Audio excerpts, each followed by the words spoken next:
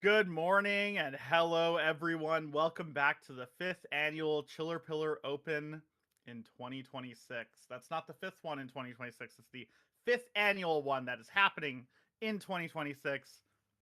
My name is Trent McIntyre. I'm one of your hosts today. I will be solo commentating for a little bit here. Our other commentator, Liam, he will be just running a little bit late, so you're going to get me for at least one round, maybe a couple. We'll see. We've got a fun event planned for everyone here. 58 players battling it out in Legacy. What a great format. We've recently seen the Fantasticar band from Legacy, so it'll be interesting to see what players prefer to bring to the table. One of the not necessarily newer archetypes, but one of the newer cards that's impacting Legacy and people are trying out is a new card from The Hobbit called Bilbo. Let's see. Bilbo, Thief in the Night. It's a 1 blue 2/2. Spells you cast from anywhere other than your hand cost 1 less to cast, and when it attacks, it essentially acts like a Dreadhorde Arcanist, except you have to pay the full cost for the spell. But you're allowed to flash something back from your graveyard. So, obviously, this type of card really gets Legacy players going. You know, it gets their wheels spinning, their brains churning through a bunch of different potential optimizations, etc. It's legendary, so you don't just get to stack it like a Dreadhorde Arcanist, but it should be pretty interesting. Legacy has had a huge shakeup, so I'm really excited to take a look at these games. We did not cover round one, so we will be covering round two moving forward. And we wanted to just take a quick moment here while we wait for the last match to conclude to say thank you to everyone for attending the Chillerpillar. It's a awesome event, great charity event for a local in Kamloops who unfortunately has developed cancer, and so this like all the proceeds are going to help with their cancer treatments, etc. Really awesome event. Love to see the energy in the room. People traveling from all over the place in BC. Some people even traveling from Alberta. And other provinces in Canada. So really grateful to everyone for coming out and making this event as awesome as it always is. I also even the U.S. is what I'm hearing in my ear as well, which is also really impressive. Wow. I wanted to give a full thank you to all of the sponsors for the Chillerpillar event as well, since we have the time here. Thank you to House of Cards, Orchard City Games, Bastion Games, ZZ Construction Limited, Meshed House, TRU Wolfpack, The Game Hub, Adroit Technologies, Obsidian Games, Zach Hangoffer, Viseri Art and Cards, Interior Legacy, and Toyota 4WD. Thank you so much for supporting this event. It couldn't happen without all of the support from everyone. And so it's really important that we want to make sure that we say thanks to all of the people that make this possible. But anyways, back to Legacy. We've got 58 players, lots of different archetypes in the room. It should be pretty interesting to see what players decided to bring to the table. Legacy, unlike Modern, is a format where, generally speaking, people will play the cards that they own because of the somewhat prohibitive pricing of having multiple different decks to play in the format, etc. So we sometimes you'll see in Legacy that people are leaning towards decks that they are closer to owning, or sometimes you'll see a swath of players playing archetypes that don't cost as much money, like Burn, etc. Maybe mono white Death and Taxes. But we also know that Legacy players love their blue decks. And boy, let me tell you, there are a lot of blue decks in Legacy running around right now. Dimir Tempo, Azorius, Delver, Sneak and Show, tons of different blue archetypes. But we've also got some anti-blue archetypes, Death and Taxes lands, different aggressive white creature decks. We've got some Reanimator decks. Who knows? Maybe some Allurin will sneak in there. Legacy really is just a format for the people. You can play any archetype that you love in Magic. You can play. If you love playing big creatures, you've got Reanimator. If you love playing big creatures in a more honest way, you've got Nick Fit with Veteran Explorer. If you like tempo, we've got plenty of tempo decks. I mean, we just got the new Bilbo card that's a tempo card, so yeah, it should be a really really exciting event. I'm super stoked to be commentating on some Legacy. I used to be a very very deep Legacy player back in the old day. Um, my favorite deck was Shardless Bug. You know that's how boomer I am when it comes to playing a ton of Legacy. But I still love the format. I still interact with it on a regular basis. Love seeing what's happening with it. It's definitely got a sweet spot in my heart. So yeah, looking forward to it. Stay tuned for the second round of the uh, fifth annual Chillerpillar Opens Legacy main event on this Sunday. We'll see you. We'll see you right quick. Don't go anywhere.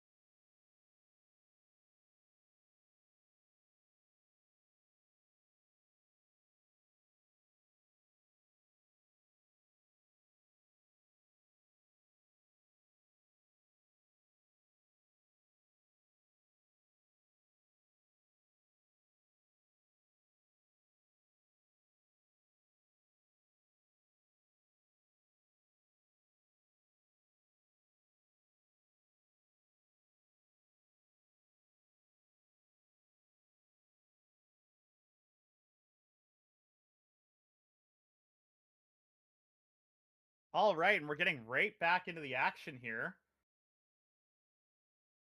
Troy Lindsay Mono Black Aggro versus Jeffrey Tompkins.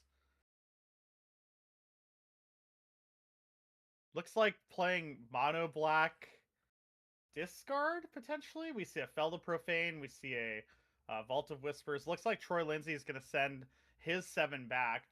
Jeffrey Tompkins looks like he's keeping. We see a Dark Ritual. We just see 2 Dark Rituals, 2 lands, a Thoughtseize, Felda Profane. It doesn't look like Jeffrey's hand does a lot in terms of proactive stuff. I can't see the last card in his hand, but it looks like it's just a couple Dark Rituals, a Thoughtseize, maybe a Hymn to Torak.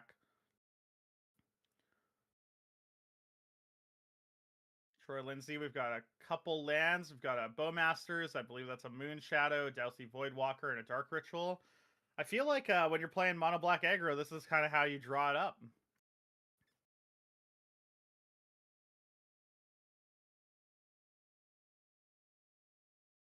Now, it really depends on what Troy values here, what he's going to bottom. It looks like he decides to keep the Dark Ritual, a couple Moon Shadows. Jeffrey's going to start us off with a Dark Ritual. Okay, the last card was a Douthie Voidwalker. Now we're going to get a Thoughtseize here from Jeffrey Tompkins, so he's going to be able to take Troy's best card in this circumstance. I wonder what he's going to take here. I could see taking a Moon Shadow. I could see taking the Orcish Bowmasters. It really depends on what Jeffrey values here. The Bowmasters doesn't actually seem particularly impactful here. Doesn't look like Jeffrey's going to be drawing a lot of extra cards. His 3/2 Shadow actually has, or his 3/2 Douthie Voidwalker has Shadow, so it's going to be able to attack faster. He could get rid of, yeah, Dark Ritual to slow down the progression of Troy Lindsay's draw.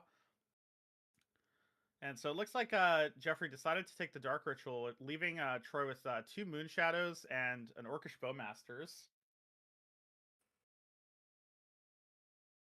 And I'm just getting the deck list up here to see what land Troy is playing. Looks like we are just playing a Moon Shadow off of that land here.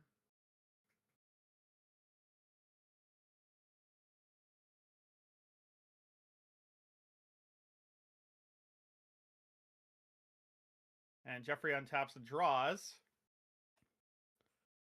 What does he find? So we're going to play the Vault of Whispers from hand. I believe that's a Shadow Spear. It looks like it. So it looks like we've got 2 Mono Black aggro players against each other. Get in for 3 with the Douthie Voidwalker. Troy's down to 15. Now Jeffrey has to determine whether or not he wants to Dark Ritual for a Felda Profane to kill the Moon Shadow, or if he just wants to play a Shadow Spear and pass the turn.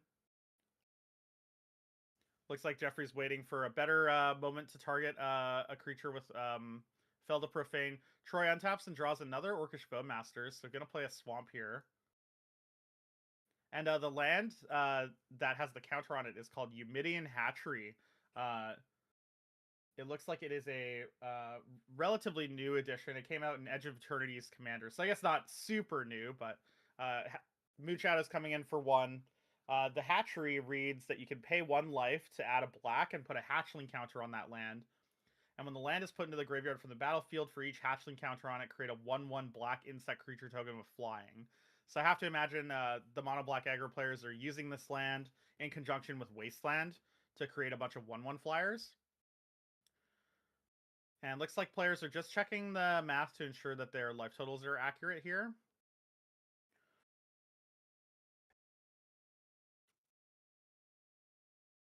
Okay, looks like they're checking timing.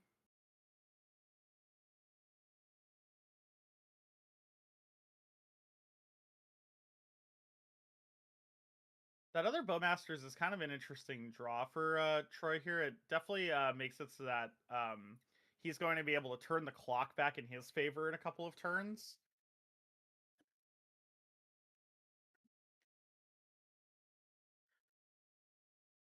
And I think this might be the problem with taking the Dark Ritual potentially from Jeffrey's point of view. Like, uh, Troy's just gonna keep developing threats, and you can kill one of them with your Fel the Profane, but you can't really kill all of them.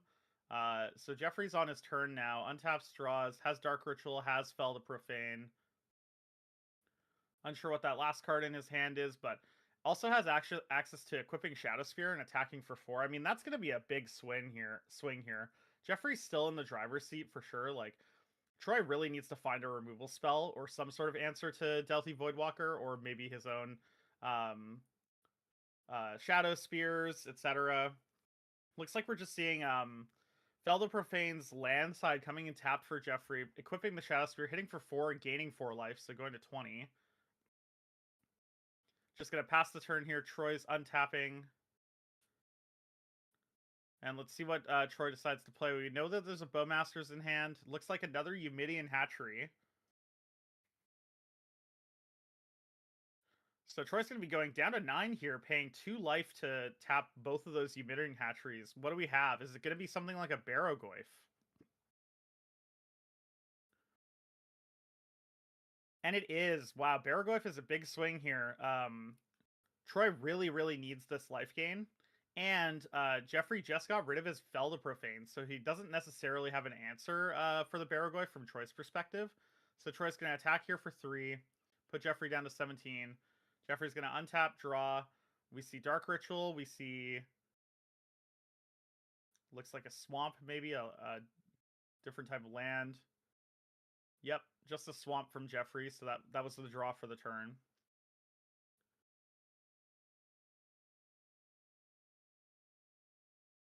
Yeah, and I mean, Jeffrey has access to 8 mana with the, or 9 mana with the Dark Ritual in exile from the Dauthi, Dark Ritual in hand, but nowhere to put it, nothing to do. Dauthi Voidwalker can't block. So Jeffrey's just going to have to attack for 4 here. Gain 4 life, go to 21. Troy goes down to 5, but this Barrogoyf's going to be a big problem. It's going to offset the race so that Troy isn't dying nearly as fast. And Troy's going to start drawing creature cards as he's milling them. We know that Moonshadow and Orcish Bowmasters are in Troy's hand as well, so let's say Troy plays a Moonshadow and draws a Wasteland at some point, then we're going to get a couple of Moonshadow triggers. We'll get some 1/1s from the Eumidian Hatcheries. Troy just has a lot of value happening in his draw. That especially with another later Dark Ritual draw from Jeffrey, like this just did not seem exactly where you want to be. I guess maybe he had that Dark Ritual from the beginning, but regardless, like, oh, I'm unsure what that card is. It's hard for me to read here. 5 counters.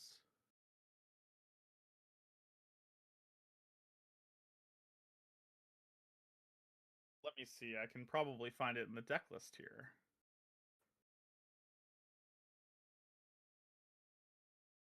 Oh, I think that's Helm of Obedience. Okay, interesting. So we've got Helm of Obedience for Jeffrey here.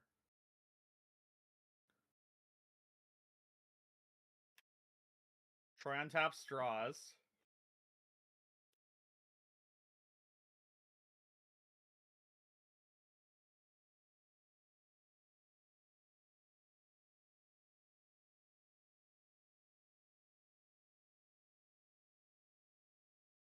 Let's see what Troy decides to do.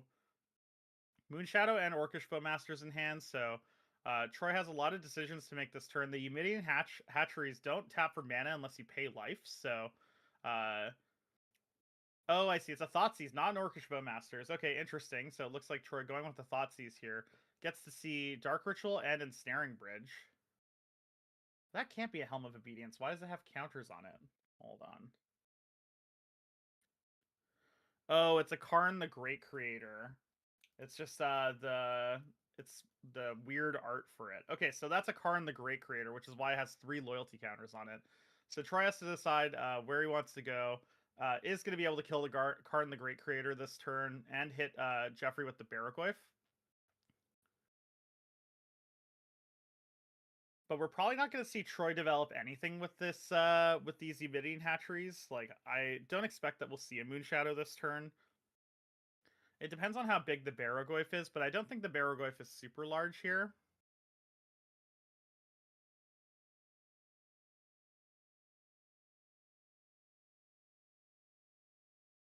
Oh yeah, and I guess the Doughty Voidwalker means that the Baraglyph doesn't necessarily get something back either. We do know that the Baraglyph is a 3/4, based on that mill. So Jeffrey's dealing one damage to Troy a turn, to Troy dealing 2 damage to Jeffrey a turn. So this race is kind of tight on the surface, but Troy still has a couple cards in hand. Looks like we didn't kill the Karn the Great Creator. Interesting.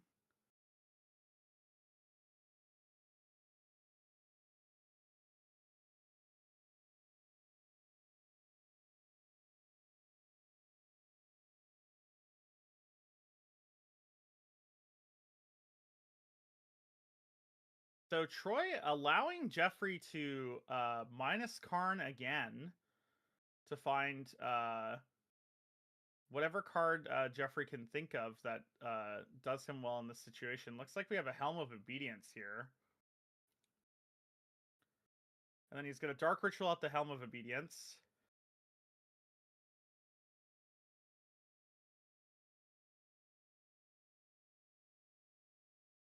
And because he has Stealthy Voidwalker, he can target Troy Lindsay with the Helm of Obedience. And because nothing actually is put into the graveyard, he's going to mill Troy Lindsay's entire library. And Troy's going to lose that game. Wow. Not attacking the Karn was a really big deal there. Okay, interesting. Chat is saying that Stealthy Voidwalker has a unique functional rules interaction. When Baraglyph deals combat damage and mills cards belonging to an opponent affected by Stealthy Voidwalker, those milled cards are exiled with void counters instead of going to the graveyard. However, Baraglyph can still successfully return a creature card from among those milled cards into your hand. Interesting. So it looks like Troy maybe didn't know that interaction, if that's how that works, because he did not pick up a creature from the exiled void creatures.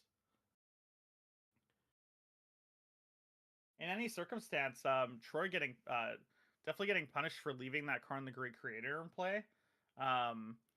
He had a pretty good control of the game. It obviously wasn't set in stone by any means, and it looks like the lists they looked like mono black aggro initially, but it looks like Troy is on mono black aggro and Jeffrey is on a less aggressive, more controlling version of mono black. So we see Leyline of the Voids with the Helm of Obediences, some Karn the Great Creators, him to Turax, Chromox's Dark Rituals, Beseech the Mirror. So the version is a little more controlling. Mono Black Helm, I think, is a little more correct, yeah.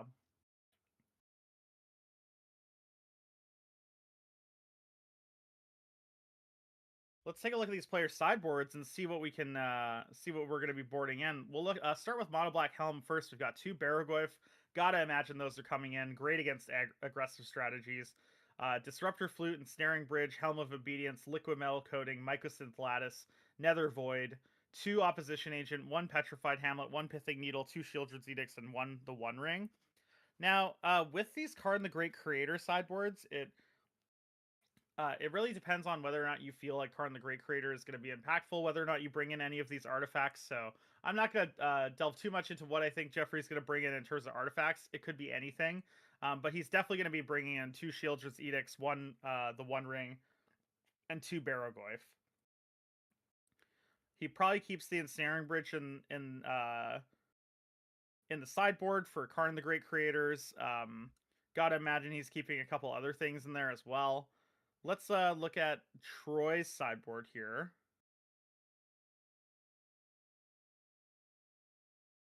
It looks like Troy has 4 My Scornful Striker, 4 Force of Despair, 3 Opposition Agent, and 4 Leyline of the Void. Um, my my guess is you probably bring in the Mise. Lots of non-creature spells from Jeffrey's side of the table. Maybe not all of the Mise, maybe a couple. And I could see bringing in Opposition Agent because of specifically Beseech the Mirror.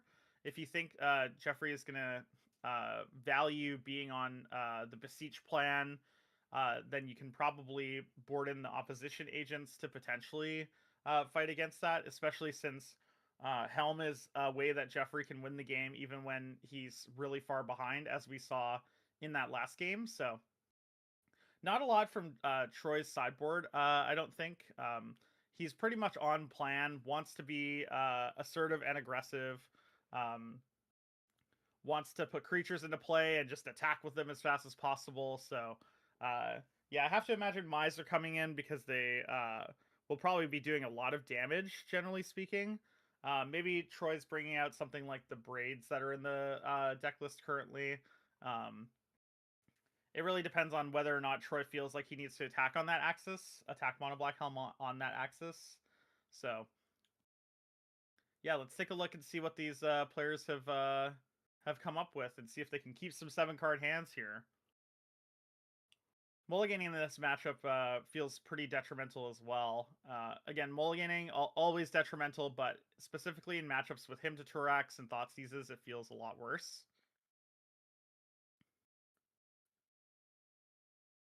Looks like Troy's looking at 2 Ghost Quarters and no other lands in hand, so has to send it back. Jeffrey's looking at Petrified Hamlet. Looks like that came in.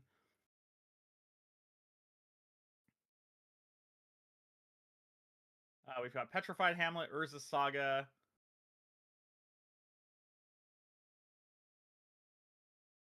And looks like Jeffrey is keeping.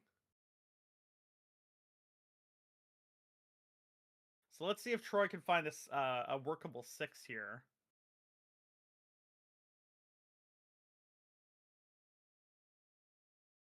I see a Moon Shadow, a Dark Ritual, a couple of Eumidian Hatcheries, Bloodstained Mire, Polluted Delta.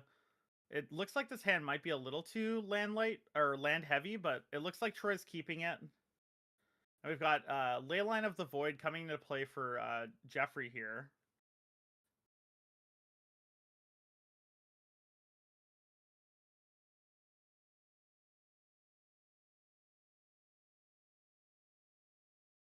Troy's going to play the Bloodstained Mire. Is he going to crack it right now to play the Moon Shadow? Oh, it looks like he might not be playing the Bloodstained Mire. Looks like he's playing the Eumidian Hatchery. Makes a lot of sense. You want to save your Bloodstained Mires and your fetch lands for your post Moon Shadow. So Troy's going to go to 19, take 1, play a Moon Shadow here. Pass the turn. Looks like Jeffrey's got 2 Urza Sagas in hand.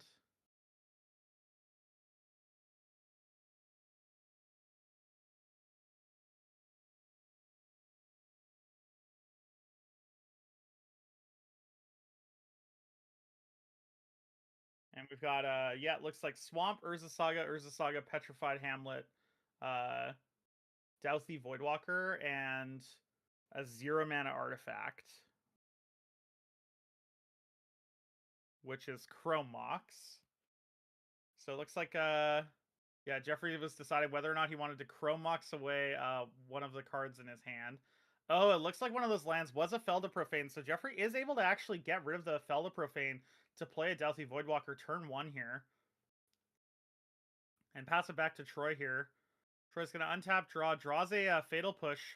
That could be a timely Fatal Push. Being able to get rid of the Douthie Voidwalker, you don't have to worry about Jeffrey untapping, you know, casting Thoughtseize or whatever, maybe taking your best card. It isn't going to work against Helm of Obedience because Leyline of the Void is still in play, and Leyline and Helm of Obedience do the same thing that we saw in Game 1 with Douthie Voidwalker.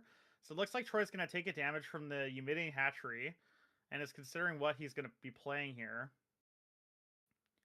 We've got Dark Ritual, Fatal Push, a land, and an unknown. Looks like we're cracking the Bloodstained Mire we played earlier.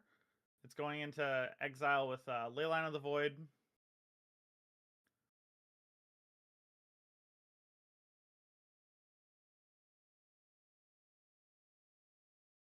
The Moon Shadow is going to be a 2/2 here.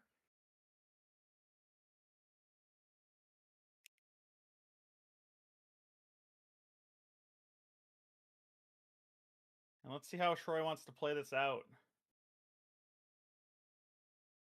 But we've still got 1 black mana floating for Troy here.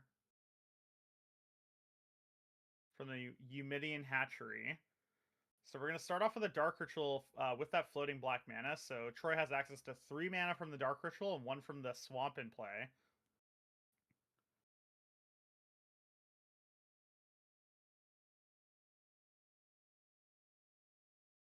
And it looks like that's a Sinkhole from Troy. So Troy's going to Sinkhole the Swamp there and then Fatal Push the Douthie Voidwalker.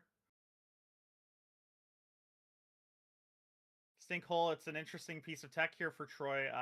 He can blow up his own Eumidian Hatchery with Sinkholes. Get in for 2 with Moonshadow. Troy down to 1 card in hand. Jeffrey has a couple cards in hand, but mostly these Urza Sagas are what I'd be worried about from Troy's side of the table. Also, I think Jeffrey just on average is going to have a better game plan into these longer, more drawn-out games. His deck is set up for it a little bit better. Troy really wants to be on the front foot with the aggression. So Jeffrey deciding whether or not to play an Urza Saga or a Petrified Hamlet or an Urborg. Jeffrey ultimately decides to play an Urza Saga. That makes a lot of sense. He's going to be able to pay for constructs starting next turn.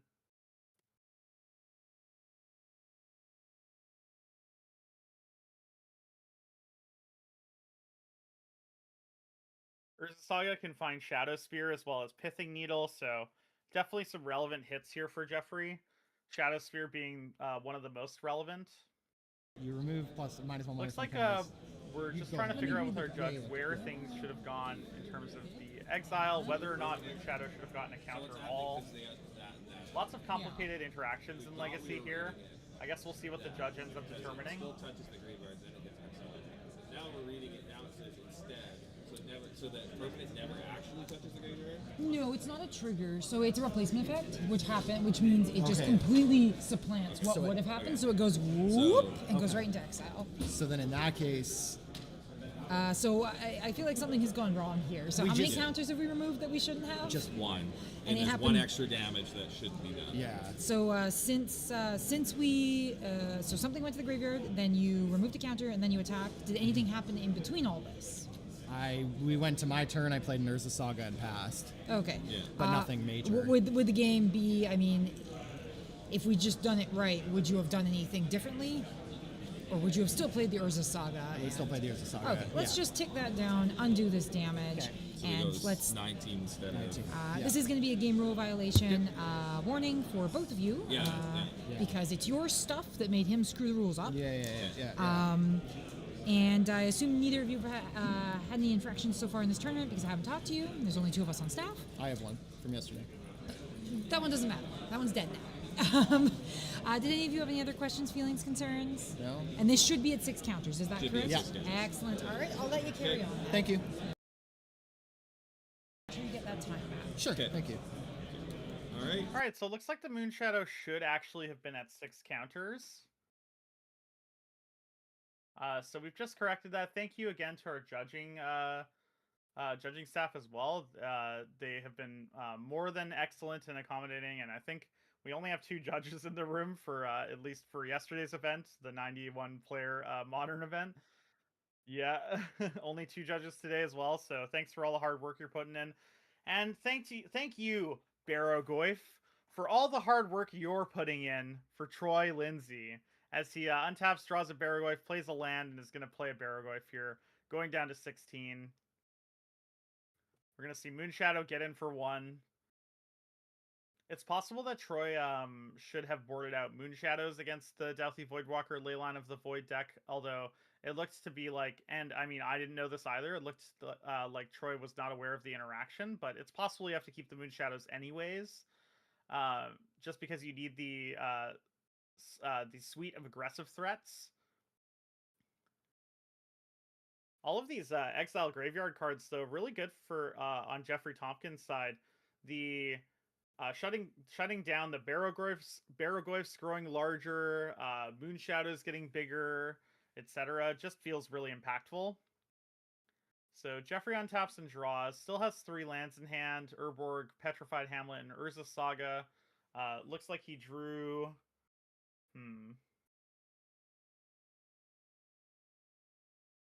He's going to play Petrified Hamlet.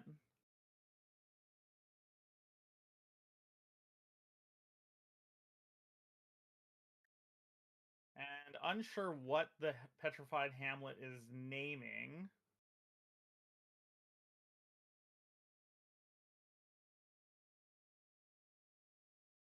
Okay, and it looks like Jeffrey drew a Barrogoyf for the turn. Wow, definitely one of the better draws in this deck.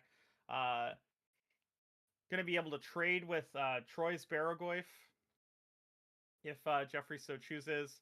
Troy drawing a Wasteland, really interesting. Does Troy Wasteland the Urza Saga, or does he wait and Wasteland his own Eumidian Hatchery? The Urza Saga represents creating a token and getting a Shadow Spear. Troy's already seen Shadow Spear from game 1, so I have to imagine you feel pretty compelled to Wasteland the Urza Saga here.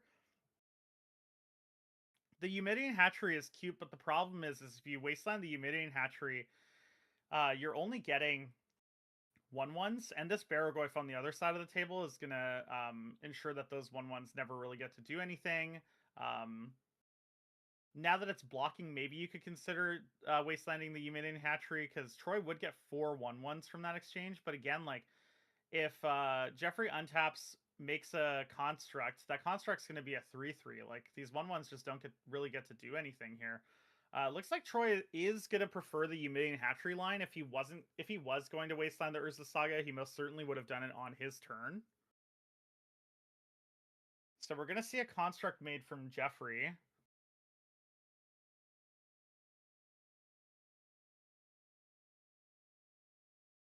I guess it's possible the Petrified Hamlet is naming Wasteland, in which case Troy wouldn't be able to use Wasteland. It's actually a consideration as well.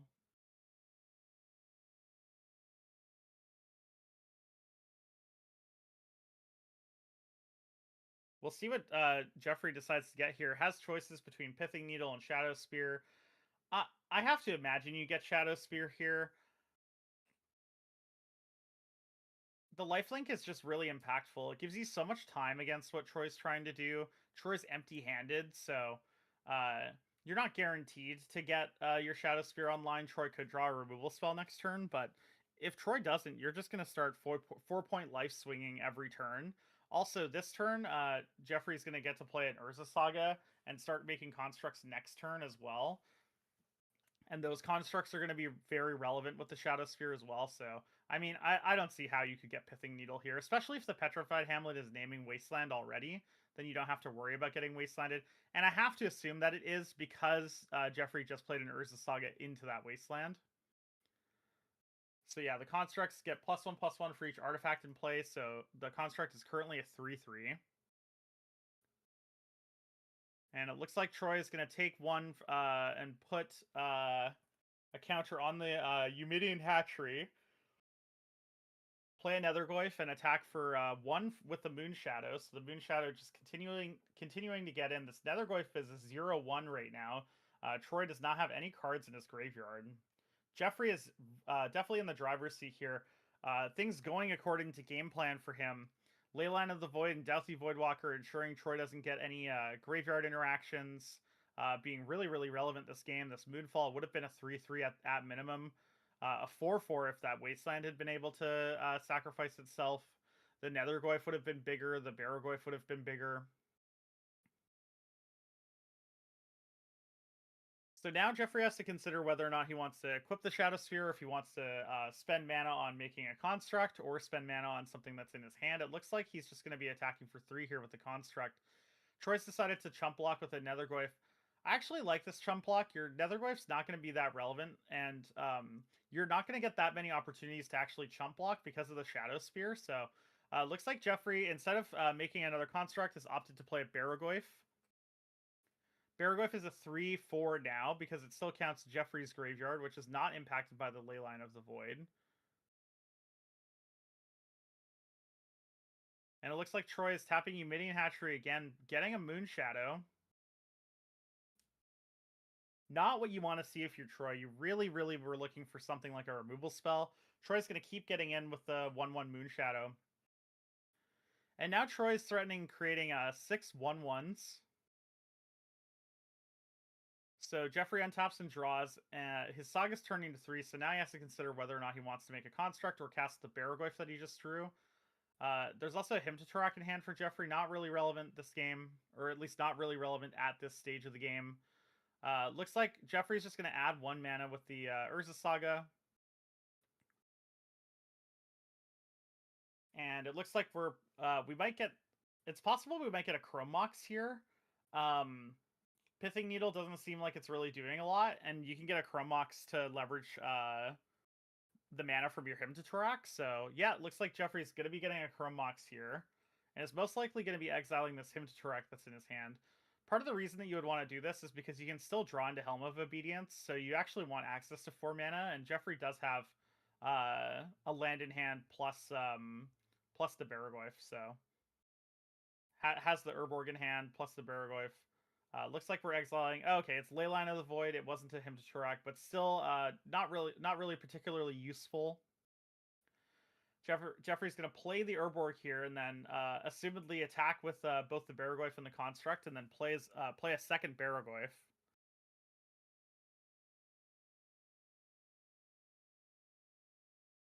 Looks like we're equipping Shadow Spear onto the Construct. I think Jeffrey is supposed to pay 2 to equip the Shadow Spear here, so I might be missing something, but oh no, never mind. He has Urza Saga mana. Yeah, he made mana with Urza Saga. Okay. Makes a lot of sense. Equip your Shadow Spear, get in there for looks like the Construct is attacking for 5 now, and the Baraglyph is a 3/4, so Troy's going to take this opportunity again to be able to chump block one of the creatures potentially. He can block the Baraglyph if he wants. It really depends on if he feels like this Moon Shadow is going to be more impactful than just being a blocker, and he's determined that it is not. But yeah, Jeffrey playing another Baraglyph, that's really not what you want to see if you're on Troy's end of the table here. Troy untaps, draws a Fatal Push. Fatal Push, unfortunately, is not able to kill either of these Baraglyphs. None of the cards that Troy has are going to be going to the graveyard because of the Leyline of the Void, but it will be able to kill the Construct. So now Troy is able to leverage Eumidian Hatchery and killing it to get a bunch of flyers. So he might be able to kill one of these Baraglyphs, but killing both of them is going to be challenging. Jeffrey's still ahead, but because of this Eumidian Hatchery creating a bunch of 1/1s, Troy does actually have outs. Like, if Jeffrey keeps drawing things like the 3rd Chrome Mox, and Troy's able to create 6 1/1s and block the Baraglyphs, get a Fatal Push going with the Construct. I guess he can't wasteland his own land, though. Oh, no. Maybe if he draws a Sinkhole, he'll be able to battle these Baraglyphs.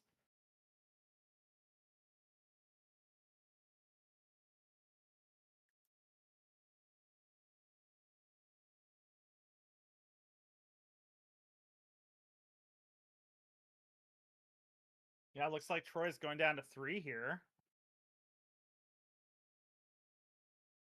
Some Baraglyph triggers are happening here, so we're going to hit the first Baraglyph trigger. Look in the top 3. Hits a Dauthi Voidwalker here for Jeffrey. Dauthi is a great hit. It's a lethal threat. It's like the 4th lethal threat, or the 3rd lethal threat, so that's nice. Doesn't hit on the second Baraglyph.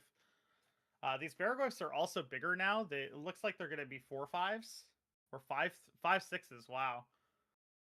Yeah, Enchantment Land from Urza Saga, most likely getting them up to 5/6 here. Play the Dauthi Voidwalker for Jeffrey, equip the Shadow Spear to the Voidwalker, and pass the turn. And Troy is going to need something miraculous off the top here to get there, but he's going to extend the hand instead. Congratulations to Jeffrey Tompkins for winning your round 2 against your mono black aggro opponent. It looks like your mono black Helm deck has a pretty interesting matchup into this mono black aggro deck. The main deck Leyline was definitely the bane of Troy's existence for this particular match, stopping the Moon Shadows, cutting off his own Nethergoyfs, Petrified Hamlet stopping the Wasteland so he doesn't get to actually use the Eumidian Hatchery. Lots of small interactions here that just really went Jeffrey's way. So congratulations to both players. Both played well. Mono black versus mono black, hilarious. We thought we'd be seeing blue decks in Legacy, but we're just seeing mono black decks so far at the Chillerpillar Open, but stay tuned for round 3 for some more exciting legacy action. Don't go anywhere. We'll be right back.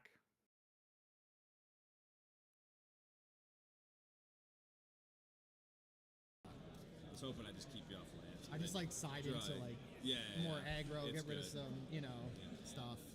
I was trying Besiege. I was doing the Soul Stones into Besiege. You could helm off that. I don't know if you already do that, but No, that's cool too. because I do that in Modern with the Necro. So I grab the Shielder, or if I already have a Shielder out, I can grab Veto, and then I just kill Dude, you. yeah. It was When the fun. Soul Stone, so you play Necro in Modern too? I play, Yeah, Necro. me too. Yeah. Yeah, when the Soul Stone came out, I was like, oh man, that seems like so I good. tried. I don't know. I'd probably just end up selling because they've gone up to like $200. They're like, yeah, that's the other thing. It's I like, bought them oh, at they're- 110. I think they're up to 200. Yeah. I don't know if it would be. Now, sometimes you're looking at a card, you're like, I think I I just just want end to. up investing in the shielders. I had one shielded. I'm like, oh, I'll just try the hell. This seems more fun. Like it feels more Yeah. combo-y, and I can toolbox almost, and Yeah. then just being able to just dig into a shield. Shoulder's always just Shield better. just seems to show up. It'll always be good. Yeah. When she shows up, I won. When she doesn't show up, I lose. Yeah, That's yeah, basically exactly, it. right? So Yeah. I thought forcing it would be better. Yeah. I'm curious in Helm, because you're already running the Besieges. Yeah. Could you're already running the ambulance. Yeah, I have sorry, well, the boxes. and I have 2 like artifacts main board for my Urza Saga plus If you're running 2 artifact lands. Like, Masters. Yeah, I have those, The, yeah. the token triggers, so you can go into Helm, grab it, because you have to pay. You have to pay to tap, right? Is that the way it works, or no? You can pay 0. Yeah. I have to pay. I have to pay have at 1 least mana. one. X can't be 0. Yeah.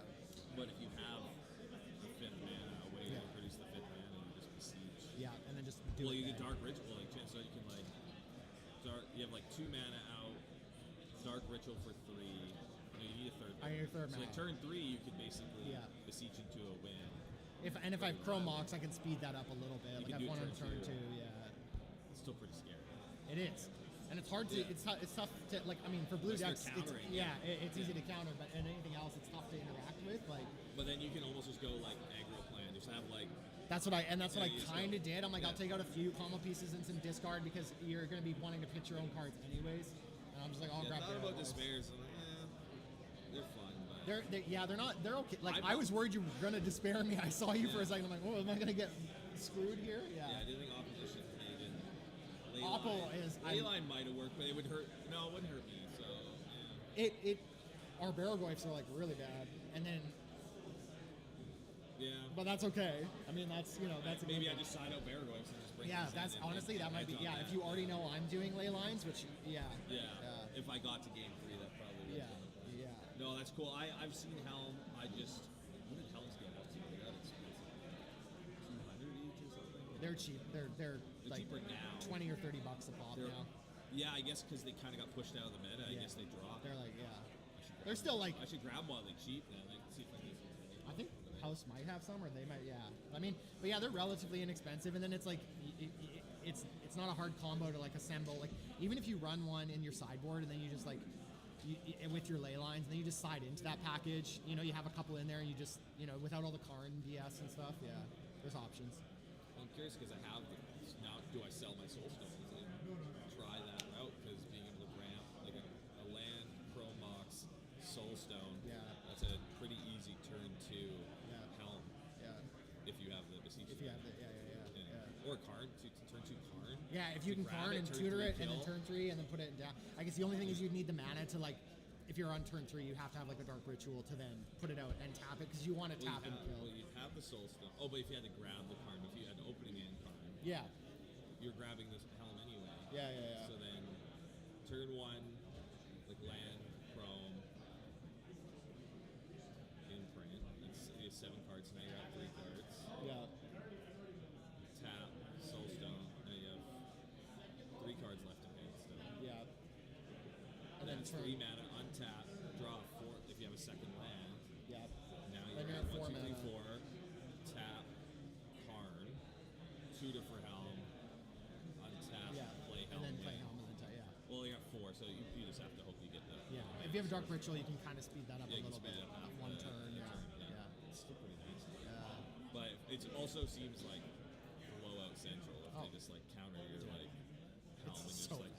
it's so easy to just like get completely smushed. Yeah. But that's also like a lot of decks are just A lot of the combo jamming. decks are either. Yeah. I'm like, okay, well I'm jamming, and Force, no, okay, well I win. Exactly. Yeah. It's a force check deck. Yeah. Yeah. It'll be fun. Well, Good games, luck with man. your Good luck day. with your next Should one. Sign this. Where do I go here? Oh right, I played that. I signed the other one, but it is. Got to get the big one too.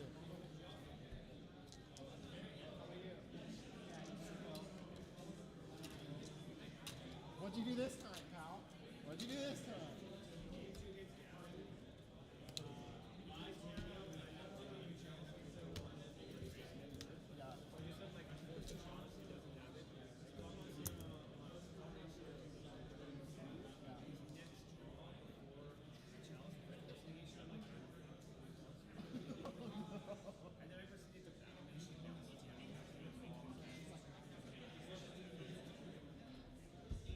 Good luck, man. Good luck forever.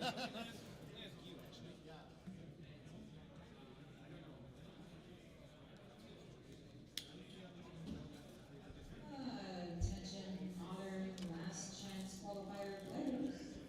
Your parents for round one are now posted. Please find your way to your seats.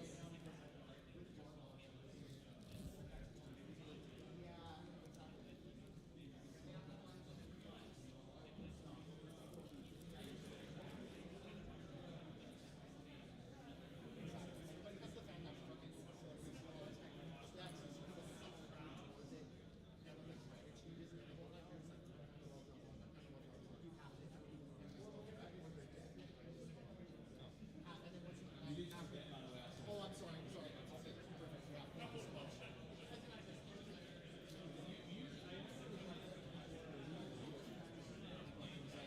I guess I wasn't around for that.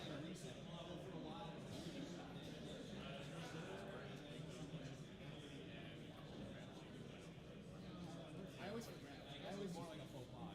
Yeah. Let the loser know that you can. If I were to lose, if I'm smart enough, I'll like open it and just show you and be like, yeah, spin it. Yeah. Well, sometimes I've had people like it was 2-1 and like 2-0, and I'm like, I did I still want win. my win. My Yeah. breakers matter.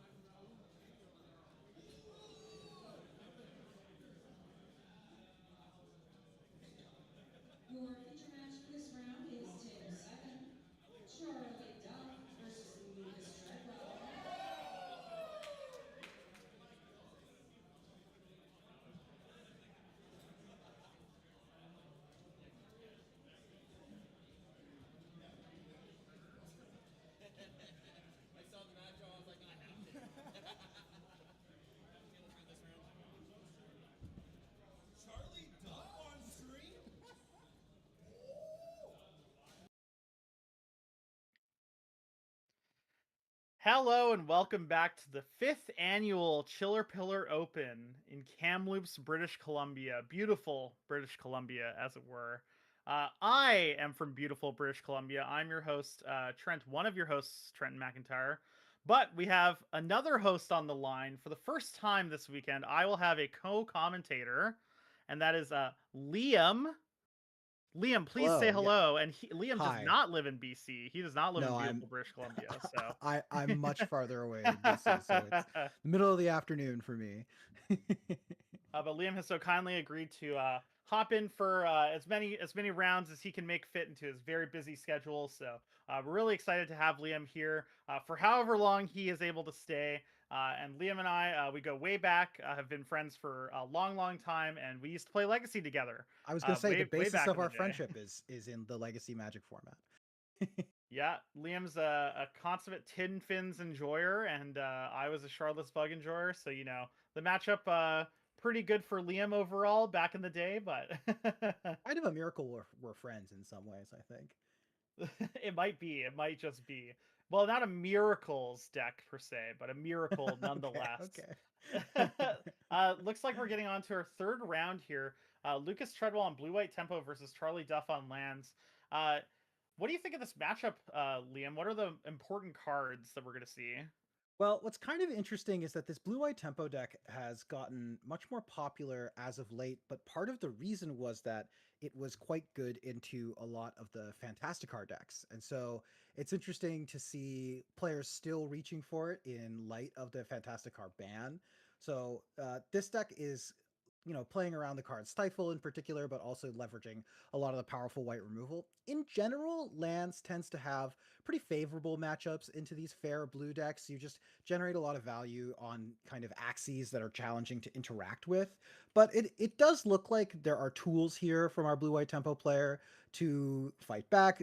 Stifle's going to be quite powerful. We have 4x Wasteland and a Caracas, which is good into the potential Merit Lodge, but overall, I would say that this is definitely a matchup that favors the lands deck. Yeah, this definitely seems to be the type of matchup that when you're playing lands, you're looking for. Um, I think from Lucas's perspective, one of your better draws is probably something like a quick Murktide Regent. Those two Murktide Regents I think are probably going to be doing a little bit of heavy lifting here.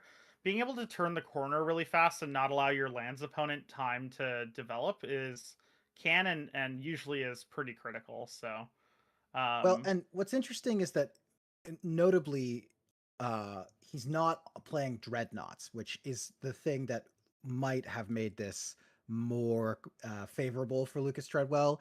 The kind of blue-white Dreadnought deck is another kind of popular deck that we've seen popping up more recently, especially in the last couple of years. And that matchup, I think, would actually be pretty favorable just because the Dreadnoughts would allow you a clock that the lands deck is not typically especially well set up to interact with. But where we're on this more fair tempo-y version, I do think that it's gonna be tough. well, and historically, the blue-white tempo decks sort of favored things like Delver of Secrets, and the lands decks can be really well set up to battle things like Delver. I see. So it looks like our players have been deck checked. So we're gonna have to wait for the judges to ensure that our players were presenting decks that are legal and that are the main deck of their from their deck list. So I guess we're just gonna keep talking about the matchup and Legacy in general. Interesting. Why don't point we you made. seize this Yeah. opportunity Yeah. to talk about the Legacy format kind of post Fantasticar, because this is, I mean, unironically, one of the first big tournaments that's getting played after that ban, and I do wonder how much it impacted people's deck building choices here. Because the metagame wasn't only cars, but it was certainly coalescing around whether or not you were going to play a car deck or whether you're going to play to beat a fantastic car deck. I know that you've already saw in your first round that you commentated a series of mono black decks. Those both would have been quite poor into into the world of cars. So certainly you're already seeing players lean towards new or older strategies that have maybe been revitalized by the ban. But what do you think anything else like Trent that we might see in light of this fantastic car change?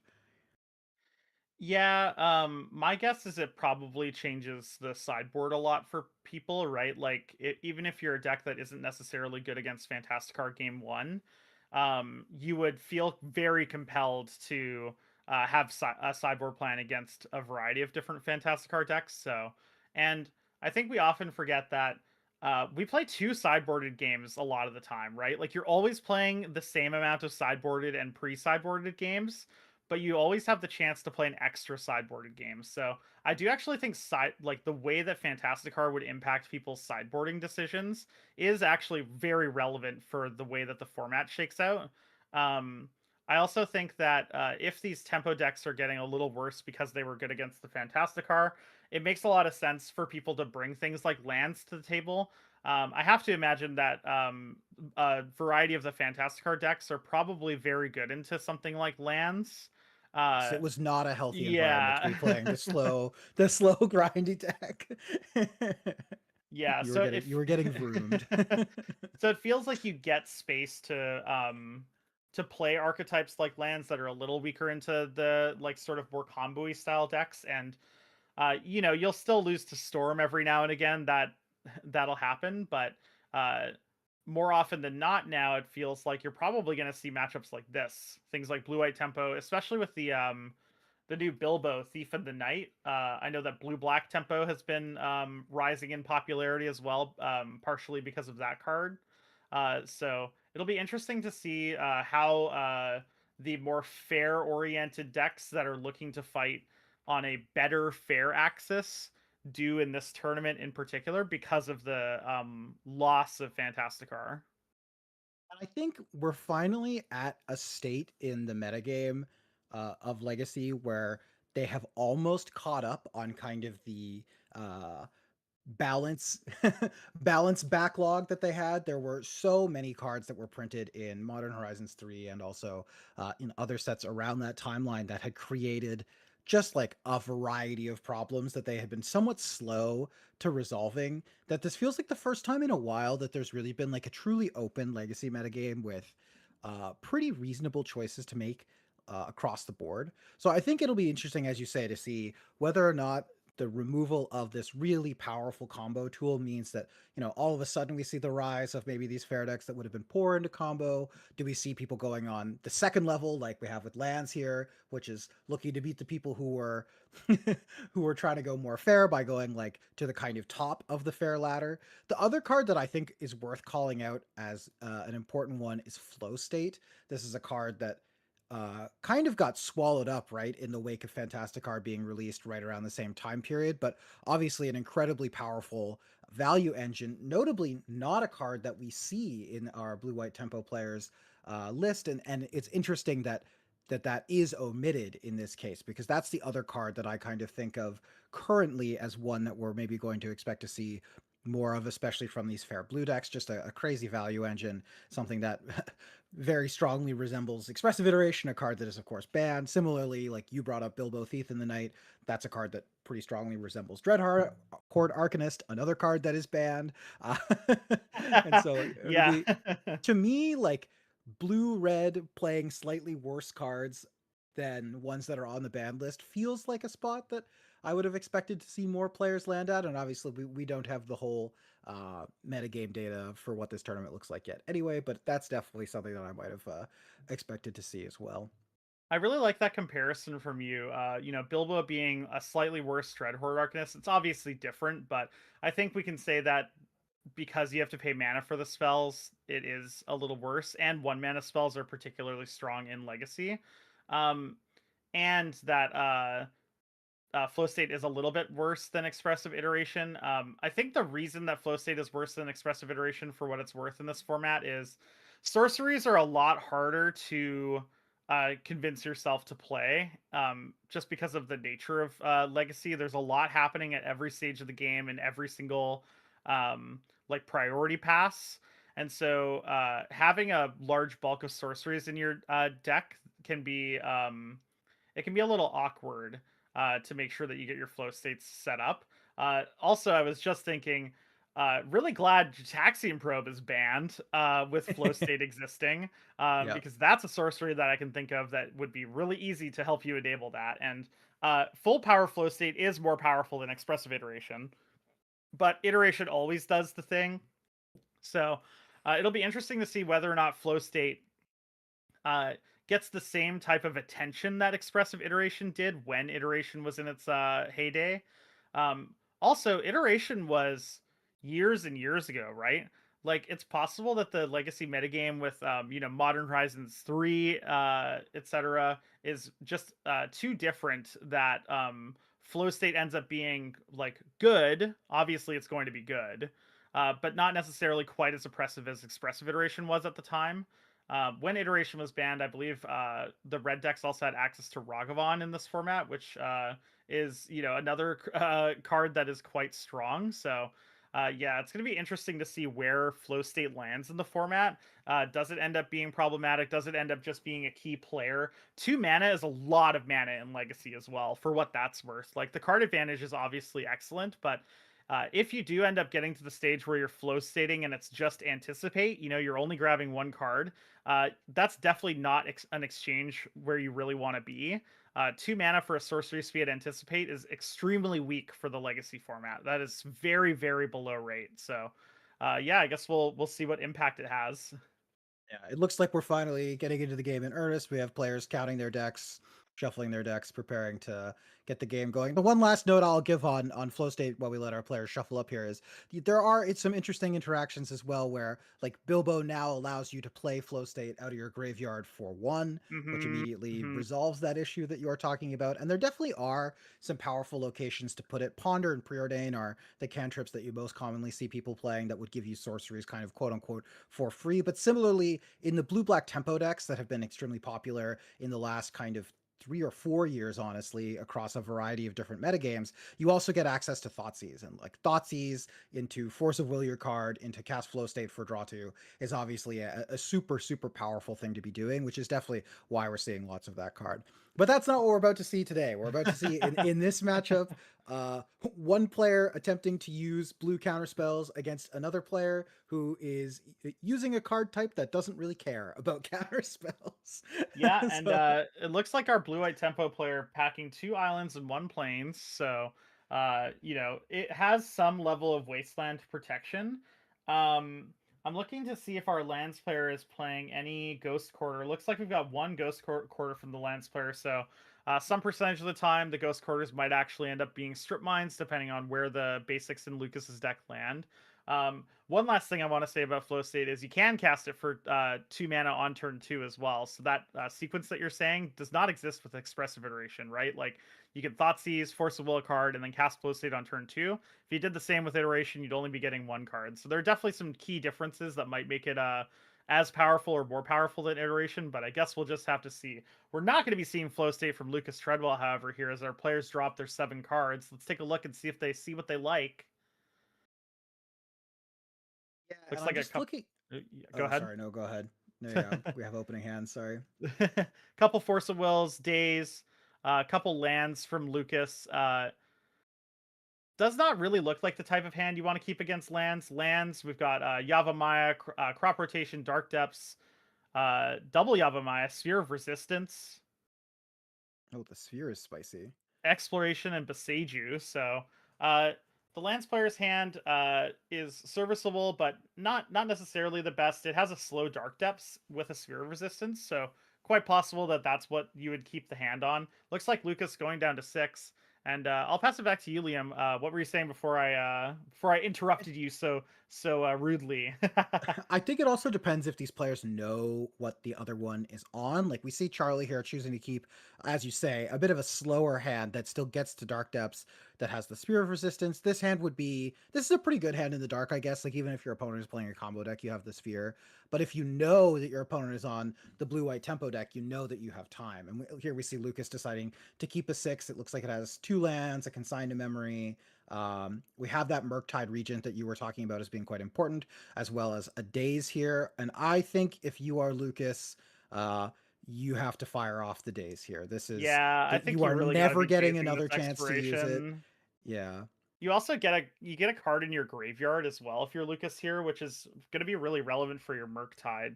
I want to see if Lucas is running a he is running a Meticulous Archive. So I think what Lucas is going to do here is get Meticulous Archive, Surveil, and likely put the Surveil on the bottom. It looks like he's getting a Oh. Tundra though, maybe valuing having access to that mana next turn. That's interesting though, because as you say, he has the Murktide Regent in his hand, and we've identified that I think that is his best win condition in this matchup, and he is giving up the opportunity to get double Surveil here because he's not spending the mana from this Tundra. He literally just wanted to have the Tundra in hand. But I think here we're likely going, yeah, Tundra pass, opening ourselves up to Wasteland for fairly low value. I guess we have the Consigned to Memory. We have a Swords to Plowshares. I don't imagine we're going to have an angle for casting either of these cards here. Yeah, I think I really would have preferred Meticulous Archive here. Getting double Surveil feels like you're making mana because of Murktide Regent. And Yeah. Murktide is one of your best threats in this matchup. Now we're going to see a Sphere of Resistance here from Charlie. He's able to cast the Sphere because of the That is Yavimaya going to get making Dark consigned, Depths Forest, and yeah, consign here.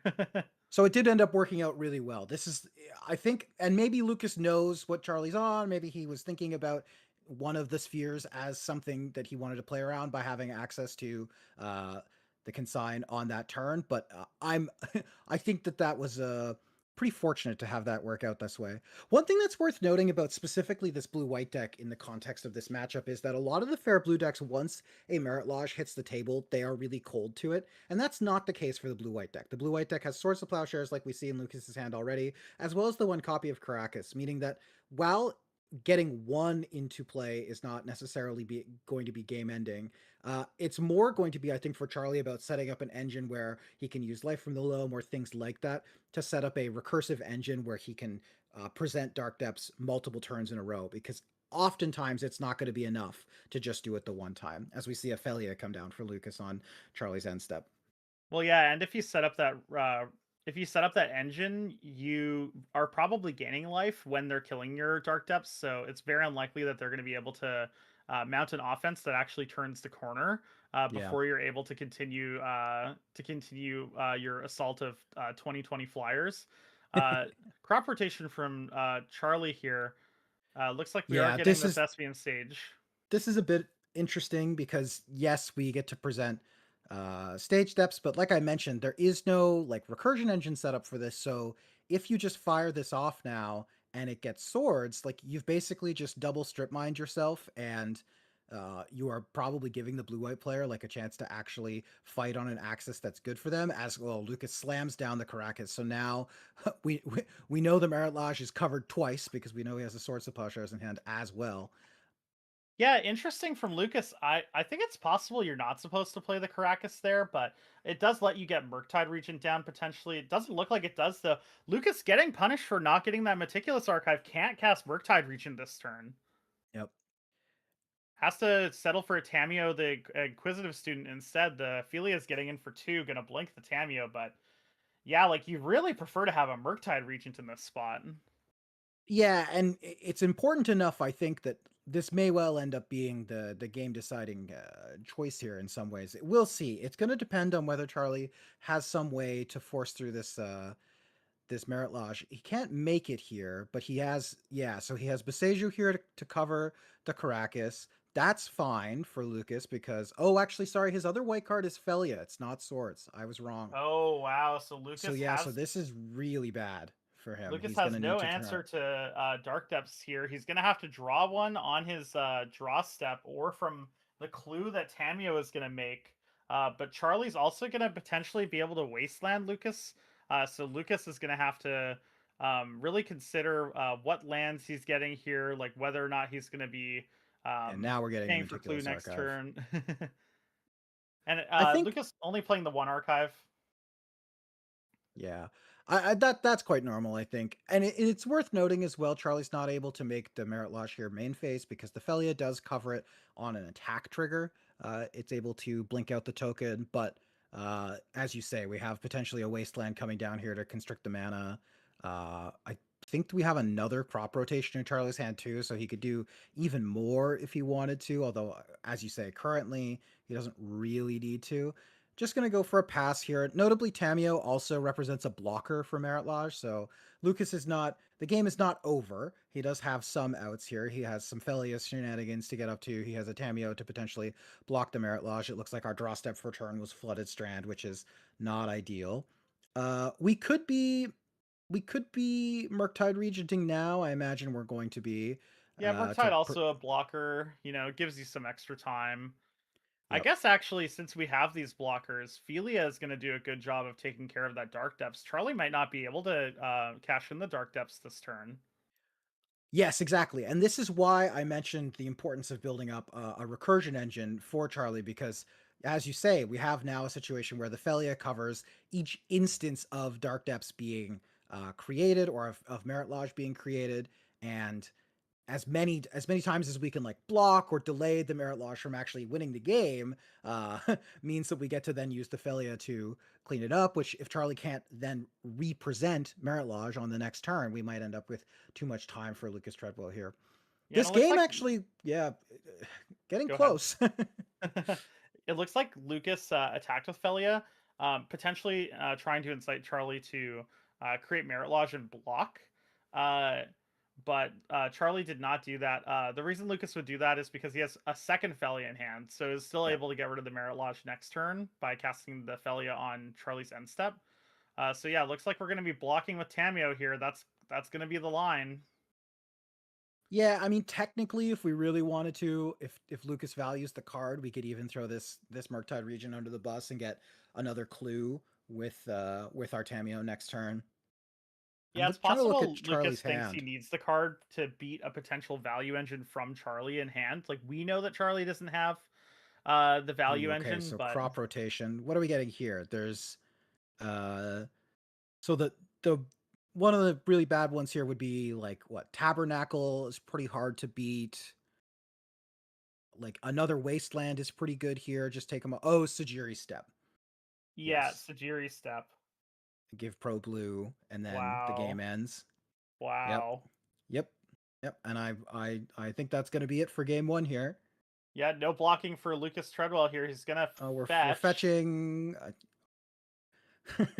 We're I mean, you gaming. might as well crack your clue, Yeah. see what's going on. Yeah. Maybe you accidentally put a solitude in your deck list. You know what I mean? Yeah, I guess so. I'm trying to think. Is there an out here? I am really surprised earlier that Lucas put the Ponder in the graveyard, because it felt like you probably want to Ponder to try and find access to a Swords to Plowshares, especially Yeah, since yeah. your Caracas was wastelanded. But yeah, it looks like we're going to get Pro Blue and get in for 20. And yeah, that's going to be first game going to Charlie Duff. And I think this is kind of what we anticipated for this matchup. As we kind of talked about in the outset of this, the matchup is very challenging for blue white tempo into lands. This is what they want to play against, right? Charlie is signing up for hopefully I play against as many blue players as possible, because even this white deck, which has swords, it has Stifle, it It has theoretically has a bunch of blockers. yeah, like it has blockers, has Felia to flicker the Merilage token once it gets put into play. Like on paper, Lucas's deck has tons of interactive points for the lands deck, but in practice, it's just so hard to grind through these things. Uh, Well, and if you think about it from Charlie's perspective, it's not like his draw was particularly great. It wasn't like a really fast out of the gate draw that felt like it was going to be really hard and almost impossible for Lucas to beat. It wasn't like exploration into Wasteland, your first land, into play a land, Wasteland, your second land. He played an exploration and got dazed, and then he just kind of played lands until he made a 20/20 and then got Sajiri step from it. yeah, I'm taking a look at the sideboards here. Unfortunately for Lucas, this does not get a whole lot better out of the sideboard. The one of surgical extraction that he has seems pretty reasonable, and that's definitely one you're going to board in. And then he has Containment Priest. You're probably boarding in that one. That one seems Probably your fine. Force of Negation, I would imagine you're boarding in. But like notably, Containment Priest doesn't actually cover Merit Lodge because it's non-token. So like maybe this, yeah, maybe you bring in this Prismatic Ending as another out to like an exploration, something like that in order.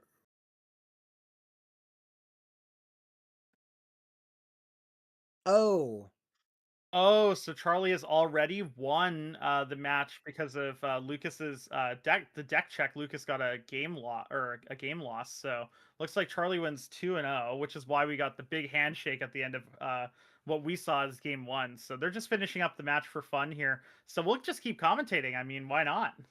It looks like they might have not even sideboarded or something because they're just jamming. I mean, the sideboard matchup does not look a whole lot better. Lucas at least here has a stifle. Yeah, so we get to fire that off here, eat the wasteland, which is good. Definitely a way. This is the other way that you could potentially win this matchup, I think, as blue-white, if you're able to eat like the first couple of lands out of the lands player, keep them off of an exploration, and make it so that something like the Life from the Loam doesn't actually come online, then maybe you have chances. But yeah, this is still, I think, a challenging matchup either way. But Yeah, interesting. I think Charlie's supposed to wasteland in Lucas's upkeep there to force him for to this spend reason mana on exactly, his right? turn. Yeah, but I mean, Yep. our players are playing a for fun game now, so uh, you know, fast and loose in the for fun games, as I always say. I Uh, mean, I don't know. There's never a bad reason to play type. um, okay, so we see a tabernacle from Charlie, and Lucas is just gonna untap and play a wasteland, and wow, getting rid of the tabernacle here. Charlie on no lands. Yeah, I mean, fortunately, his deck has a lot of those, so gonna be a manageable problem, I think, for him. But the ponder here, I think we're just looking for a way to win the game now. Uh, is that Force of Negation that we see? Force of Will? What's the foil card on the Force right? Force of Will. Lucas already has a Force of Will in hand. Looks like Yeah, he's gonna keep on top and draw Consign to Memory. interesting. I can't see his hand perfectly. Maybe he's planning. He has another threat that I can't see, like I a don't Murktide think Regent. Lucas has a threat. It looks like he's got a Wasteland, a Consign to Memory, a Swords to Plowshares, a Force of Will, and a I can't tell what that middle card is. yeah, not quite It's another Quantum Quantum Riddler. Riddler. It's Okay, another yeah. Quantum Riddler. Yeah, I would not have. I would have shuffled that Ponder. I think. I think we just need to find way to win the game here. And Quantum Riddler beatdown is not going to be fast enough. I don't think. It not very common. You're gonna get to 5 mana in this matchup.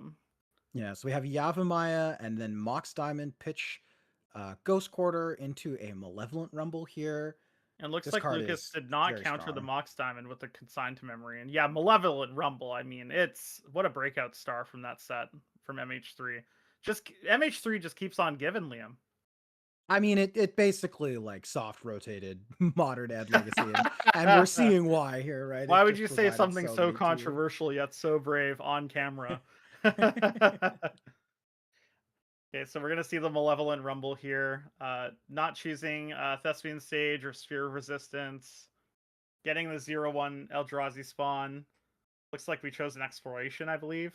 Yeah, a good call out by you, by the way. Like we kept this consigned to memory and then didn't fire it off on Mox Diamond, which is I think pretty interesting as a decision point. Like we're warping away another Quantum Riddler here, drawing Yeah, another I card. think We drew Swords to Plowshares, nice draw. I think Lucas is thinking like, oh, I really want to consign to memory things like sphere resistance, etc. But at the end of the day, I mean, if your opponent is on 0 lands, plays a land and plays a Mox Diamond, I'm really tempted to just consign to memory the Mox Diamond there. If the game plan is mana denial, which is challenging against the deck that is like 50% mana, then I do think you have to go all in on that plan. I think you're right. And as is, we're now seeing kind of exactly the issue that you and I had started to describe, which is that like Lucas has done a ton of interacting. He's basically denied Charlie from making plays this game, but he's also not really done anything to advance his own game state in a way that is going to allow him to win the game. And eventually, some of these things are going to stick, as we see. Is this for a Life life from from the the loam? Loam, Yeah. yeah, which Okay. is it's a complete disaster for Lucas here. I mean, he might consider force of willing this, but I mean, you can only force of will Life from the Loam for so long. That's right. Yeah. And this is the real nightmare, I think, for the blue decks in general, is that all of their 1-for-1 removal lines up so poorly into particularly loam. It just represents the engine that is, yeah, as we force a will it because we have to, but this is DEFCON 11, I would say. This is really not a situation that you would want to be in. Yeah, and Lucas Force of Willing, getting rid of the consigned to memory, keeping another Force of Will in hand. I don't know if you can really afford to keep another Force of Will in hand. I think you basically have to hope that your consigned to memory works, because going down 2 more cards against the deck that's going to start grinding you out with life from the loam just doesn't, to me, seem like a winning line. It's like more of a less losing God, line. And well, I mean, the as second another loam. loam comes down, yeah. And this is just kind of how the lands matchup goes some percentage of the time when you're playing tempo. Like, you interact on a bunch of different axes, but because you don't have like a quick threat, or your one threat gets dealt with, they just have so much time to do other things. One thing that's kind of interesting as we're watching this matchup, I noticed, I'm looking at the deck lists again. Lucas doesn't have like anything like Rest in Peace in his sideboard, which feels like if this matchup is as bad as we are clearly seeing it does feel like the kind of card that you would want to reach for. It feels like he hasn't necessarily given himself a ton in the way of tools to actually have game into these matchups. And I understand that the Rest in Peace, Quantum Riddler, not Quantum Riddler, sorry, the Rest in Peace, Murktide Region synergy is not very strong, but at the same time, like we're seeing what happens when you aren't able to meaningfully interact with what's actually going on in the graveyard. Yeah, hard to cast your Murktide regions when you have no lands because your opponent's been wastelanding you twice every turn since turn 4. This is a nice little trick, and is maybe the reason why we let this Box Diamond resolve. We're going to Felia and Flicker it.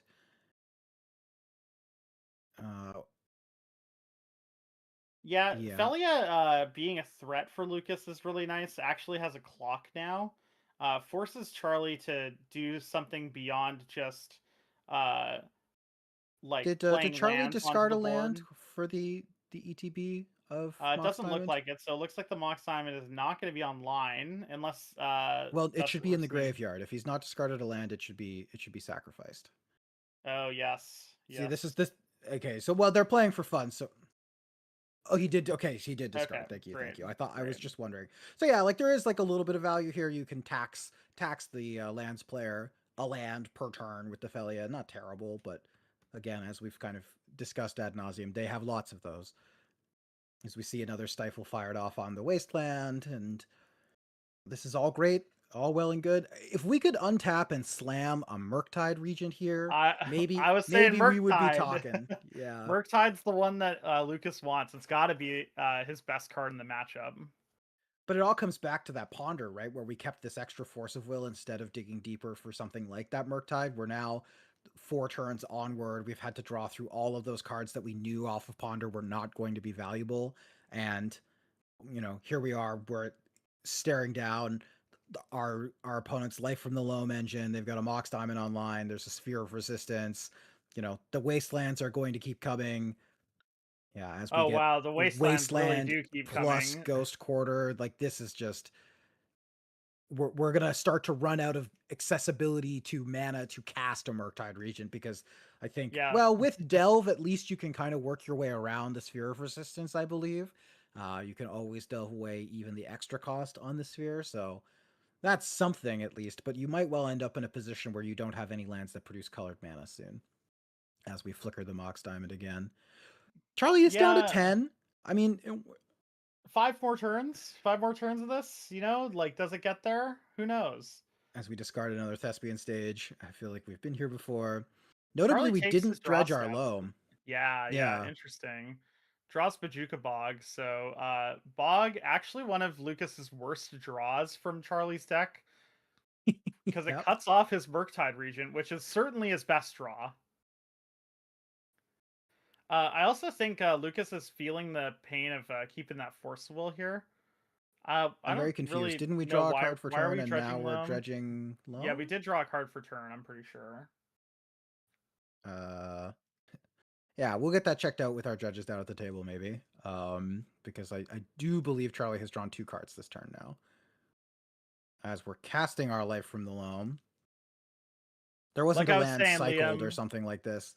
Fast and loose, baby. Fast and loose in the for fun game, yeah. I'm playing nothing but game 1s in the for fun games, even though you statistically see more game 2s and 3s. Is this your soapbox for today, that people should practice more sideboarded games?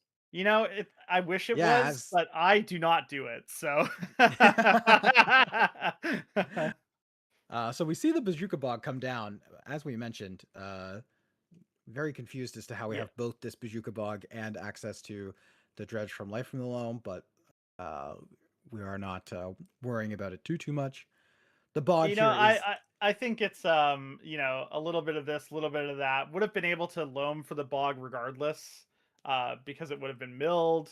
You know, yeah, Lucas and Charlie, they're just having a good time. Well, what one of them is having a good time. One of them yeah. is gonna have 0 lands in play very soon. Next turn, I think. Okay, we drew a Ponder, ponder. interesting. Best possible, probably. Well, I mean, you can't keep this ponder. I mean, You could yeah, keep no, you brainstorm, maybe. I guess you no, kind of because want to get rid of this force of will, but I think you have to just shuffle this. Because if you keep the brainstorm, you're you know drawing you're the brainstorming Felia against and the two flooded bad cards. strand. Yeah, exactly.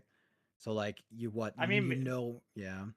there might be value in getting the extra Felio though, potentially. Like, it is going to be a little bit. It's going to be a couple more turns until Charlie can completely cut you off of mana sources with Ghost Quarters. Uh, so having access to Felia might actually end up being decent, because if Charlie is able to kill the Felia, then you have a backup one. And I mean, Charlie is going to 8 here. Like, I think he's going to 6. I think we're channeling this Boseiju in combat. interesting. Yeah, I don't know why, but I do believe that Charlie is supposed to go down to 6 after this resolves. We are down to just basic lands for Lucas here. So Charlie next turn can go Ghost Quarter, get my Ghost Quarter back with Life from the Loam, and then Ghost Quarter, and put Lucas down to 1 mana source in his library. As we I do discard believe a all Dark of the Depths, Tundras yeah. are gone. Yeah, Yes, I think we've seen all 3. Okay, and are we're dredging this time? We're dredging this time. Excellent. looks like we're dredging. Otawara, is that Taiga? And another card. Some land. I can't see the middle card. It could be any Uh, land, really. The lands decks, they play the weirdest lands you've ever seen. We're loaming back. Looks like we're going to be probably getting back Dark Depths. Are we paying Charlie, 2 for this loam? We need to be paying 3 for this loam. true, the loam As does cost 3. yeah. Once again, fast Players and taking liberties in the for fun games. yeah. I mean, it fair enough. You know, longer day of Magic. You're just playing a game for fun to keep the stream going. You know, it is what it is. Yeah. It is interesting though. Charlie does not Ghost Quarter Lucas and then loam back the Ghost Quarter to be able to try and lock him down to one land. I feel like that's where I would want to be if I was Charlie. But Charlie has different ideas. Mazavith. I mean, if That you're Lucas, that like, more or less seals this game, like, do you yeah. think you're scooping it up if you're Lucas here? Like, once you see that Mazavith, it's really got to be like, you know, that's Well, Lucas came to play. Last game we were cracking clues with 0 outs in our main deck, so I love it. I I love it. I You don't might I don't think he's going to concede until he absolutely has to. hey, I'm a firm believer in not conceding, as we all know. So, Yes, well established well your disdain established for concessions. non-conceder. I will say this, I do love the idea of cracking the clue, mostly because I don't know how many times have I decided to, like, you know, draw the extra card with 1 mana just because, and then found, you know, the 1 mana card I hadn't thought of, right? It happens a decent amount of the time. 0 mana, no outs in deck, cracking the clue, waiting for the concession, you know, I can respect it to some degree. We see a Mystic Sanctuary here from Lucas, as well as a Stifle, a Force of Will, Swords to Plashers. Considering what to put back with this Brainstorm, I'm going to be honest though, Lucas, I don't know how much it matters. This is I think what the kids would call, well, I mean not even the kids. It's what we would call garbage time. We are officially in kind of uh yeah, as we play our Mystic Sanctuary. We have another warped Quantum Riddler, it looks like. Again, I mean, I'm not Charlie certain. gave Lucas a moment to actually hit Murktide region here, right? Because Lucas had Could Murktide, he could could cast could it. could have put Murktide in play, yeah. I mean, it would have been covered by the Mazavith now, right? But Oh, that's true. That's true. and actually no, because the Mystic Sanctuary enters tapped, so we still didn't have Oh, I was we, thinking like he could have, if he had Murktide in hand, he could have Felia'd last turn to get rid of one of his Felias to add a card to the graveyard to then untap and cast Murktide. yeah, as we get our Mystic Sanctuary wastelanded here on end step. Yeah, and Dredging Charlie has the Loam. option to just like kill both of these lands here with Ghost Quarter, right? Or I guess just one Ghost Quarter. So it can put Lucas down to 1 mana. Yeah, and again, Charlie doesn't know the deck list, so he's not aware that this is we have entered Strip Mine portion. We're once again casting Life from the Loam, Sphere of Resistance tax optional. Lands players want one thing, and it's you having no lands and them having every land. Yeah. It's happening in real time, though. Are we going to see the Ghost Quarter from Charlie? Yeah. Who knows? And Lucas not even going to pick up his deck, so Charlie knows he's in Strip Mine territory. Yes. So now we are aware.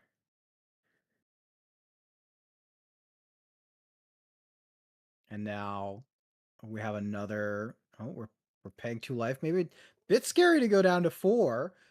Oh wow! Cracking this ancient tomb. I guess you have Maze. We're going down to 4. Oh yeah, Charlie's to putting cast Lucas the other to 0 loam, mana. Yeah.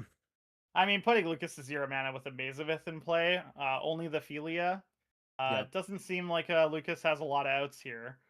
No, and it's worth noting, this is the other reason why the blue-white deck, I think, is going to ultimately end up being a little less popular as we go on. Oh, as we force a will this Life from the Loam, okay. Lucas likes his 1 mana. He needs that 1 mana. Lucas also not paying for the Sphere of Resistance, interestingly. That island is firmly untapped still, so maybe both players have just agreed to Gentleman's Rule it to being not in play. As Lucas now flickers it, acknowledging that it does exist, which is intriguing. Sphere of Resistance, never heard of her. It's Schrodinger's Sphere of Resistance. Oh, he's stifling the trigger to return the Sphere of Existence with Philia. Interesting. So yeah, we've still got the Mazavith problem though here for Lucas, and the also having no mana problem. Yeah, and the you will never have a land in play for more than 1 turn ever. And the trying to win a game with a 2/2, but there's a Mazavith on the other side of the table problem. And an active Urza Saga. There are really there's a myriad of issues here. Charlie remembering that he doesn't have to pay for Sphere of Resistance here because it's not in play anymore. And that's the handshake. We finally get there.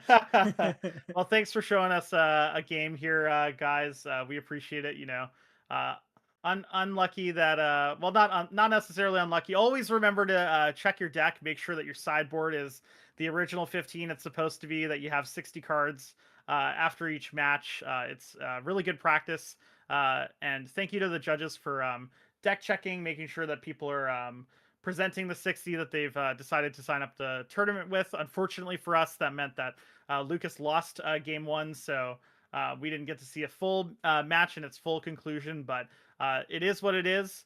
We still appreciate all of the players. Thanks for giving us a little bit of a show, and it looks like that's it for us this round.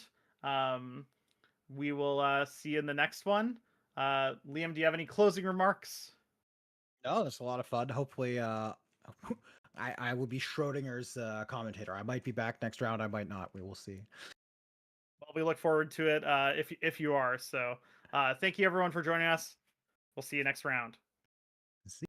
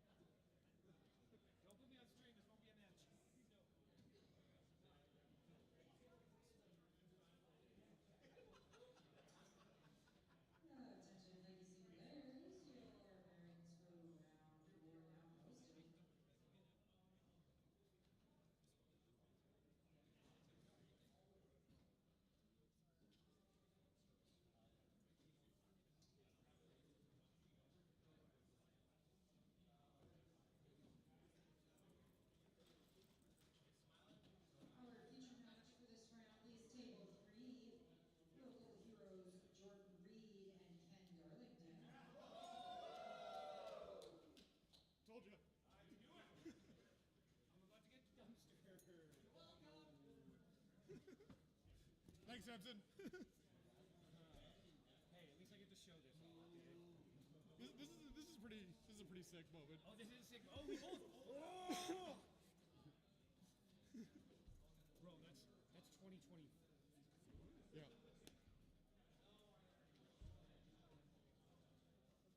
They need to make a comment about them both being champion match. They have to. Oh yeah. I love your Matt quite a bit actually. Yeah. Yours is good too. I need to make sure I desideboarded. 1, 2, 3, 4, 5, 6, 7, 8, 9, 10. As you roll, you guys are on my time, so I'll let you know when to go. Okay, good. We're on your time. Those are tokens. Those aren't a part of my deck. I mean, I think you're on show and tell. I actually don't know if you're on show and tell. I didn't see. I'm assuming you are, but yeah. That's a pretty good shot. I'm gonna have to show you the one sideboard they put in my sideboard. I think that's for this matchup. And it makes it's hilarious.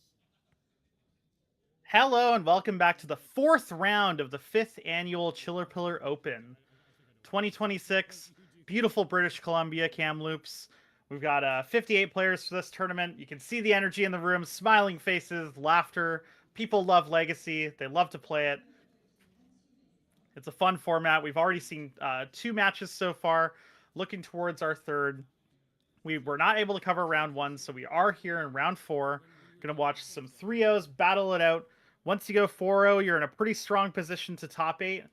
Most likely can draw the next round, and then even if you lose, you go 4-1-1, and you're pretty likely to be in there. So this match is definitely going to be really important and critical for our players, and we will be moving to the table as soon as it is set up, and I will be getting some deck lists, and we'll talk about what the matchup is.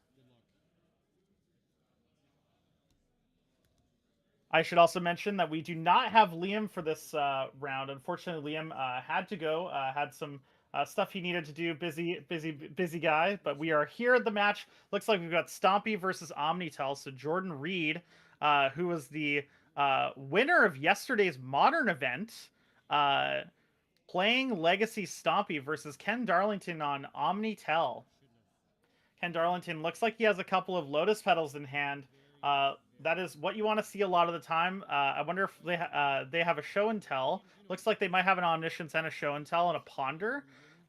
Jordan Reed mulliganing, going down to 6 here. And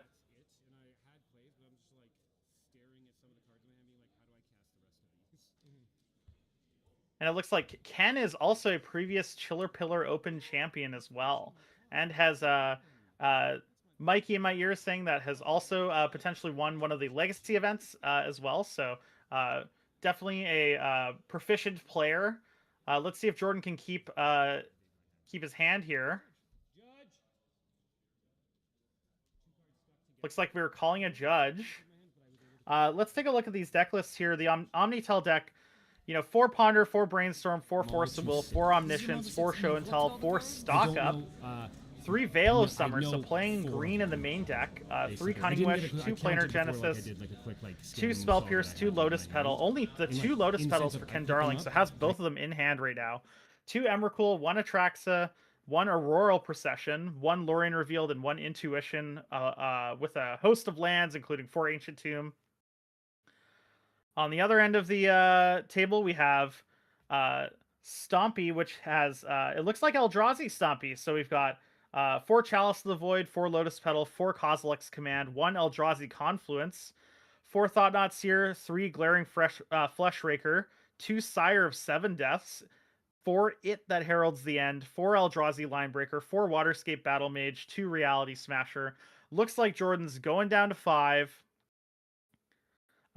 Basically, the way that this matchup is going to work, Jordan is going to be looking to land quick, aggressive creatures that are either fast enough to win the game as quickly as possible, or disruptive and powerful. Things like Thought-Knot Seer is going to be one of his best cards.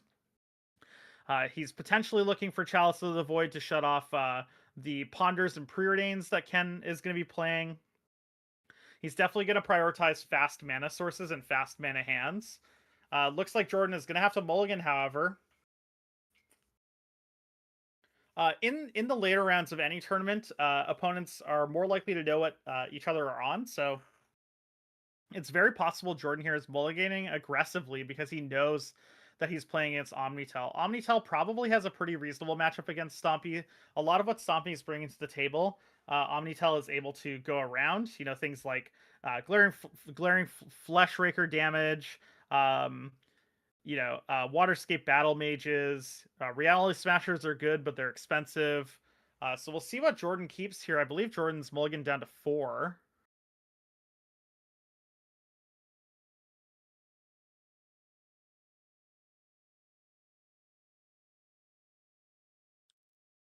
Yeah, and it looks like we're just figuring out what we're going to get rid of. And Jordan has mulligan to 4, keeps a Waterscape battle mage. And looks like we might be seeing Lotus Petal. I am not sure what that land is. Might be a secluded courtyard, might be a petrified hamlet, might be an abundant countryside. Let's see. Abundant countryside. Thank you. And looks like a chalice on 1 here. Jordan mulliganing pretty aggressively, hoping that this chalice on 1 leaves Ken with a bunch of ponders and preordains in hand. I do think this chalice on 1 might be relevant. I believe I saw looks like a stock up in hand for Ken, but also has a ponder. Gets rid of an omniscience because he already has one. A spell pierce in hand for Ken. Gonna play a Lotus Petal, play a second land, and cast a stock up here. Let's see what Ken finds. A show and tell, definitely going to be taking that one. Ponder, probably not taking that. So it looks like we're just going to take another land here. So land, show and tell for Ken. And Ken does have Omniscience in hand. Jordan untaps off the top, draws Eldrazi Temple, gets in with Eldrazi Linebreaker. Abundant Countryside lets you tap for colorless or a mana of any color to spend a creature spell. Ken, untapping playing land, casting show and tell. He's going to put an Omniscience into play. And now Ken has a stock up, but a ton of 1-mana spells in hand, so the stock up definitely needs to hit something. Looks like we hit a Cunning Wish, so Cunning Wish plus a card for Ken. I think at this stage, Ken is going to be able to Cunning Wish for something that allows him to draw his entire library. Looks like we're going to be getting a...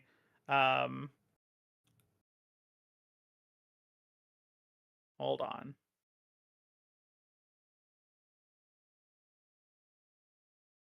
I am unsure what that card is.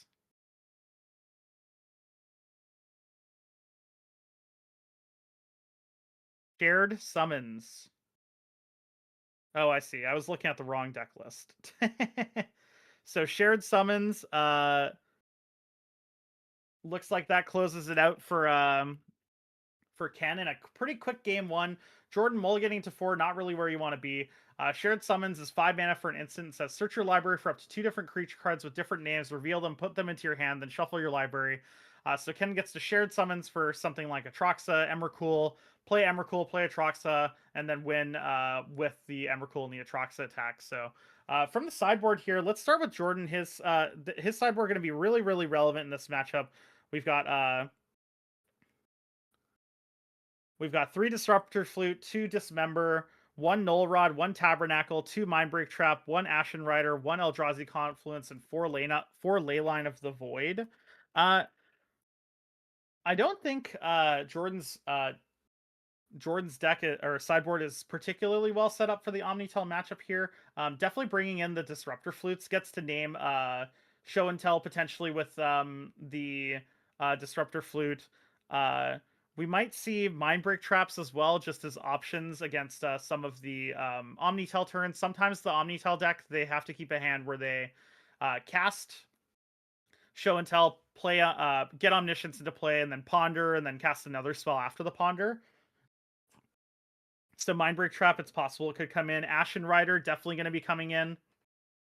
One of the best answers to Show and Tell into Omniscience. You get to just kill the Omniscience right away. They're only able to use instant speed spells after that. We see Stock Up being a pretty critical part of this Omnitel puzzle, especially post-Omniscience. And then it doesn't look like anything else for Jordan here. Let's take a look and see what Ken is going to be bringing to the table here. We've got 3 consigned to memories. I mean, those are definitely coming in. Very, very obviously coming in. 2 Carpet of Flowers not making it. Sublime Epiphany, Grafdigger's Cage, Echoing Truth, Shared Summons, Null Rod, Surgical Extraction, Firemind's Foresight, Release the Ants, Disruptor Flute, Veil of Summer.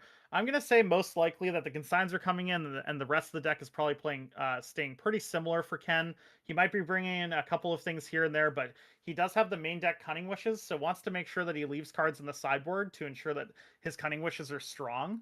Let's take a look, see if Jordan's able to keep. Doesn't look like Jordan's able to keep a 7. Looks like Ken is slated to keep this 7-card hand. We see an Atraxa, we see a Lotus Petal, we see a couple of lands here for Ken. We'll see if Ken is going to be looking for a show and tell. I don't believe I see show and tell. It might be in hand.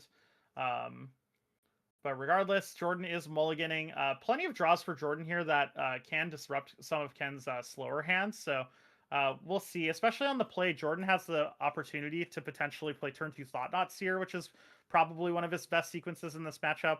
So we'll see if Jordan feels like he can keep this 6-card hand.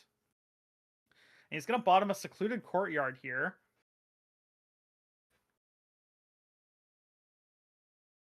And he plays a Cavern of Souls, most likely naming Eldrazi here. Ken's going to untap, draw, play a Hedge Maze, look at the top. It's an Omniscience. He's going to get rid of it. He drew an Ancient Tomb for turn. Jordan draws an Ancient Tomb for turn. Looks like he's going to Wasteland the Hedge Maze and just pass the turn. Ken, I believe, drew a Show and Tell off the top. Plays a Misty Rainforest, passes. We see an Ancient Tomb from Jordan after he draws. We have an Eldrazi Linebreaker here. Jordan does need to get some aggression happening to be able to threaten Ken's life total fast enough. Looks like we're going to lead off with the Glaring Fleshraker. Jordan's Ancient Tombs do not matter in this matchup. Not really, like some percentage of the time, maybe you lose to an Emrakul that you wouldn't have lost to if you had more life. But realistically, you're pretty free to just tap your Ancient Tombs. Ken, going to be searching for an island here with the Misty Rainforest.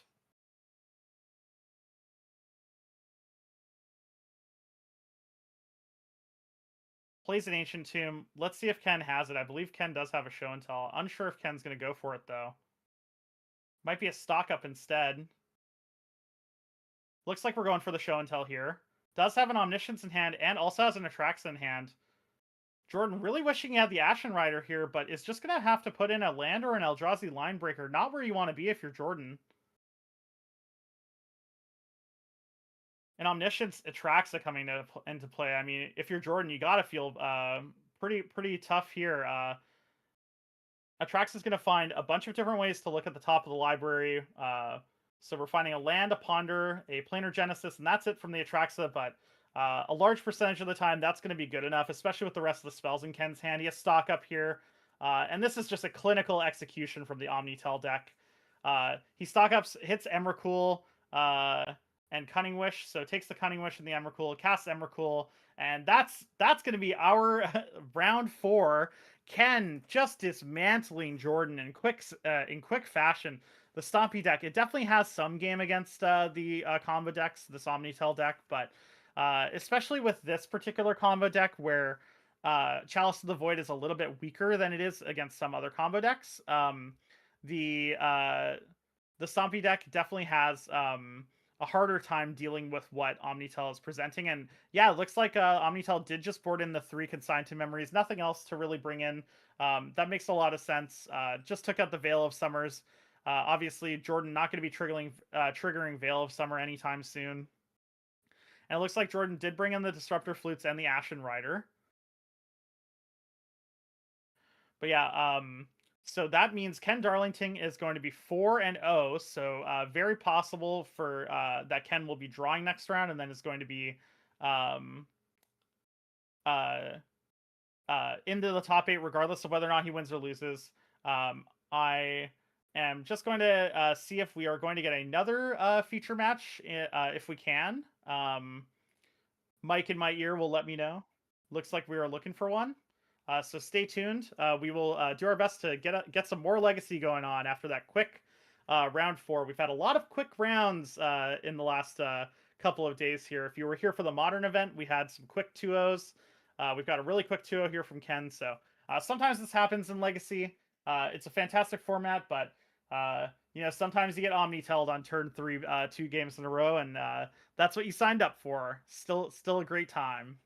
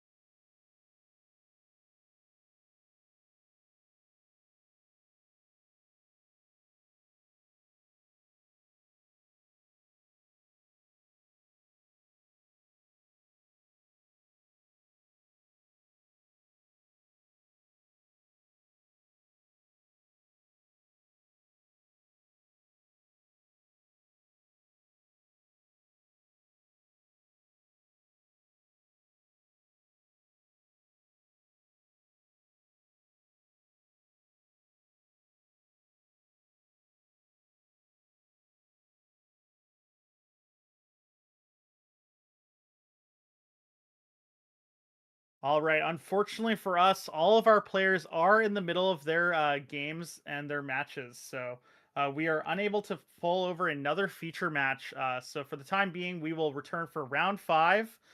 Thank you for sticking with us for the 5th annual Chillerpillar Open. We'll see you in a bit.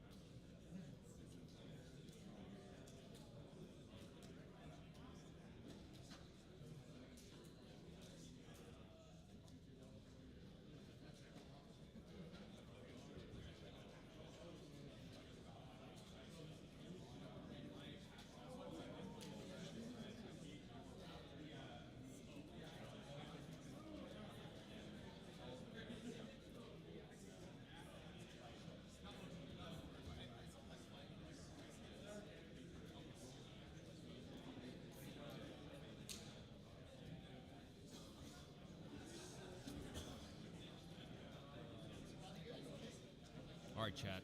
What's happening? What's going on? How's everybody doing out there in Chatland? We're just chilling, talking into the microphone. Only you can hear me. Nobody else in this building can.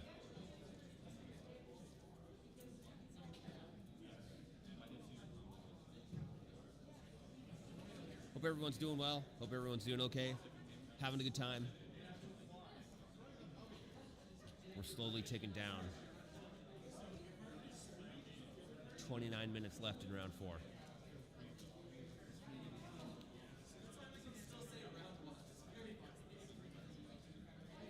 It's nice to give our caster a little bit of a break while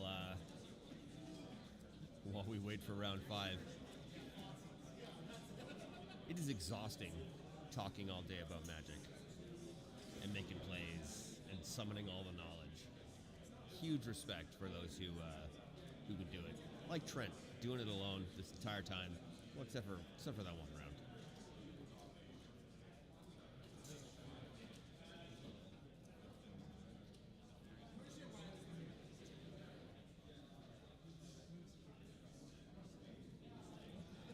Looks like the modern RCQ rebound has completed.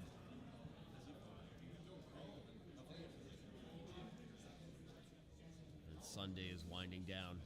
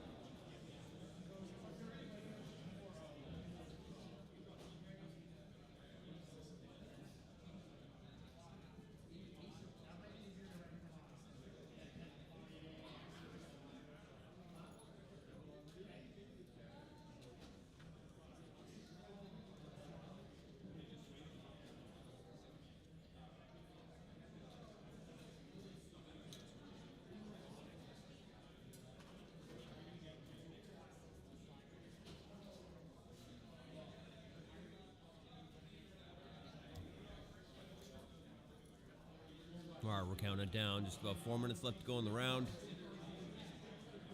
I believe there's only 2 games being played right now.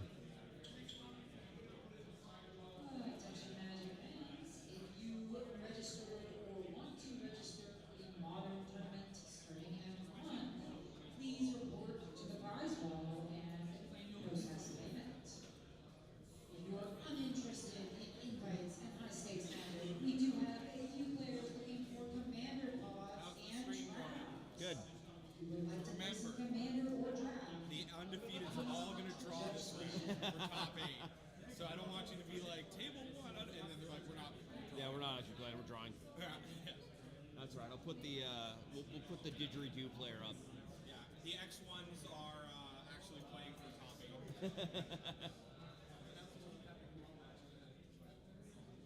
And then the last round's really fun because you have to find somebody who might be on the bubble, and then so you have to do tournament math yourself, and you find someone on the bubble who might make it in but probably won't.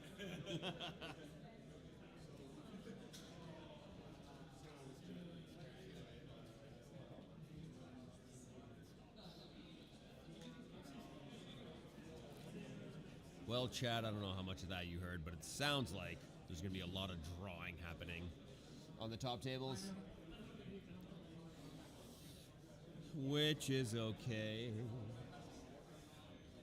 We just have to find someone down the list now.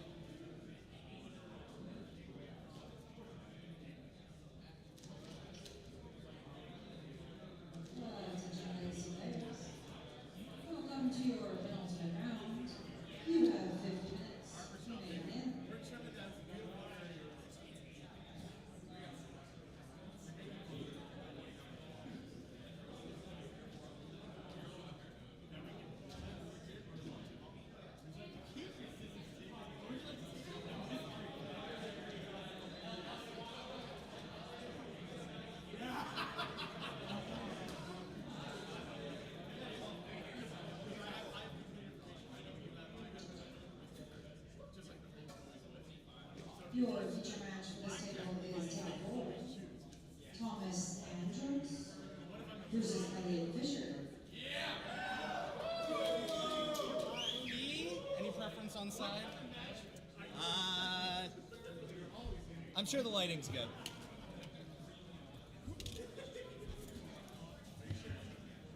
You guys will be on my time. I'll let you know when to start. Sweet. So this, I imagine, lines up with the tape. That's right.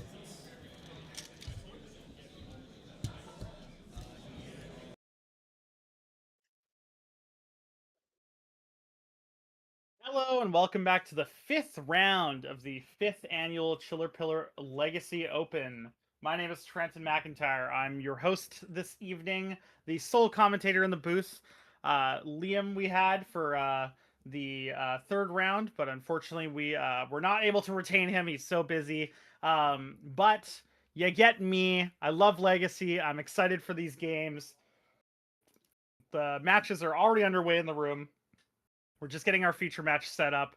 We're going to have Thomas Andrickson on Mystic Forge Combo versus Elliot Fisher on Bug Stuff.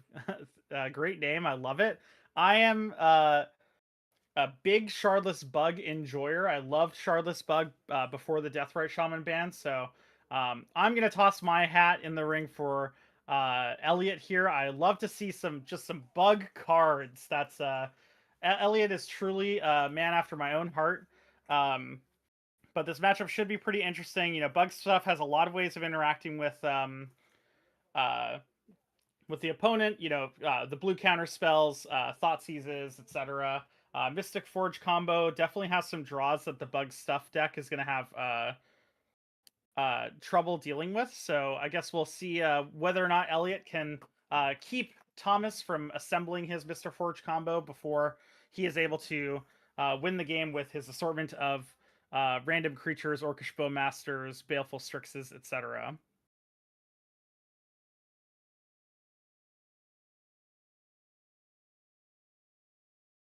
And looks like Thomas is taking a mulligan, and it looks like Elliot is keeping. Elliot is not running any Tarmogoyfs, but running a couple Kaido Bane of Nightmares, as well as Witherbloom commands. Really just a bug assortment of cards from Elliot Fisher. Bug Stuff, not really a deck name that I was particularly fond of when I read it initially. You know, not very clear exactly what Elliot is doing, but the more I look at Elliot's deck list, the more I agree with him. Bug Stuff, I'm in. Looks like Thomas is taking another mulligan, unfortunately, so let's see what Thomas finds in their 5.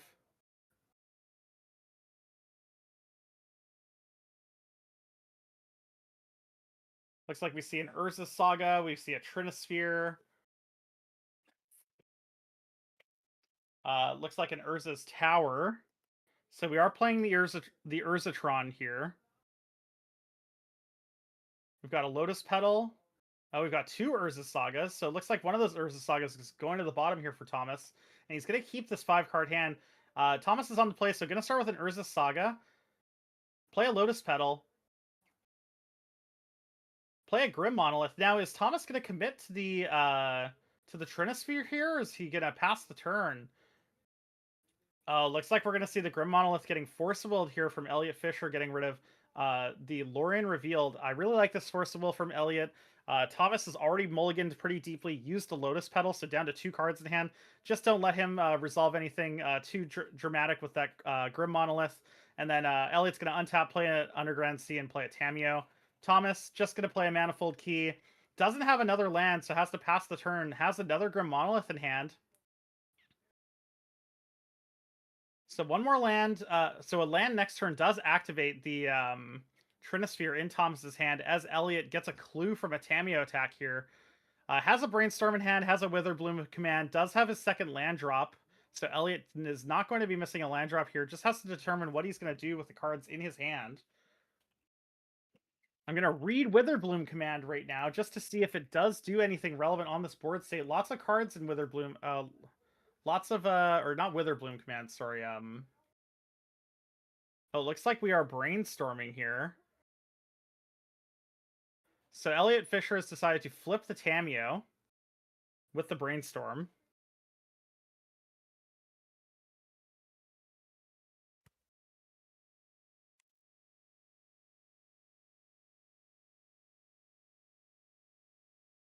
Witherbloom command does destroy a non-creature non-land permanent with mana value 2 or less, so could get rid of the Manifold Key here. But ultimately, Elliot decides that flipping Tameo feels more impactful here. Thomas has no pressure on Elliot right now. Probably not many ways to get rid of the Tameo here. So flipping it makes a lot of sense. And looks like we're casting a Ponder here. After fetching Polluted Delta to get a Tropical Island. Does Elliot like what he sees? Looks like we're seeing a keep for the Ponder here. And just passing the turn. So the Urza Saga is going to 3. Thomas is going to tap it for a mana here. Has 1 colorless mana floating. Nice token, Thomas. I love that token. Makes it very clear of the game state. Plus, who doesn't love a little colorless mana every now and again? I think it's dancing. Thomas feels like he has to get a Lotus Petal here. Not where you want to be if you're Thomas. Looks like he's going to slam a Grim Monolith. Does Elliot Fisher have a response? Does not have a response. So this Grim Monolith is going to resolve.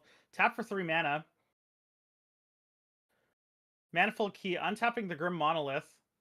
Grim Monolith tapping for 3 mana again, so 5 mana total. Tezzeret Cruel Captain coming down, so 2 floating colorless mana. Tezzeret's going to untap the Grim Monolith and cast a Trinisphere here. So if Elliot did Witherbloom command the Manifold Key, we wouldn't have had to worry about this happening, but in all reality, Elliot's still very far ahead, has a Tameo upticking. Once that Tameo goes ultimate, you find it hard to imagine that Elliot would be unable to win here.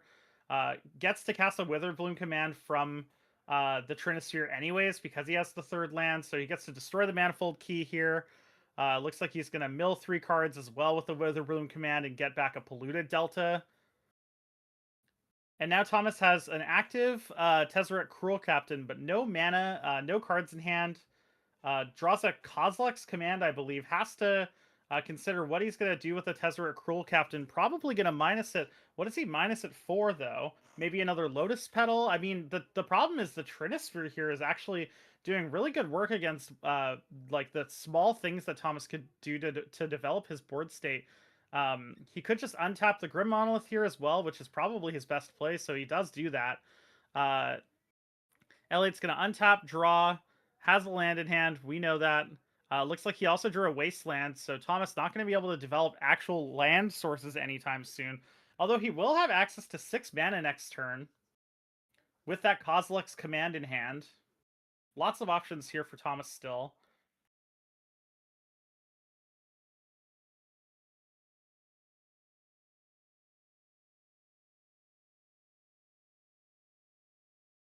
The problem for Thomas here is Kozilek's command doesn't really interact with Tameo in any meaningful way.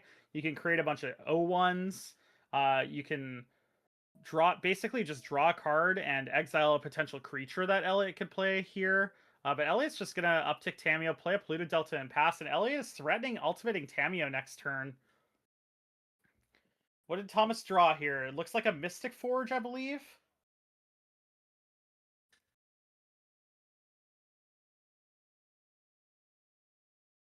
Could be an Ensnaring Bridge. Looks like we're minusing the Tezzeret here. What is Thomas going to find?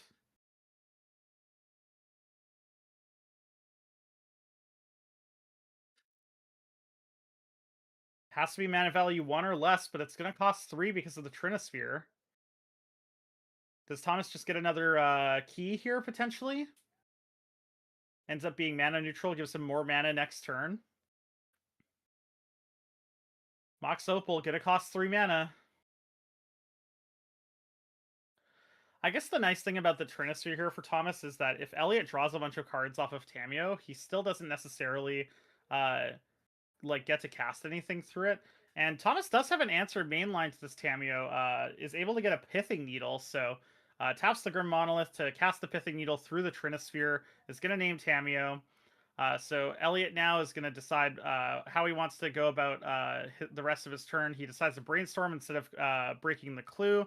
Makes a lot of sense. The brainstorm costs you 3 mana, the clue costs you 2 mana, and you have this fetch land anyways, so you can still get a perfect brainstorm going here. Lots of options here for Elliot. Has a wasteland, has a flow state, has a second Tameo.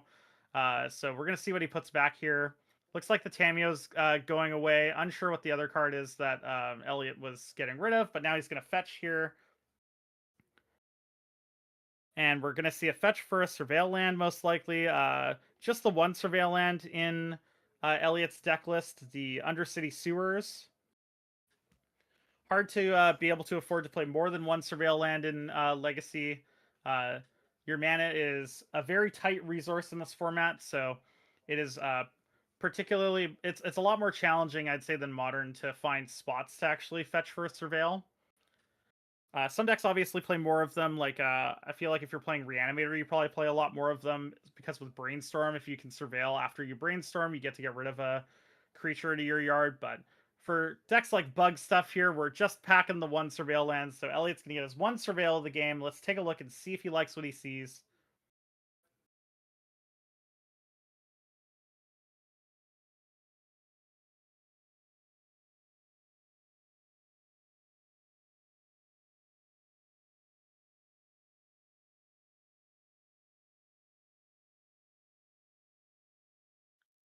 And looks like we're bidding an Uro, Titan of Nature's Wrath.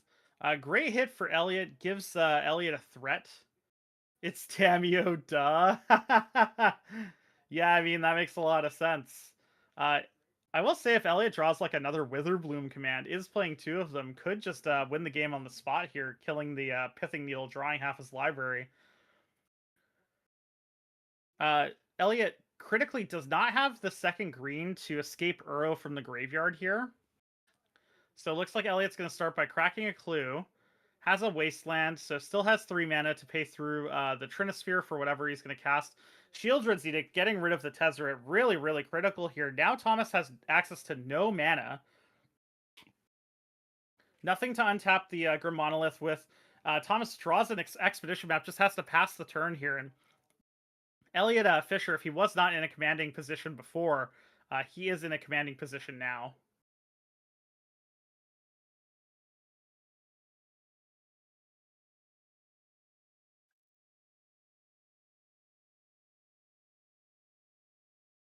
Looks like we're going for a flow state from Elliot. You gotta imagine Elliot's gonna take the land here from the flow state, +1. Just having the ability to cast 2 spells to turn through this Trinisphere while your opponent is unable to cast any is gonna accelerate the game for you. You still do need to win the game at some point. Although Elliot doesn't have any threats, so... Oh, Thomas draws Ancient Tomb. Really interesting. I think if you're Thomas, you probably aren't supposed to play this Ancient Tomb. I think you really want Elliot to spend his Wasteland on a different land. And yeah, Thomas just passes the turn. I really like this play from Elliot. I think they're deciding that they really value being able to keep the Ancient Tomb at some point. And it looks like we're seeing a Brainstorm on the end step here for Elliot. Elliot choosing 3 different arts so far for Brainstorm. Not really where I would want to be personally, but, you know, I respect the hustle, hey. I'm more of a Mercadian Masks Brainstorm enjoyer myself. Let's see what Elliot has.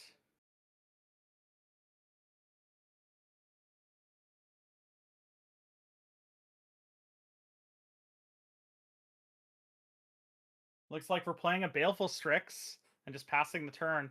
Thomas draws Urza's Tower, so I have to imagine Thomas is going to play the Urza's Tower now here, trying to incite the Wasteland from Elliot so that Thomas can land an Ancient Tomb on the next turn.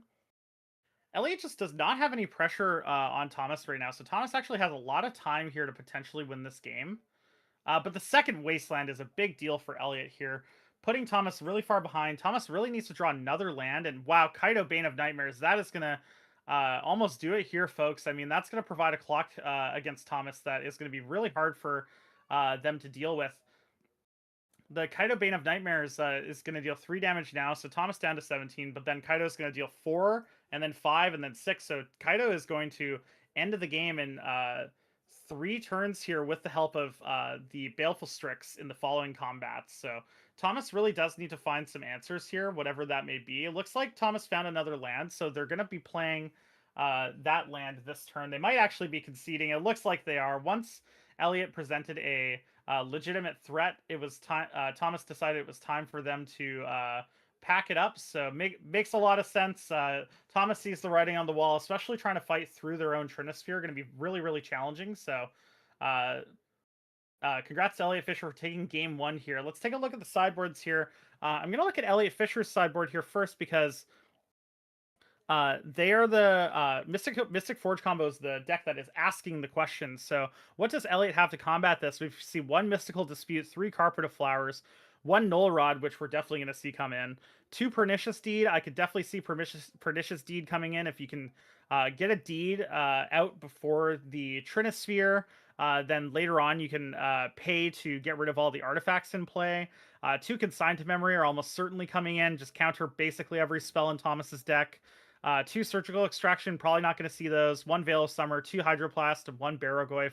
I don't necessarily hate the Barrogoyf. It's actually going to be consistently pretty large in this matchup, but it might be a little too expensive for what Elliot's looking to do in terms of their threats being more mana. You kind of don't want your threats to be more mana, but there are a lot of cards that are not particularly good in this matchup in their main deck. So it'll be interesting to see what they sideboard in. Almost certainly, though, we'll see Consigned to Memories and Null Rod, and then we'll probably see some number of Pernicious Deed. From the other end of the matchup here, we have 1 Cityscape Leveler, 2 Dismember, 1 Disruptor Flute, 1 Ensnaring Bridge, 1 Extinguisher Battleship, 1 Grafdigger's Cage, 1 Liquimetal Coating, 1 Mycosynth Lattice, 1 Mystic Forge, 1 Paradox Engine, 1 Pithing Needle, 1 Portable Hole, 1 Tormod's Crypt, and 1 Trinisphere. The reason we're playing so many one-ofs is because we're playing 4 Karn the Great Creator. So from Thomas's perspective, sideboarding can be a little more challenging here because all of these one-ofs are sort of designed to be gettable with Karn. So it's possible that they might want to bring in a couple of Dismembers, maybe, if they value killing Elliot's threats here. I think the problem with killing Elliot's threats, though, is a lot of the threats are pretty weak to Dismember. I guess Tameo is kind of your best, is the best thing that you can kill with a Dismember, but we've got Uro, Baleful Strixes are obviously good against Dismember, so I don't actually know how much Thomas is going to be boarding in. The sideboarding with Karn the Great Creator decks is really challenging because some of the stuff you will want earlier than the Karn the Great Creator, so it's possible that Thomas wants to bring in things like Pithing Needle, right away, as opposed to having it be something he can they can search over the Karn. Portable Hole potentially as well. Sometimes you really want a Portable Hole Tameo right away instead of having to wait to cast your 4 mana Karn to get your Portable Hole, and so having the 1 in your deck is a little more impactful. Looks like we're getting rid of an Expedition map for a Grafdigger's Cage. We might not be sideboarding anything else here from Thomas, though.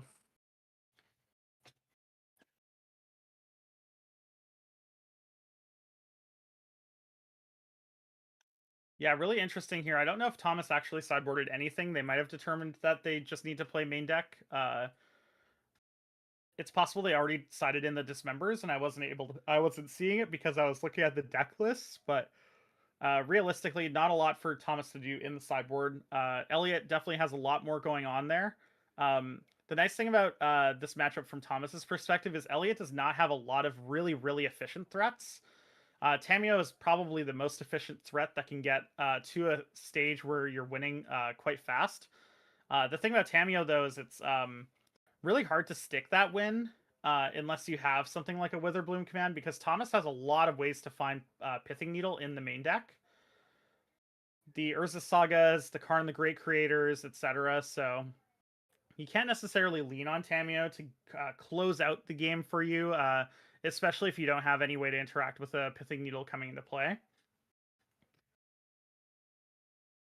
Let's see if Thomas can keep a keepable 7, though. Remember, Thomas went to 5 in that last game, so was already down quite a bit of material here.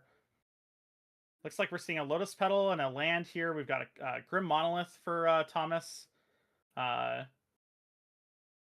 Unsure what the rest of those cards are. Looks like a Mox Opal. And yeah, looks like both of our players kept. So Thomas is just going to play a land and pass the turn. Elliot's going to draw, play Underground Sea and pass. That is a Planar Nexus from Thomas. And looks like a second Planar Nexus into a Grim Monolith. Maybe not a Planar Nexus, sorry. That is... not sure what land that is. That's an art... That's bewildering me. Urza's Workshop. Oh, okay, interesting. Thank you very much. Looks like we're brainstorming for Elliot Fisher after Consigned to Memory countered that Grim Monolith. Urza's Workshop adds one colorless, and you can pay... you can tap it to add colors for each Urza land you control, but you can only activate if you have Metalcraft. Elliot, trying to determine what he's going to put back with this Brainstorm. Puts 2 back and fetches. Looks like we have another Brainstorm in hand, and we have a Tamiyo. Brainstorming and then playing a Tamiyo, not necessarily the sequencing that you want, but sometimes what you have to do. Thomas untaps, plays an Ancient Tomb, and is going to cast a Glaring Fleshraker here. Elliot, probably happy to see no removal spell for this Tamiyo here. You'd really like that to stick around, especially since you have another Brainstorm in your hand. The Glaring Fleshraker, though, can get out of hand. 1 damage every time a colorless creature enters, and every time you cast a colorless spell, you're getting an 0-1. So Elliot's decided that he doesn't want to see the Glaring Fleshraker on the other side of the table, so Force of Wills it, pitching an Uro. So Elliot's going to draw, attack, make a clue, and then we'll see if Elliot casts a Brainstorm to flip the Tamiyo here. And it looks like he is, so we're going to see another Brainstorm here. Oh, wow. Elliot hit a Consigned to Memory. That's got to be one of his best hits here. Definitely previously was potentially worried about bigger artifact plays coming from Thomas. Thomas could have up to 5 or 6 mana next turn with a Lotus Petal, another Soul Land. So, yeah, Elliot really, really happy to see that Consigned to Memory. We're flipping the Tamiyo here. Elliot's going to uptick, play a Polluted Delta, and pass the turn. Thomas untaps, draws a Manifold Key.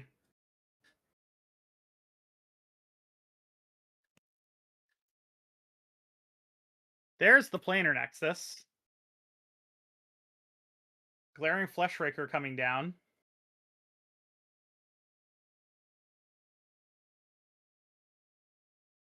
And Elliot is going to Consign to Memory that Fleshraker. Elliot does not want his Tamiyo to be threatened.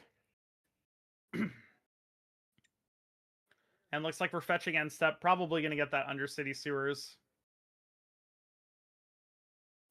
1 card in hand for Elliot. We've got 3 cards in hand for Thomas. Looks like Lotus Petal, Mox Opal, and another Lotus Petal, I believe. So not a lot of action here for Thomas. Definitely wants to draw something off the top. Has a lot of mana. Especially once Thomas plays the 3 artifacts, we'll have access to 3, 6, 7, 8, 9, 12 mana next turn. Elliot's tanking on this Surveil. What is he seeing? Decides to keep it on top. Let's take a look. Hopefully we get to see it. Uptick on the Tamiyo. Oh, downtick on the Tamiyo, looks like. And looks like we're getting Consigned to Memory back. Elliot wants to cover all of his bases. And it makes a lot of sense to downtick the Tamiyo here. Again, the Pithing Needle's pretty easy to find for Thomas. Tamiyo Ultimate, most likely not going to get there on average. Looks like it was a Manifold Key that Thomas had. So going to play another Urza's Workshop. Has Manifold Key, Lotus Petal, Mox Opal in hand. So tons and tons of mana. Not a whole lot else going on here. We're going to crack a clue for Elliot. Untaps and draws. Upticking the Tamiyo again. Let's see if Elliot has a creature to develop, any sort of threat. Looks like we're casting a Ponder here. And we've got another land in hand, a Polluted Delta, looks like a Flow State. The Consigned to Memory and a Force of Will. So Consigned to Memory, Force of Will, Flow State, and a land. Elliot decides to keep, draws a card. I'm not sure what that card is. It is an Avatar full art card. I believe it might be Brainstorm.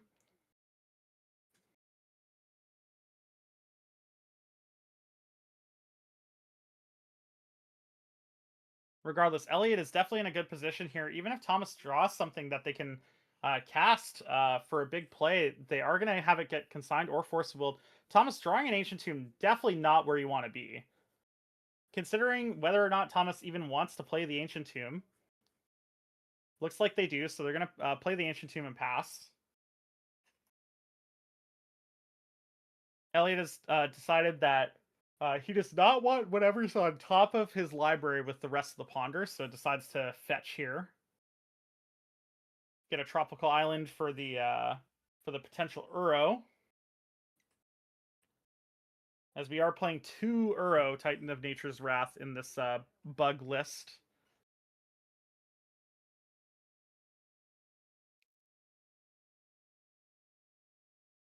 So going to untap and draw here. What does Elliot draw? Looks like we're starting with a Tamiyo uptick. Then we're going to lead with a flow state here. It does feel like Elliot is in flow state. Lots of cards flowing through Elliot's hands here. Lots of options to counterplay whatever it is Thomas is going to put onto the stack.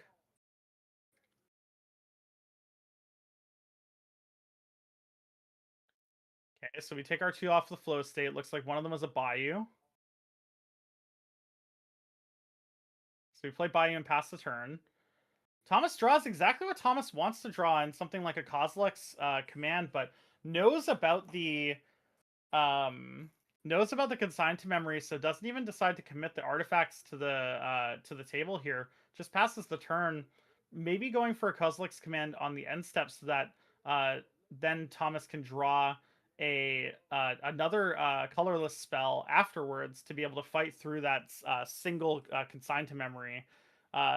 But it looks like we've got a Force of Negation. Okay, that Avatar card is a Force of Negation. So wow, Elliot has the consigned to memory in hand, and Thomas draws exactly what they want to draw again, which is a Kozilek's command. The problem is that Elliot still has a consigned to memory, and unbeknownst to Thomas, has a Force of Will as well. So Elliot's gonna untap, decide to ultimate the Tamiyo for 7. So Elliot is gonna draw half of their library.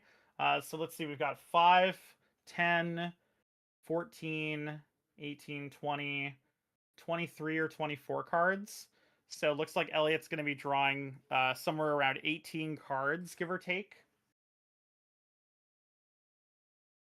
And I mean, at this point, it's hard to imagine Elliot not being able to come up with some way to win. Doesn't have to discard the cards because of the way the Tamiyo alt works. Already has a Force of Will and a consigned to memory in hand. So Elliot at this stage of the game should also be pretty well aware that Thomas does not have anything in play.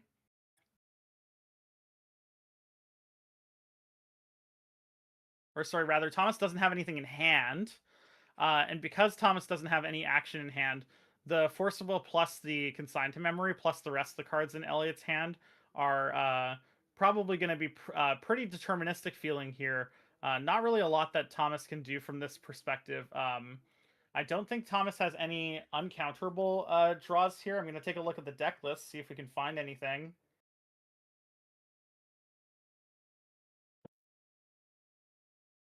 It doesn't look like it. It looks like everything that Thomas plays will be able to be countered. Thomas not playing anything like... Oh.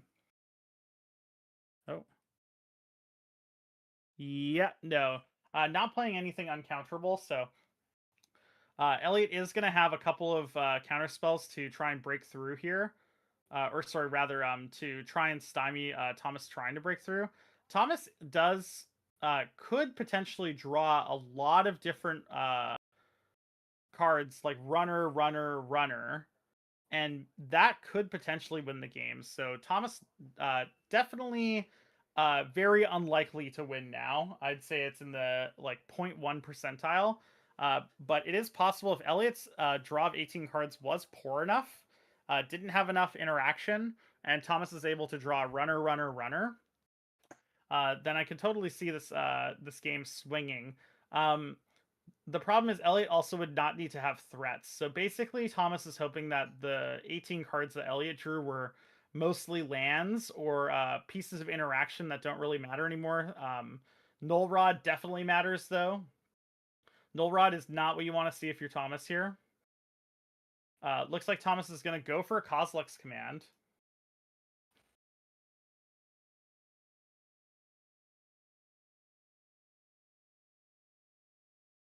In response to Null Rod, looks like the Kozilek's command is getting Force of Willed, and we're getting rid of Alorian Revealed here from Elliot. Null Rod sticks. Thomas draws 2 Manifold Keys, a Mox Opal, and a Lotus Petal. If Thomas was going to come back in this game, that draw step needed to be something impactful. I think every draw step does at this stage. Orcish Bowmaster, so now Elliot has a threat in play. Has another Orcish Bowmasters, so now Elliot's going to win in 2 turns. Just needs 2 attack steps. Thomas has nothing in hand to interact with this, so Elliot is definitely going to be getting one of these draw steps. Also has Consigned to Memory in hand, and drew a Force of Will. Has another blue card. Unless something strange happens, I'm going to say pretty confidently that Elliot Fisher is going to be winning round 5 of the 5th annual Chillerpillar Open. Congratulations to Elliot Fisher. I love your deck. Bug stuff, really, really awesome. Mystic Forge combo, also cool. But my heart is and always will be with bug stuff. And yeah, we see the Bowmasters. And yeah, Thomas is going to take some damage from their Ancient Tombs. And congratulations to Elliot Fisher for taking it down. Thomas, the fight was well fought. Unfortunately, the Mystic Forge combo wasn't able to get there. We didn't really get to see Thomas able to spin their wheels. That happens sometimes when you play a combo deck, but it's still I still wish we got to see a little more. So hopefully you're still able to scrap it out in the next rounds and potentially sneak into the top 8. But as for Elliot Fisher, I suspect that we will probably be seeing them in the top 8, or at least that they have a really good chance of making it. So I believe that is all for this round from us. Looks like the Elliot did bring in the Pernicious Deed, so that's cool. I'm glad I called that one out, but that does it for us. We will see you in the final round of the Legacy Open event at the 5th annual Chillerpillar Open. Don't go anywhere. It's going to be a good time with some good Legacy magic. See you then.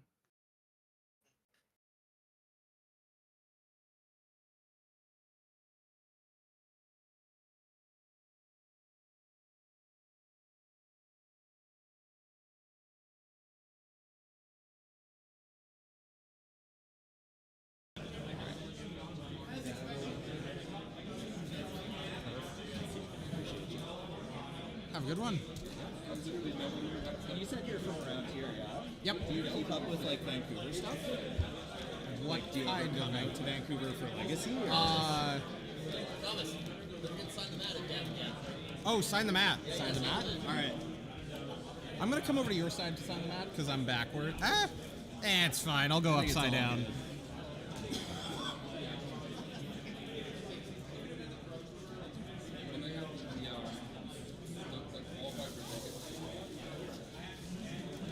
Both of us, right? Only losers get to sign the mat. I was just like, maybe it's a locals thing. Maybe it's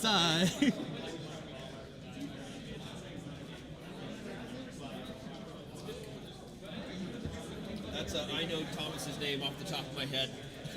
Kind of move.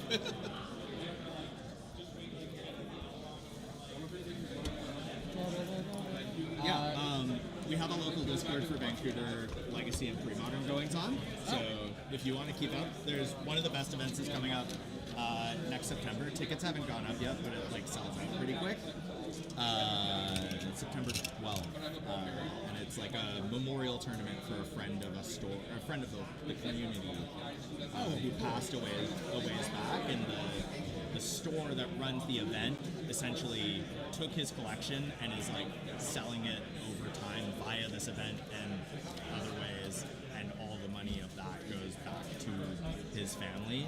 That's It's an awesome it's way a really to good way, and like help and the like, family it's kind deal of with the crazy collection as well, because again, it's like been 10 years, so like so much of the stuff is just 10x, so it's like infinitely better than if they you know, just like mucked it all or whatever. And also like, you know, people got his cards and shit. So yeah, that's a QR code to our Discord server. Sweet. I will check that out later. Yeah, absolutely. Appreciate it.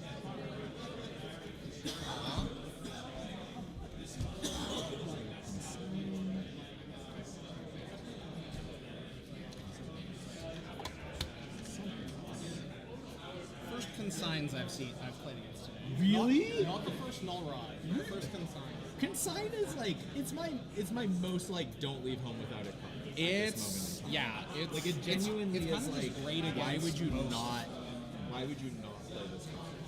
Considering all the cards that exist for it. So Triggered abilities have never been better. triggered abilities And have colorless never been spells more have also pretty much triggering. never been better, except last week. Yeah. No, like I still think this deck is like easily one of the best in the format. Which one? Oh, Mystic Force? It's so crazy.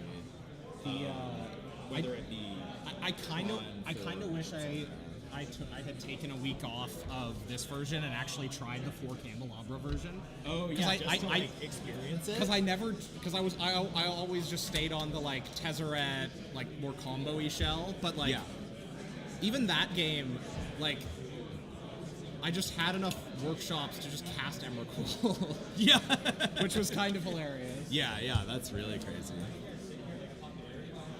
It's a popularity contest. You have to be like handsome, photogenic, popular, smell good. Cool play mat. Yeah, it's kind of all that. Let me I talk got to you.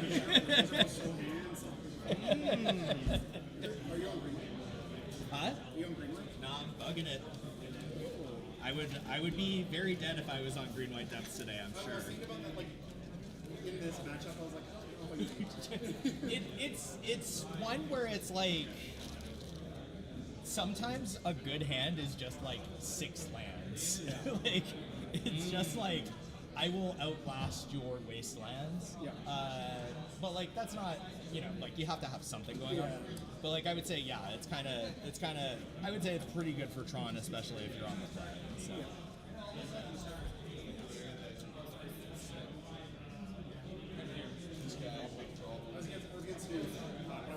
So Braden doesn't know it yet, but we got this big 6-foot mat printed for him, and like everyone's signing it. Elliot, you signed the mat? I'm in there. Okay, don't mess around. Big sign. I'm in there. Did you range Thomas? I certainly did. Good. I stole a lot of. What's your record? Did a lot of stuff. 4-1, so I'm working on it. I only lost to somebody in my car. Oh, you're supposed to be about Thomas. I was just talking to Elliot. Why lose? You too good. It was good for like 8 turns. Yeah, and then it could be. Perfect. Yeah, I love that. Something multiplied. I mean, it's a pretty sick multiplier. But it's still a multiplier. Congrats, Elliot. Damn you.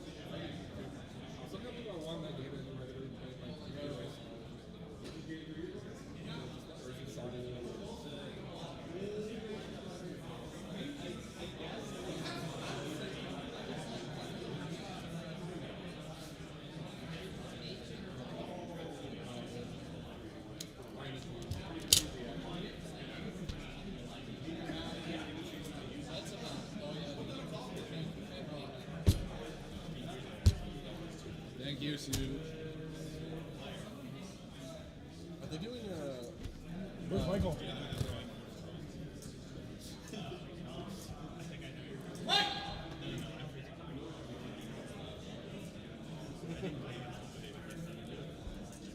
don't know why I did that.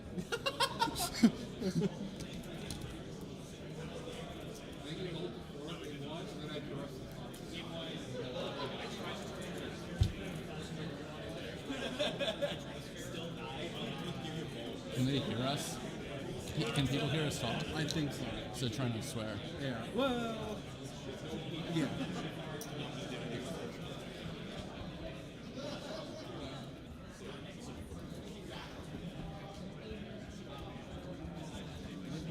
No, we're not the last matchup, but we are the table matchup. So we gotta Put on a show for the people. We're putting on the show for the people. The people want to see Boros v. Hogak in Minotaurs v. Hogak an absolute 2024. grudge match. I will take the point. Okay, and remember, if you win, I'm not going to drive your stuff to the dump. Oh, fuck. Okay. I didn't I'll swear. Keep it. I did. I did. All right. I swear like a sailor, so this is gonna be a problem for me.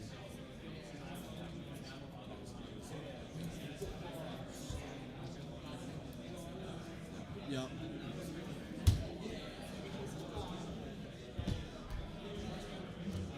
Where's that little pen thing for this?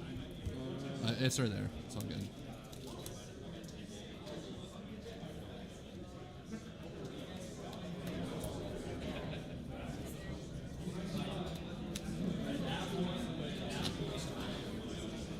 Okay, your guys' mic is live, so it'll go up to the screen. Caster's not here. The casters are gone. He's just taking a break. The bastards. I will keep.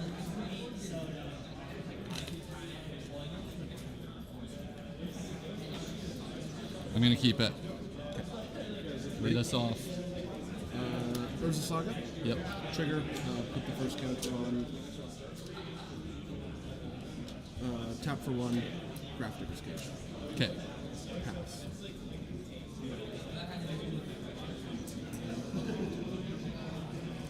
I didn't break the rules. Once upon a time.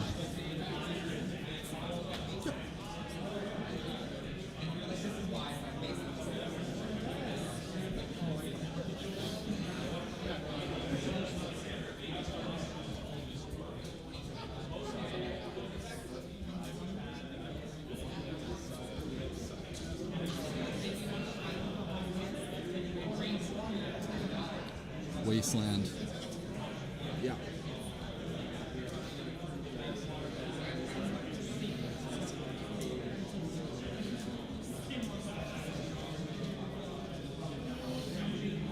Okay, Wasteland. Crack it. Go ahead.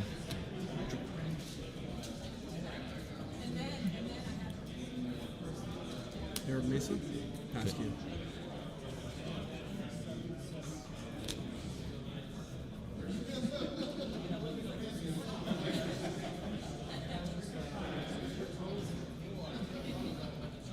Numidian Hatch. Yeah. 1 life to 19. Put a hatch counter on. Yep. Dot C's.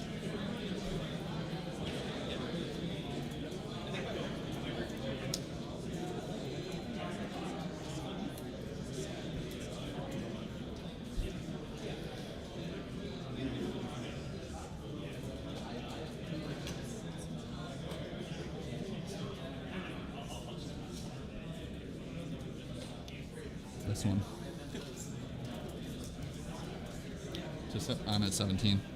Yeah. I'll play with you for you. Oh, shucks. Anything else?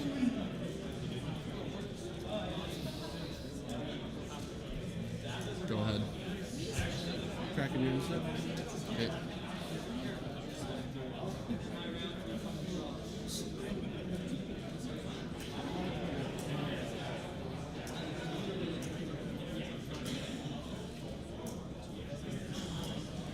Elegant Parlor. Okay. Serve it. Sugar on the snack.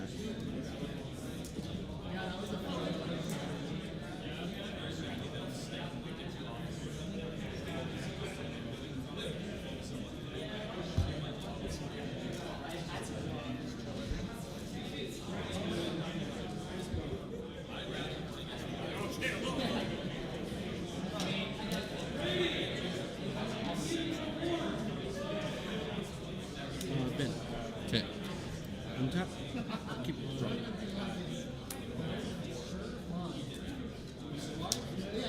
Badlands. Okay. Pass.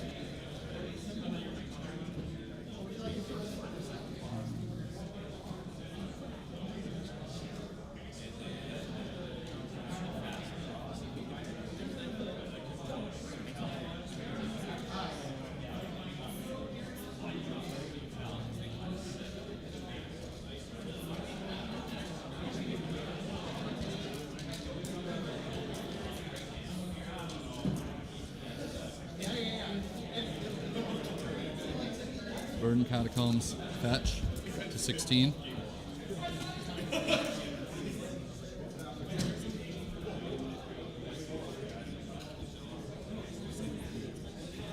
really hope I lose. Why? Because then I get to go cube. You can lose at any point. Like it's a very Judge, I easy- like to draw.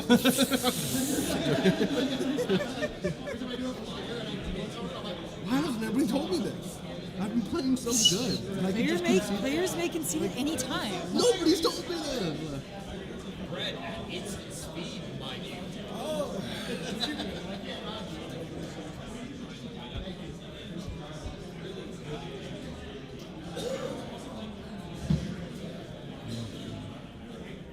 are we the last match?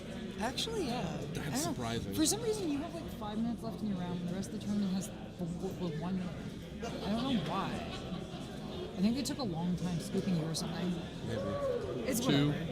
So I'll be at 15. Bowmasters, I'll ping you.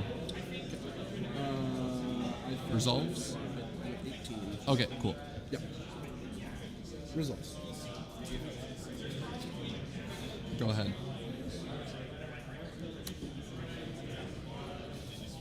Who's decided? Okay.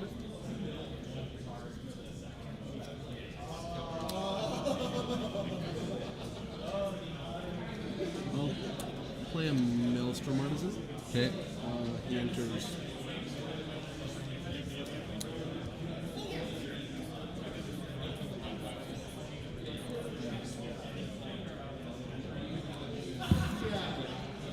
Okay.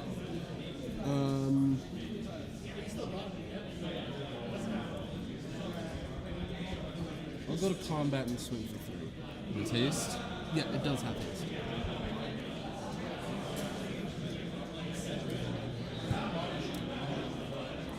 You need to stop. Just do that.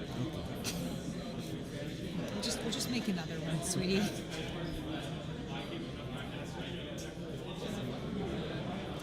I'll block.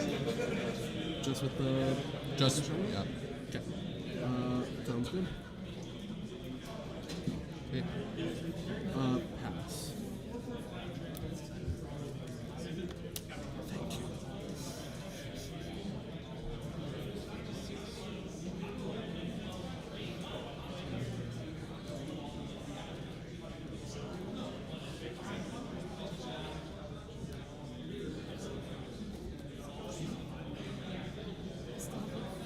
Bosiju, who endures. Top 1, Elvish Reclaimer. Yep. Results. You're gonna tell me. Gonna pay 2 to activate his ability. He does not have haste.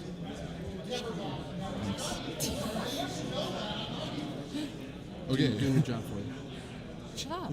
You're stealing my job. Okay. I'm gonna top 2 for something else. Yeah. Yeah. I didn't forget.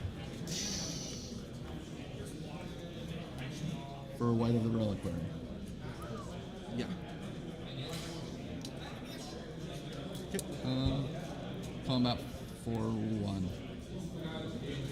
I'll go 17. No blocks. Go ahead. Tap. Upkeep. Draw. Trigger. 2.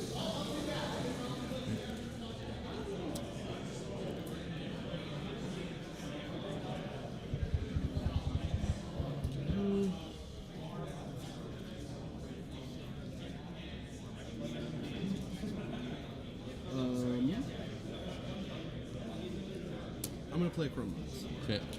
And I'm gonna exile Akum Warrior underneath it. Okay.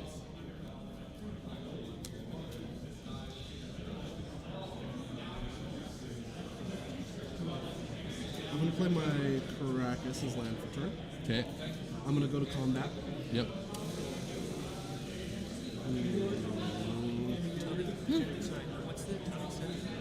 I think 1 or 2 hits. Coverage has Sorry, one, I'm not right? gonna go to combat. And If you they're don't not. mind, don't mind me.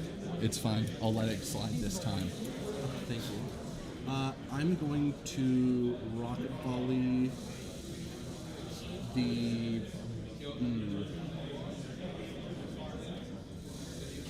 2, 4.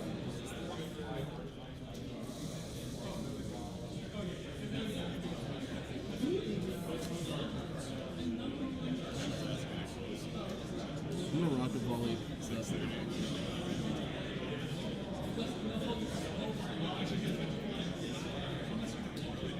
I'm gonna rocket volley the Bayou. Okay.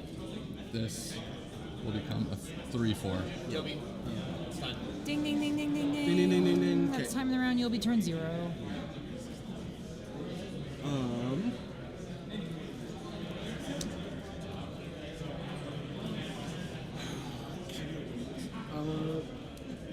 Pass to you.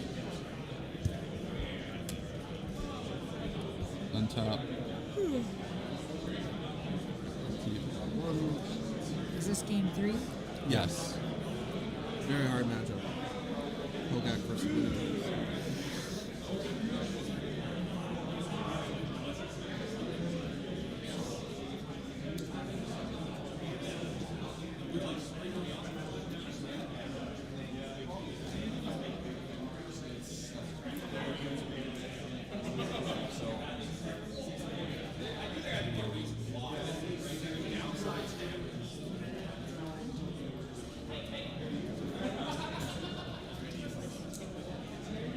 Windswept Heath. Fetch.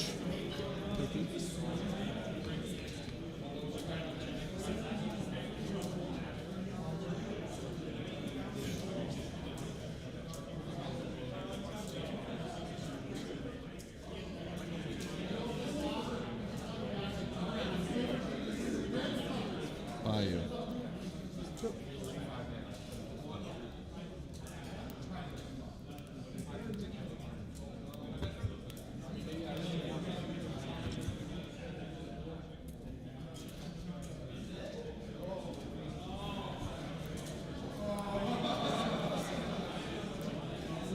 You're gonna pay 3, which will take me to 12. I'll take this. For a Barrowgoyf. You want to count up some types for me? Land, creature, enchantment, Yes, I get 3. Land, sorcery. instant, so 5. Oh, once the yeah, 5, 6. Yeah.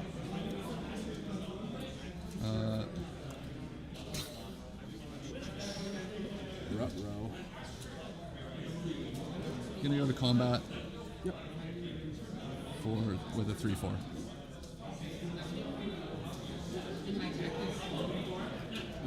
No blocks. Okay, I've got you at 14.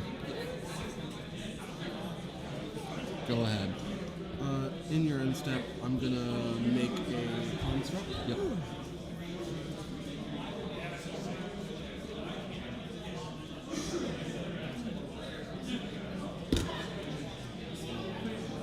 It's currently a 3/3. Okay. Untap. Upkeep. Draw. Yep. Trigger.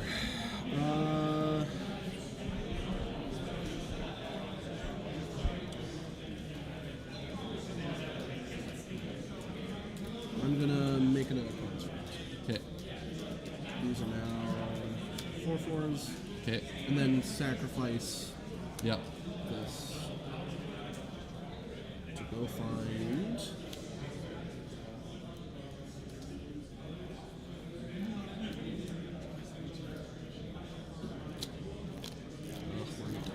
In the game, can't really. You got a faster clock than I do. Is there a way?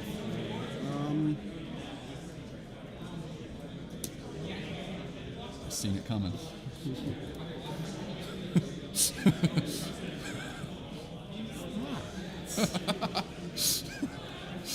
Is that a Yes. Bong? okay? Sorry, is drug paraphernalia not allowed on stream? I can That actually is swap it. No, it's fine. It's fine. No, I got it. I'll swap it out That for is a jazz vice, one. Just a give it to you. vase, they call it. Okay. You can put that back in there. Do you want the jazz or the jazz cabbage? Oh boy. Do you see his sick glasses? He's wearing them in a cave, I think. The whole tournament is waiting. Hurry up. Do the thing. Cut my deck. Judge my opponent's slow play. 1, 2, 3, 4, 5. This one can attack because this one was blaster and this one can't. Yep. Land for turn.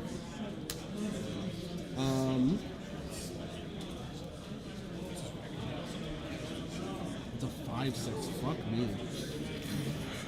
Jesus Christ. Who designed this card? Pass. If there's anybody I'm gonna lose to, I'm thankful to win. 3. So I got one more turn. Underground mortuary, Yep. surveil.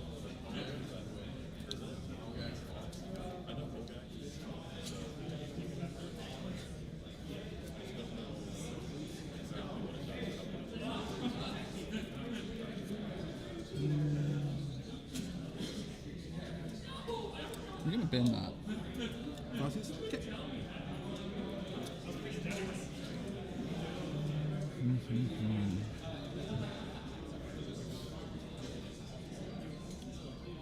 I'm gonna pay 2 and tap this to sacrifice my hatchery, Yeah. and I'm going to create 4 insect tokens.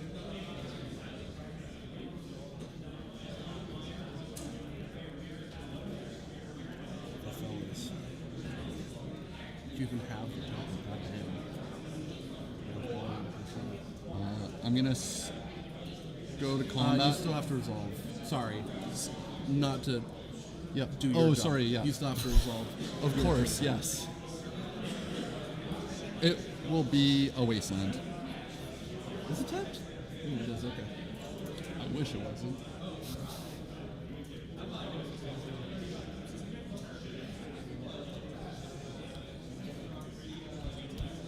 Okay. Now I'm gonna go to combat Yeah. for 5. Death touch left.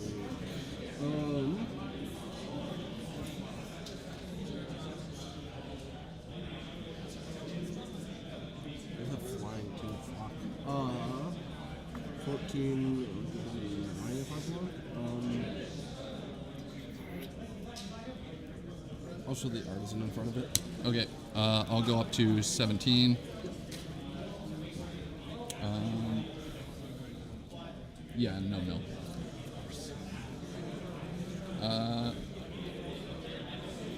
Go ahead.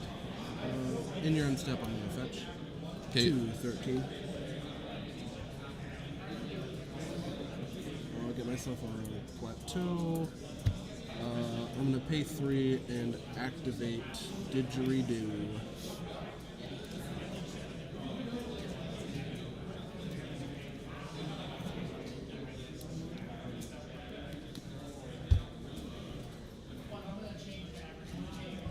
Sethron, Brewery in general.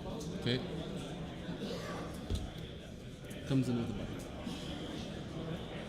Untap. Upkeep.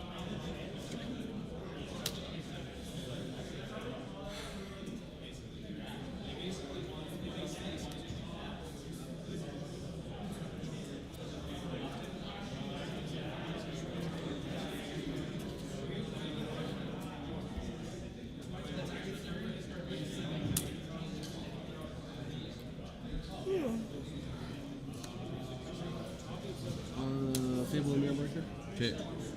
Break out all the tokens. Trigger. Okay. Ain't got much. Pass. Final turn.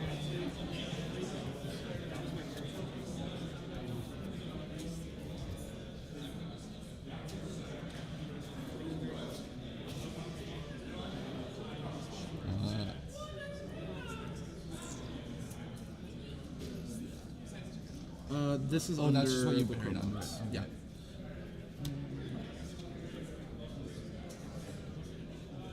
Oh, Wasteland targeting that. Tap it for a white. We're on turn Okay. 5. It's like 3 moves per turn, right?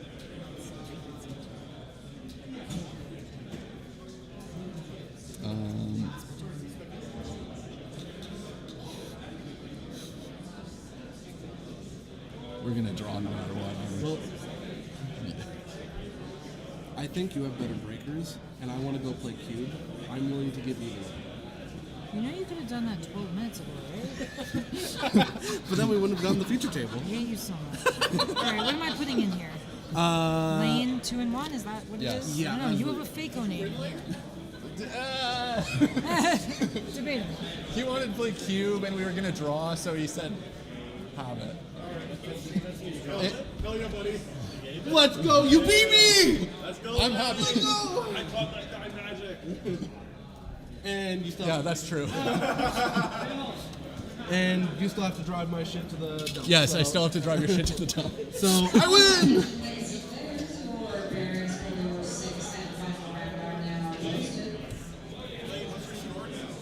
Uh, 4 and 1. 4 and 1. Are you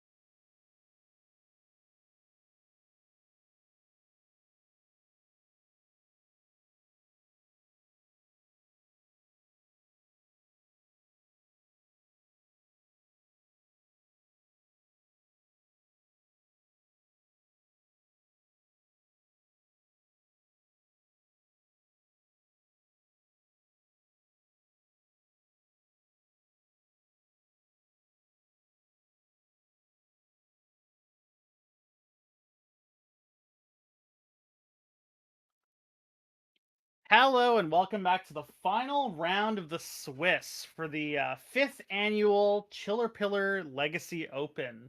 I'm your host, Trent McIntyre. I will be your sole commentator today. You don't get any other options. You're stuck with me. You better enjoy it. We've got a great matchup coming for you. We've picked a pair of players that cannot draw. So, we'll see a lot of the players at the top tables choose to intentionally draw so that they can guarantee their spot in the top 8.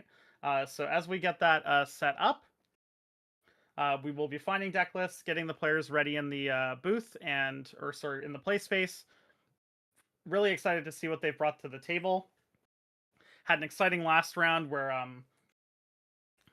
Bug Stuff was able to triumph over a Mystic Forge combo deck. So we'll see if we see a bunch of different archetypes in this next match. I believe we've seen fully different archetypes from every single player that we've viewed so far. And if you were here until the end of last round, you did get a sneak peek at one of the players in the room playing Didgeridoo, which is pretty exciting. I don't know how well they're doing.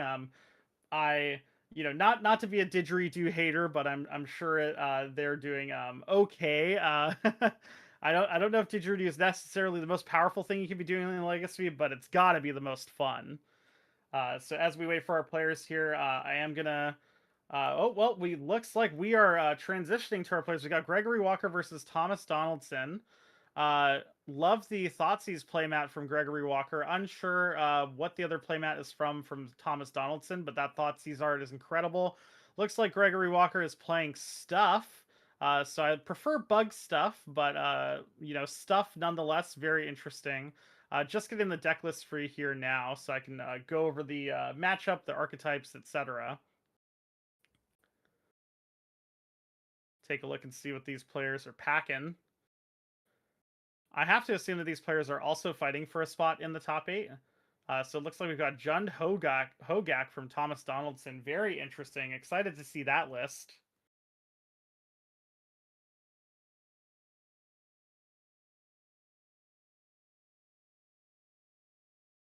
Take a look here. Oh, Golgari Hogak, and we've got, looks like Gregory Walker's on Cascade, some sort of Cascade deck. Let's take a look and see what he's cascading into. And looks like both of the players are keeping their hands, and Gregory's going to start off with a cycle of a Street Wraith, drawing another Street Wraith, so going down to 16, cycling 2 Street Wraiths. Draws a cycling creature, I believe that's Architects of Will. And just going to play a Misty Rainforest and pass the turn. Thomas Donaldson going to draw a card for his first turn of the game. Looks like a Mox Diamond in hand. So going to lead on the Mox Diamond. Gregory does not have a Force Will or is not interested in Force Willing it. Discarding a Verdant Catacombs. Looks like we are going to either Thoughtseize or Inquisition of Kozilek. One of those two. Probably Thoughtseize.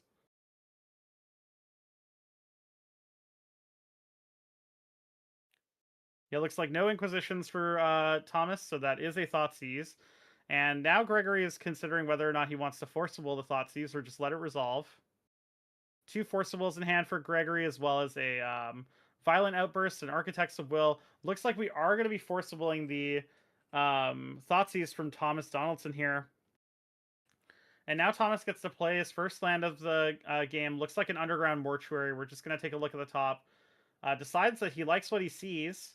And then going to pass the turn here. Gregory, going to fetch on the end step. Probably, it looks like, finding a Hedge Maze or a Thundering Falls. This is a Living End Cascade deck, so playing 4 Violent Outburst, 4 Shardless Agent, 3 Living End.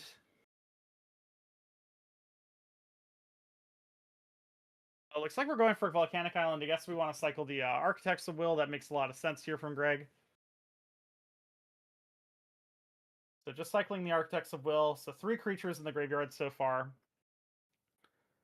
Untap, draw a card. Draws an Otawara. Might have needed to draw that Otawara. I don't know if Greg had another land in hand, but Greg does have an Elvish Spirit Guide and a Shardless Agent. So with the Otawara draw, gets to play Otawara and play a Shardless Agent. Gonna flip cards until Greg flips the Living End, and then it's going to put 2 Street Wraiths and an Architects of Will in play. That's going to add 9 power in addition to this Shardless Agent, so 11 power total for Greg. He's going to end the game very, very quickly if Thomas doesn't have anything to say about it.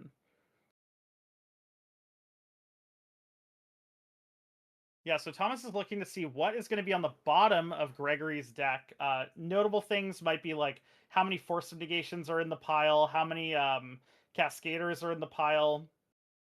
If, for example, that pile had 3 Shardless Agents and 4 Violent Outbursts, you would know that you couldn't be getting cascaded in the for the foreseeable future unless Gregory fetched. You know, there's some value in that information. But yeah, it looks like the Living End is going to happen here. Bringing back Architects of Will and the 2 Street Wraiths. Architects of Will, when it comes into play, it's going to let Gregory look at the top 3 cards of target player's library, then put them back in any order. And it looks like Thomas is just scooping him up here. Did not like what he saw. Did not feel like the game was winnable from that position. And the first game is going to go to Gregory. Pretty commanding game, winning the game on turn 2 there after a Force of Will and the Thoughtseize for Thomas. And now we're going to go to the sideboards. Let's see. Thomas bringing in a lot of cards here. So we're going to take a look at his sideboard first. We've got Ashiok Dream Render, 1 Disruptor Flute, 1 Court of Ambition, 1 Shadow Spear, 3 Surgical Extraction, 1 Leyline of the Void, 1 Toxic Deluge, 2 Force of Vigor, 2 Damping Sphere, 1 Massacre. So you got to imagine things like the Ashiok Dream Renderer coming in, potentially the Disruptor Flute, naming Living End, so you can make it so that they can't cascade into Living End. Definitely going to see the Surgical Extractions. If you can get rid of, if you can counter the first Living End or get rid of a Living End and then Surgical it, they have no way of being able to cheat their creatures into play. Leyline of the Void definitely coming in. Toxic Deluge definitely coming in. So those are, let's see, 3 Surgical, 1 Leyline, 1 Toxic Deluge. That's 5 already. Probably seeing the Disruptor Flute. Probably seeing the Ashioks. Ashioks let you exile the graveyard with their minus abilities. So the searching a little less important. But the graveyard exiling, very important. Gregory, on the other hand, we've got 3 Mystical Dispute, 2 Inevitable Betrayal, 2 Force of Will, or 3 Force of Vigor, 2 Endurance, 3 Crashing Footfalls, and 2 Magus of the Moon. It'll be interesting to see if Gregory decides to board into the Crashing Footfalls game plan as opposed to the Living End game plan. The players do not have access to deck lists, so Gregory doesn't know about the triple Surgical Extraction and the double Ashiok Dream Render here.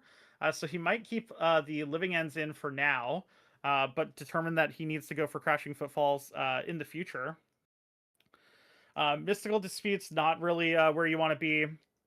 Inevitable Betrayal, it's maybe okay, like you can get a Hogak off of that, but in reality, are you winning with just a single Hogak? Probably not, would be my guess. So, Force of Vigors, I don't really see that. Could be an Endurance, potentially.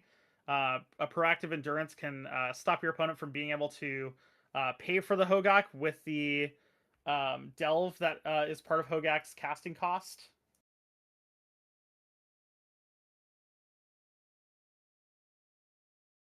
Yeah, not as clear for Gregory what he's supposed to side in. Looks like Thomas, it was pretty clear right from the beginning.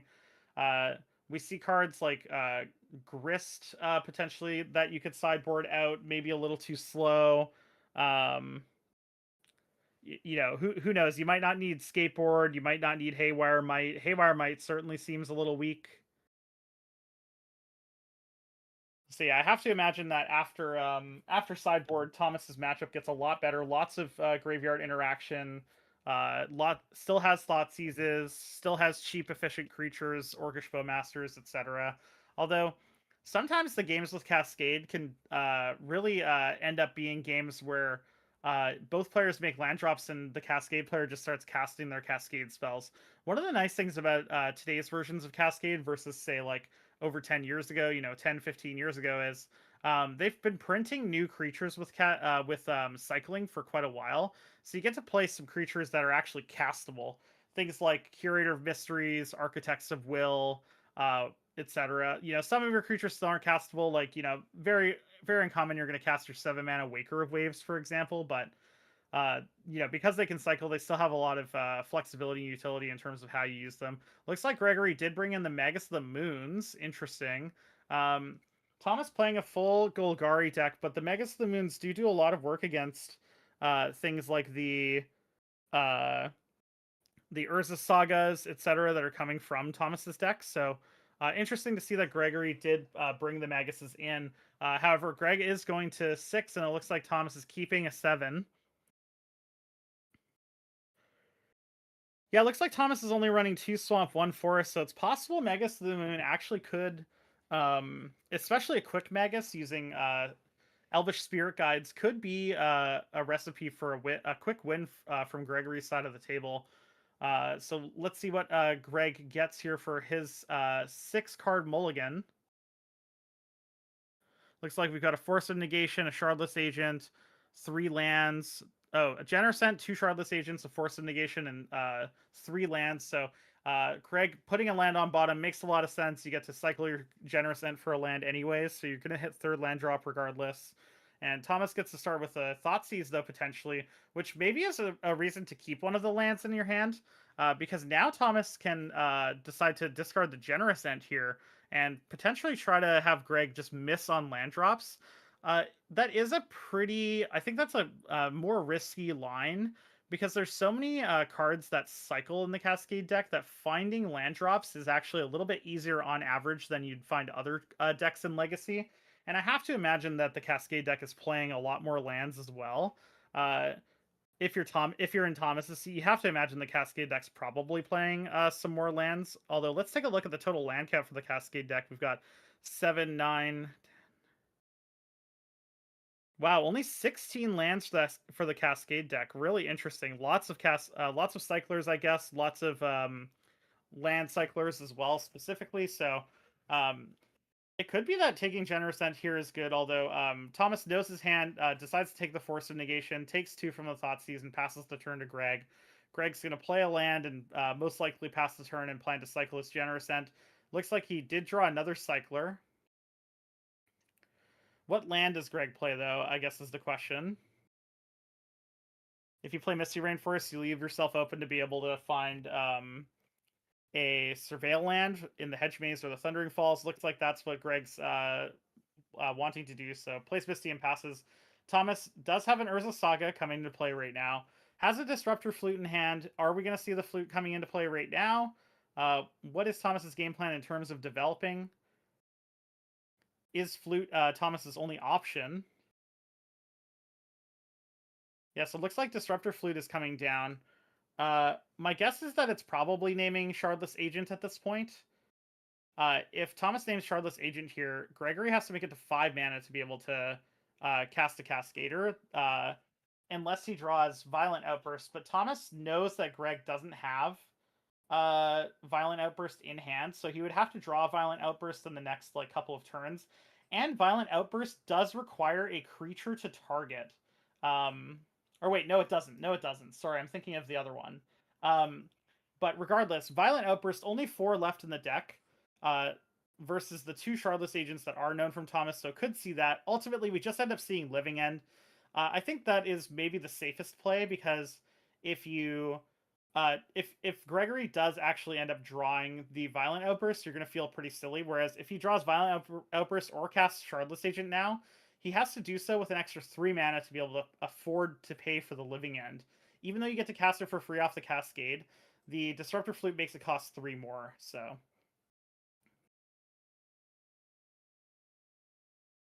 Yeah, looks like Living End is the name for Thomas. That's great. Gregory is finding a tropical island, and looks like with the amount of shuffling that Greg is doing, looks like he's going to cycle the cycler that he drew instead of the land cycling from the Generosent here.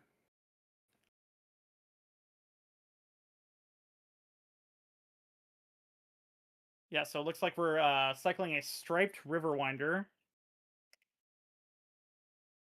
which is a 5/5 hexproof. And we're cycling a Street Wraith as well. Drew a Waker of Waves from the cycle of the Street Wraith, so going to untap, draw. Draws a Force of Negation. I think that is kind of what you want to see if you're Greg. I'm not entirely sure though. Looks like we're just going to play the Volcanic Island and pass. Maybe that Force of Negation will be relevant. It definitely means that you aren't going to be getting Thought Seized anytime soon. The Wasteland though, really critical for Thomas here. Cutting Greg off of that extra mana, and now we actually see Greg putting that land on the bottom. Might come back to bite him. He only has access to Generous End here and Waker of Waves. So if this Waker of Waves misses on a land drop, or if the Generous, the Generous End's going to find a forest, but after that, Greg has no lands in hand. So if he, doesn't draw a land, he's going to miss his third land drop unless Waker of Waves hits one. Let's see, we're getting the basic forest here for Greg. Greg also really needs to find a way to deal with this Disruptor Flute. I wonder how many he has in his actual library. It looks like we have an Odawara. That definitely works. Brazen Borrower also works. And looks like we're getting Life from the Loam for Thomas. And Loam Wasteland going to be really, really impactful here. Greg just does not have a lot of lands, but draws a Scalding Tarn. Really big draw from Greg there. Gets to play the Scalding Tarn. Is going to end up Waker of Wavesing. Looks like Greg did not want to Force of Negation that Life from the Loam. I think if I was in Greg's position, I would have been really tempted to Force of Negation the Loam because it stops an additional Wasteland on some critical turns for me. But at the end of the day, Greg isn't actually going anywhere with that 3 mana. Like, he's not going to want to cast the Shardless Agents even if he hits it anyways. So Thomas is going to Dredge Loam on draw step, float mana with the Saga, ends up dredging one of the Ashiok's and a land and a Bowmasters. So we've got one Saga mana floating. Let's see what Thomas gets here. We've got Ghost Vacuum, Skateboard, Haywire Might. Gotta be the Ghost Vacuum here. Yeah, just start picking away at the graveyard. Now the Ghost Vacuum is it's okay against Cascade, but a lot of the time Cascade can out-cycle your one activation of the Ghost Vacuum per turn. So we will see if Thomas decides to play the Wasteland and waste Greg. It looks like that is happening. I like Wastelanding Greg here a lot. I think you're heavily incentivized to do that. You want to fire off the Life from the Loam here. I think if you're Greg here, Force of Negationing this Life from the Loam is extremely tempting. It's getting back a Wasteland and an Urza Saga. Also, your Shardless Agent isn't really doing a whole lot, especially the second one. The first one is nice, and if you were getting rid of your only Cascader, it might be worth considering. Not Force of Negationing this Life from the Loam, but I really like it. It also exiles the Loam, so it's a lot different than if you were to Force of Will it. Gregory doesn't have to worry about the Loam, that particular Loam, for the rest of the game, and it looks like he's fetching his basic island and is going to be using the Waker of Waves ability to discard it and look at the top 2 cards of his library.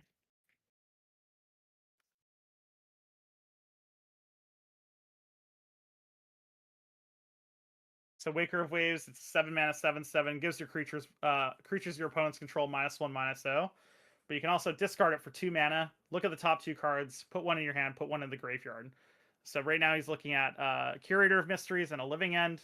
Gonna get the Curator of Mysteries here. So Greg untaps, draws a Force of Will, plays a Forest, and is going to pass the turn. Ghost Vacuum, I assume it's going to eat Waker of Waves. Yep. And this Ghost Vacuum, long-term, could potentially be a problem for Greg. I mean, there are definitely iterations of this match where Thomas ends up playing the 6th land and breaking the Ghost Vacuum for all of the creatures that are under it.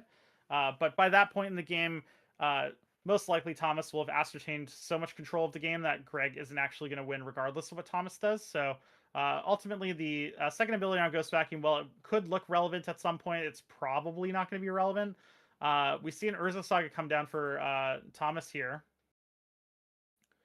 And a cycle of Curator of Mysteries after Thomas passes the turn. Greg draws an Architects of Will, so another cycler here. Force of Will, Architects of Will, Striped Riverwinder. Yeah, so we're cycling the Architects of Will here. Greg draws a Taiga.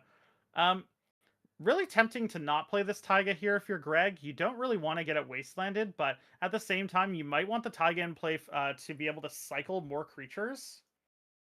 A lot of the cyclers in this deck are blue, however, though, so your Taiga doesn't help you cycle a lot of the time.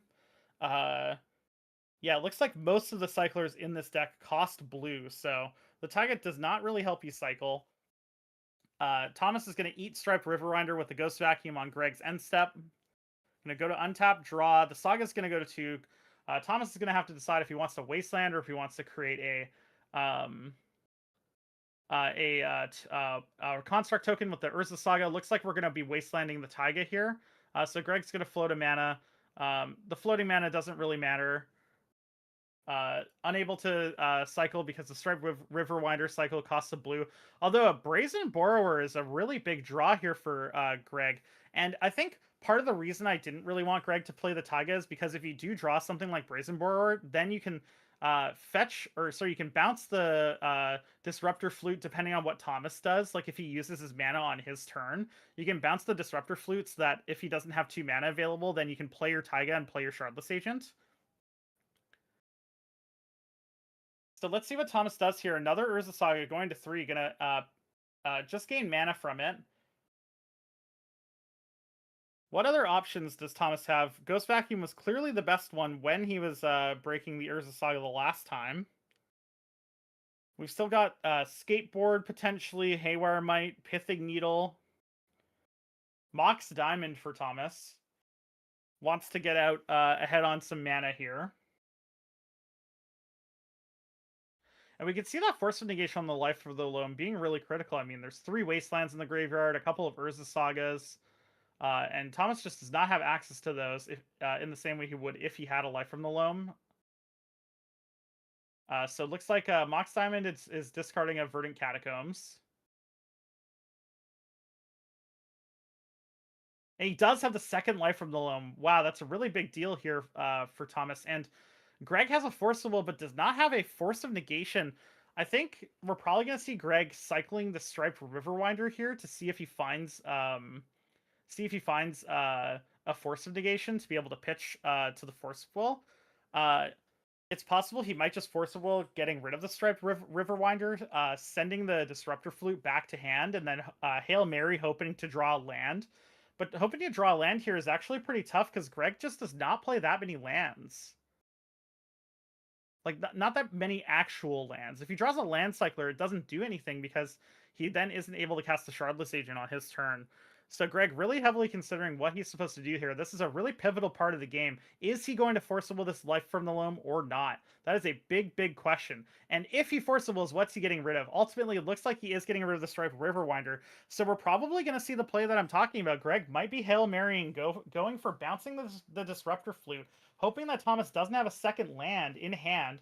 It looked like he might not, but he does. He plays the oh gosh, I forgot what this card's called, but let me see. It taps for a black to pay a life, and whenever it dies, you make 1/1 flyers. Eumidian Hatchery. It's a black land. Taps for black. Put a hatchling counter on.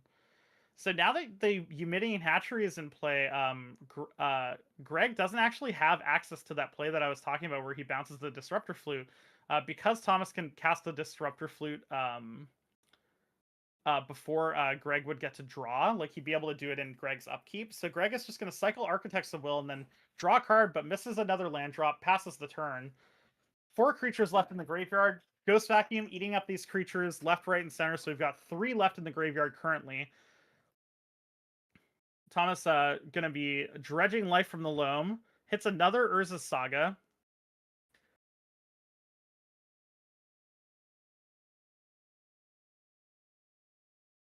And now we're gonna see Life from the Loam, most likely targeting 2 Urza Sagas and a Wasteland, I would suspect.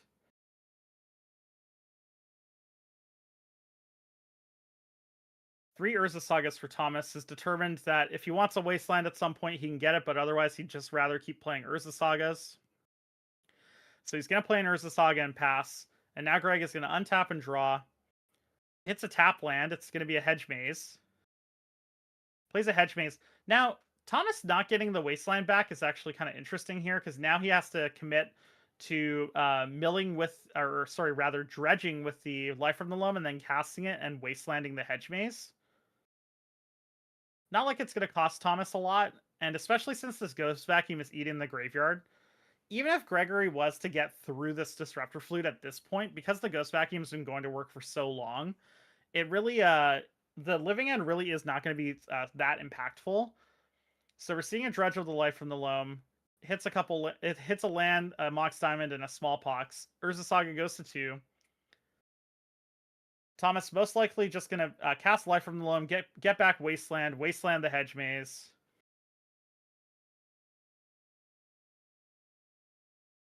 Yeah, Wasteland, and Verdant Catacombs. So, yeah, it looks like Thomas is going to play Wasteland the Hedge Maze here.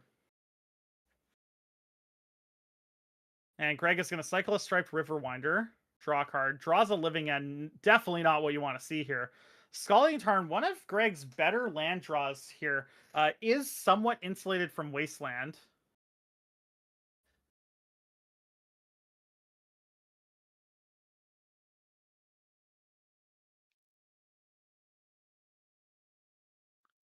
And looks like Thomas just untapping and drawing, decides not to dredge Life from the Loam.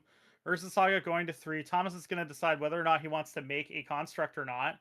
Looks like he's tapping the hatchling, or sorry, the Eumidian Hatchery for a mana. So going down to 17, going to put a hatchling counter on that land. And looks like he is actually opting to make the construct token.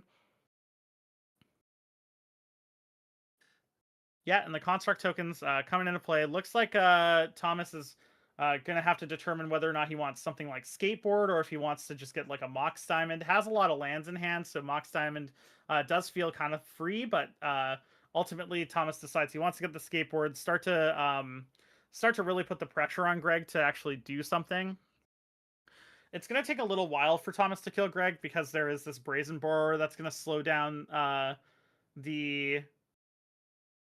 gonna slow down the ability for Thomas to win.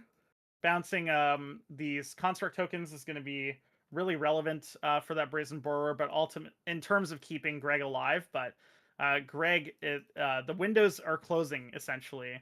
This Ghost Vacuum eating away your graveyard. The skateboarded creatures coming in. The constructs. Interesting here. Yeah, Skateboard does come into play. It is getting attached to the construct. The construct's getting bounced, but Thomas played an Urza Saga this turn. I actually think Greg could have bounced the Disruptor Flute here instead, taken the damage from the construct token, and then untapped and cast Shardless Agent and was able to get some sort of board state going. But because that Disruptor Flute is still in play, he doesn't have access to that line of play. It's possible that Greg doesn't actually have third Living End in his library because he's drawn one and put one into the graveyard with, I believe, a Surveil or something of the like. It's possible that he boarded out one Living End, and that means he doesn't actually have access to Shardless Agent Living End anyways. So the Shardless Agent would just be a 2/2 in that circumstance. Drawing a Force of Will, definitely not where you want to be if you're Greg. You really need things that deal with this Disruptor Flute or impact the board, let you put your Living End on the stack, for example.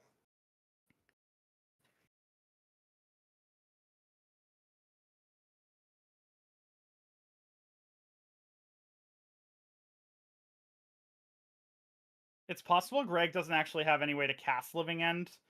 It doesn't look like Greg does. Greg cannot suspend Living End. So Living End in the hand is a dead card. And yeah, Thomas is just going to play a Wasteland from hand, get rid of that Thundering Falls. If I was Thomas here, I might be worried about timing considerations here. 22 minutes left on the clock. Looks like your deck is more of a controlling deck, so it needs a little bit of time to win.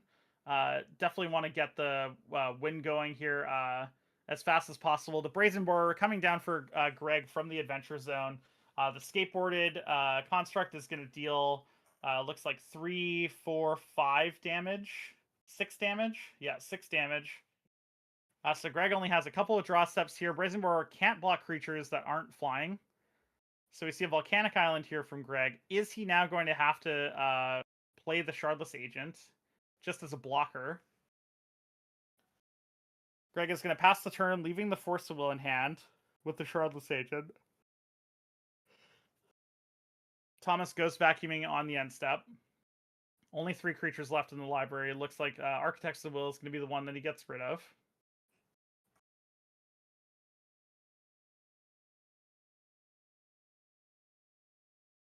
Based on this this game, the Force of Vigors definitely either came in or they are coming in. Lots of artifacts and enchantments to interact with here in this matchup. Looks like Thomas is going to make a construct and get a Mox Diamond here. Let's see, the skateboard with the construct, we've got, that will offer 8 damage. So that'll be lethal.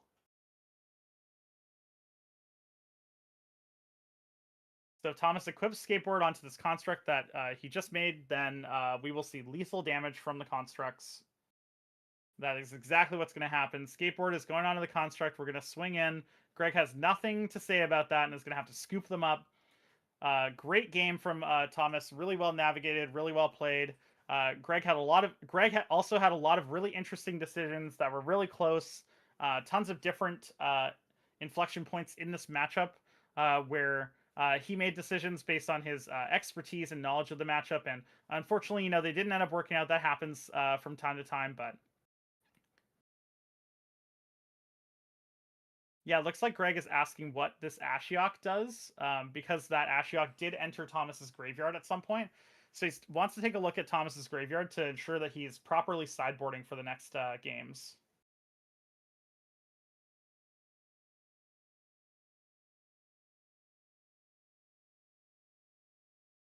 We did see the sideboard plan really work out for Thomas there. I mean, the Disruptor Flute was incredible the whole game. The Ghost Vacuum, even though it was a little late to the party, it still found a bunch of time to be able to eat a lot of Greg's graveyard. It looks like Greg already brought in the Force of Vigors. Maybe didn't and now is. Looks like we're seeing Force of Vigors and Endurances. Those cards make a lot of sense from Greg's perspective. Endurances let you either pre Life from the Loam or in response to a Life from the Loam, go for it. Looks like we're seeing Crashing Footfalls come in as well for Greg, as well as maybe Inevitable Betrayals. It looks like we might be seeing a full sideboard swap here from Greg. I don't know if it actually was Inevitable Betrayals. It might not be. Yeah, it looks like we are swapping out the Living End from Greg. One thing to note here is that Greg brought out a lot of cards from the sideboard and then brought in bringing out a lot of cards from his main deck. I think if you are planning to do that, it is really beneficial to just shuffle your sideboard into your library and then pick out the 15 cards that you don't want. That way your opponent doesn't necessarily know that you might be doing a full sideboard transformation. Depending on how up on the format Thomas is, looks like we're boarding in 3 Endurances, 3 Crashing Footfalls, and the Force of Vigors. But depending on how up on the format Thomas is, he might anticipate a switch, and that could potentially change the way that Thomas decides to sideboard as well. So, for those at home, if you're playing at a tournament and you are planning on making a full sideboard swap, as long as you're confident in knowing which cards you want, which 15 you want in your sideboard, feel free to shuffle them up. Might as well. Don't want to give your opponent free information necessarily. Gregory, looks like having a tough time trying to decide what to board out here. If you're off the Living End plan, I think I like getting rid of a lot of your cyclers, especially the weakest ones. I don't know if I would get rid of Architects of Wills here. I actually think getting rid of if you're not going to be reanimating your creatures at all, I kind of like getting rid of the most expensive ones. Things like the Striped River Winders. You can potentially keep the Waker Waves just because they let you dig a little bit better. But ultimately, I think I would get rid of the more expensive ones because you're probably going to have more games where I guess you don't actually have any black sources. You can't cast the Architects of Will, so maybe that's what Gregory's that's the reason why Gregory is sideboarding. That actually makes a lot of sense, especially with the low land count of this Cascade deck. It doesn't look like you'd really have a lot of space to put a black land source in your deck, like, you know, an Underground Sea or what have you. Just probably not enough room, especially if you want to be running basics for Wasteland. So, yeah, get rid of the Architects of Will. They're never going to be castable, whereas maybe sub 1% of the time you're going to cast a Stripe Riverwinder for 7 mana or whatever, or 6 mana. I don't know how much it actually costs. I just know that it's a 5/5 with hexproof that I can't kill. It's 7 mana.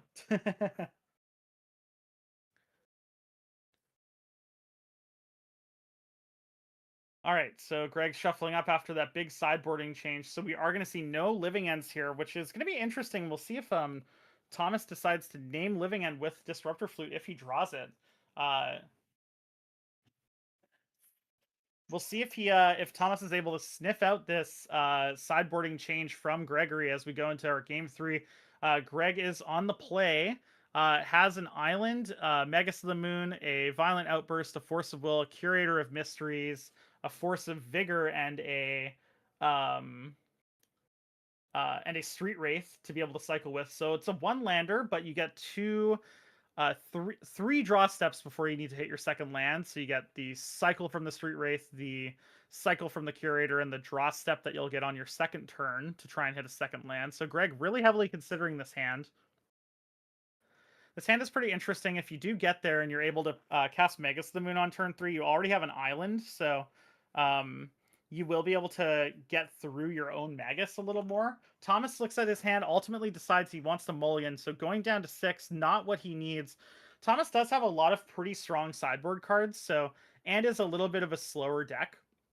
So you can definitely see hands with Thomas where, yeah, the hand does a lot of really good inevitability based things, but it doesn't necessarily interact with Living End or other potential Cascade targets. Like I said, we don't even know if Thomas necessarily expects that Greg would be taking a total switch of what he wants to actually cascade into.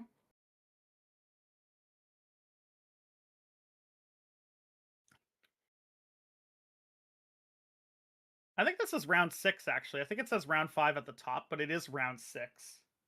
I'm pretty sure. Yep. So Thomas is looking at his 7. Definitely considering keeping. Has a Disruptor Flute. Has a Mox Diamond, an Orcish Bowmasters. I assume a couple of lands. If you only have 1 land, there's no way you're ever keeping Mox Diamond.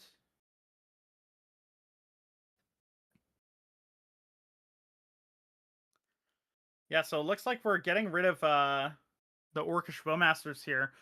Greg's going to start off with a cycle for Street Wraith and hits the Tropical Island, so just needs to find a red source for that Magus of the Moon and can potentially do his best to lock Thomas out of the game here. Thomas does have a Mox Diamond, though, so it does have 2 Mox Diamonds, in fact, so it looks like it's going to be pretty challenging to keep Thomas off of any colored mana for this game. So this Magus of the Moon might end up being pretty weak. Looks like we're seeing a Mox Diamond into a Swamp. And that Swamp is going to cast Thoughtseize, targeting Greg. Greg isn't going to have to consider whether or not he wants to forcible pitching Curative Mysteries. Does not have any other blue cards. And pitching this Curative Mysteries to draw a card is pretty relevant. He really, really wants to hit a red land source really bad. There's a lot at stake for him for hitting a red land source by turn 3.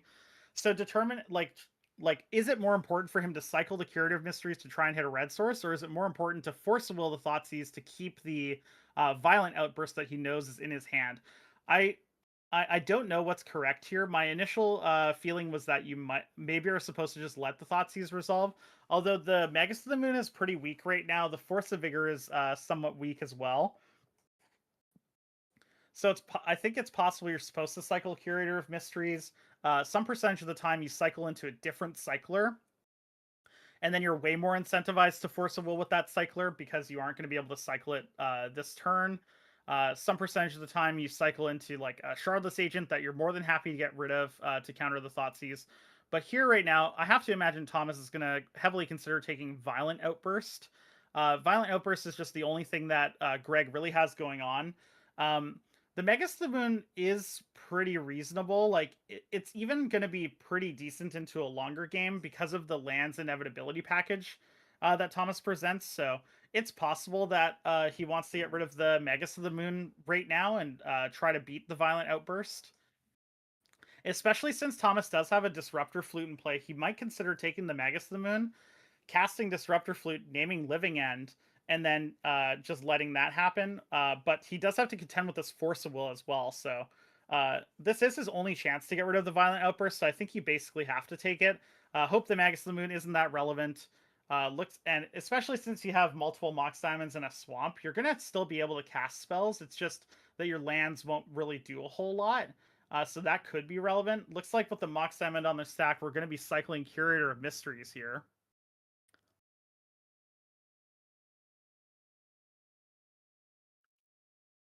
And it hits a red source.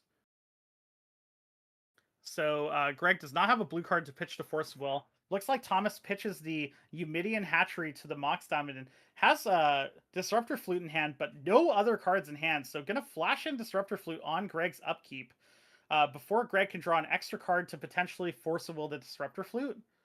And wow, Thomas does land it, but he names Living End, so he did not expect the sidestep from Greg here, and Greg is going to get rewarded for that sidestep here. And he drew a Misty Rainforest, which is a really important draw here because he gets to get his basic forest, and then with the Scalding Tarn next turn gets to get the red source to play the Magus to the Moon.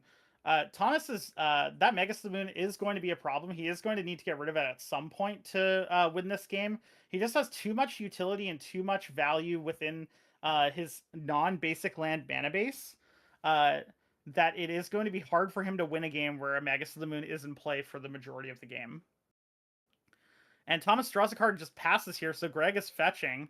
Oh, and he's grabbing Thundering Falls. Interesting. I assumed Greg would grab the Forest so that he could ensure that he's able to cast green spells through the Magus to the Moon, but maybe he is valuing getting a blue card from the Thundering Falls. Looks like he's rethinking that, though, and deciding that he wants to get the Forest, potentially.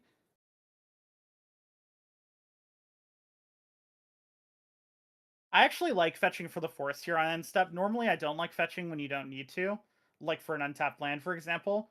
But you really don't want to draw that Forest, and you're guaranteed to want to go get it anyways, so I like fetching there on the end step. There's no reason to let yourself draw that Forest. It's just going to be a bad draw. And yeah, so Greg draws a Curator of Mysteries here. Has a Scalding Tarn, so is going to play the fetch land.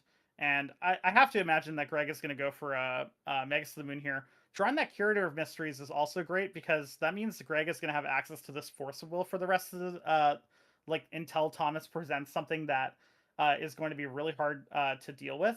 And it also means that Greg is able to protect this Magus to the Moon from at least one piece of removal. Thomas's deck does have a couple of ways to get rid of this Magus to the Moon, mainly in Smallpox if he has any Grists left. Looks like his one main deck Cling to Dust is coming out right now, so he's going to be exiling a card from Greg's library here.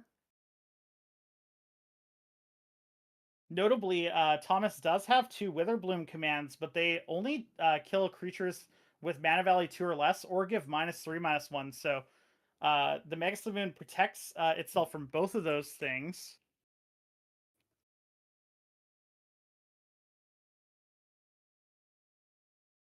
Also, Witherbloom Charm does not kill Magus to the Moon either, so really Thomas's only answers to this Magus are Smallpox or a Grist downtick, maybe double Orcish Bowmasters or an Orcish Bowmasters blocking.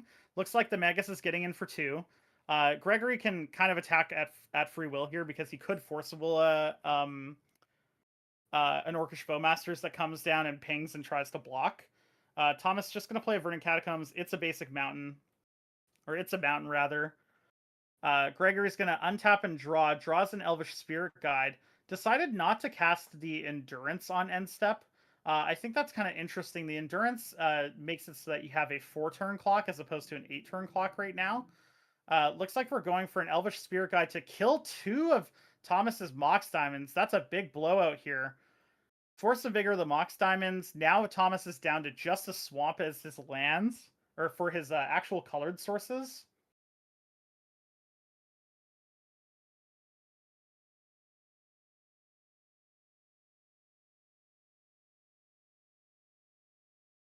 Yeah, so looks like Thomas tapped the Mox Diamonds to be able to cast Cling to Dust after Greg passed priority. So he's going to eat the Force of Vigor and draw an extra card, draws an Urza Saga, but again, there's a Magus of the Moon in play, so that Urza Saga not going to do a whole lot here.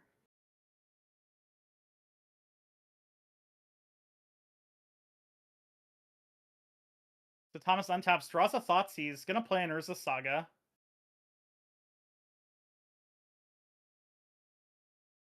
I don't know.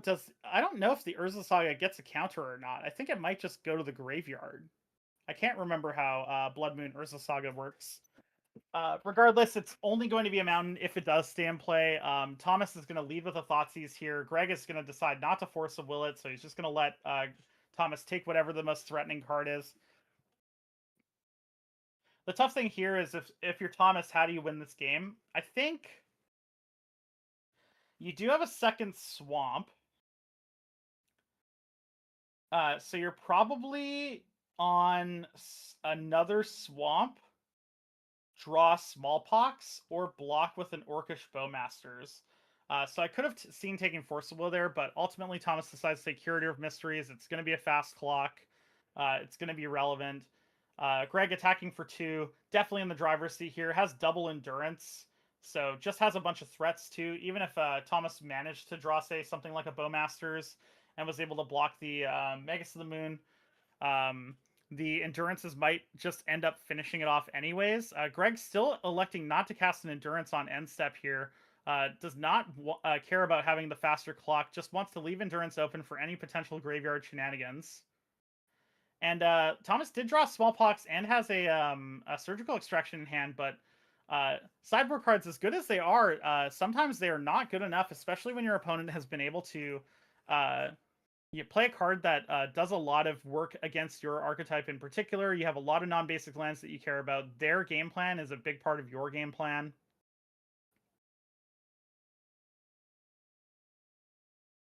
So Greg attacks for 2 again, puts Thomas down to 4. We've got a Force of Vigor draw from Greg, as well as we still have double endurance and Force of Will. So it looks like Greg is going to go for Force of Vigor, killing the Disruptor Flute and the Urza Saga. I guess Greg really wanted to get rid of the 1 mana source that Thomas could have from the Urza Saga, like wanted to cut him down on resources. Greg also has 5 lands, so can just hard cast a Force of Will.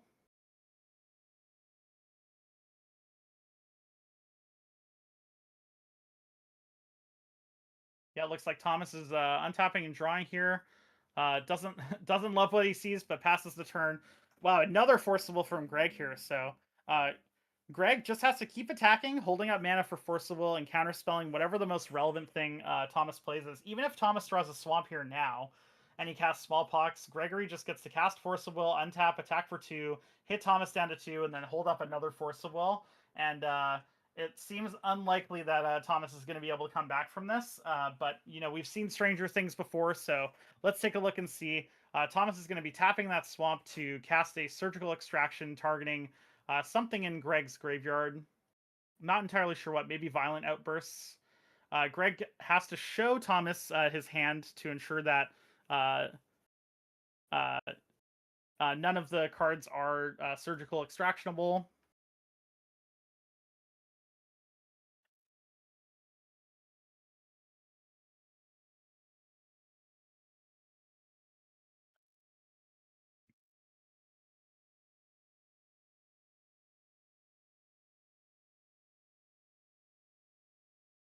So Thomas sees the double Forcible Endurance. Potentially sees the writing on the wall.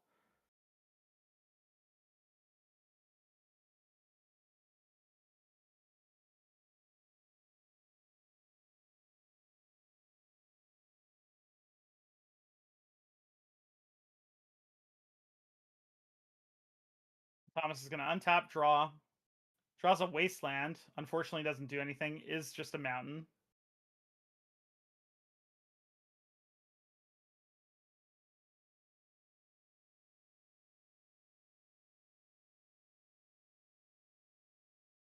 Yeah, and Thomas passes the turn. Greg's gonna untap, draw an Elvish Spirit Guide, attack for 2. Oh, wow, interesting. Greg plays an Elvish Spirit Guide. I guess with the Elvish Spirit Guide, if Greg attacks here, Thomas down to 2, has 2 lethal threats and a Force of Will that he can cast for free. So is just content to play the 2/2. Unsure why you wouldn't play the Endurance on the end step there, if that's your point with Greg. You could actually swing in for lethal this turn if you were able to do so, but I mean, it doesn't really matter. Greg has his choice of options here. He has so much going on. It's going to be really, really challenging for Thomas to come back in this game. He'd have to draw a couple extra cards, and it looks like he doesn't. So congratulations to Greg for winning the last round of the Swiss, and I assume Greg has locked himself up for a spot in the top 8 of the 5th annual Legacy Open here at the Chillerpillar Open at TRU. We're going to take a really short break before we get going into the quarterfinals. Oh, no double blue for Hardcast Force. Thank you to the chatter. My apologies. I should have been looking at the blue sources more closely. But all things considered, well played from both players. Really interesting deck lists. Haven't seen Cascade in Legacy in a while. Haven't seen Hogak in Legacy for a while either. So congratulations to our winner. We'll see you in the top 8. And to everyone else watching at home, we will be back shortly. Stay tuned.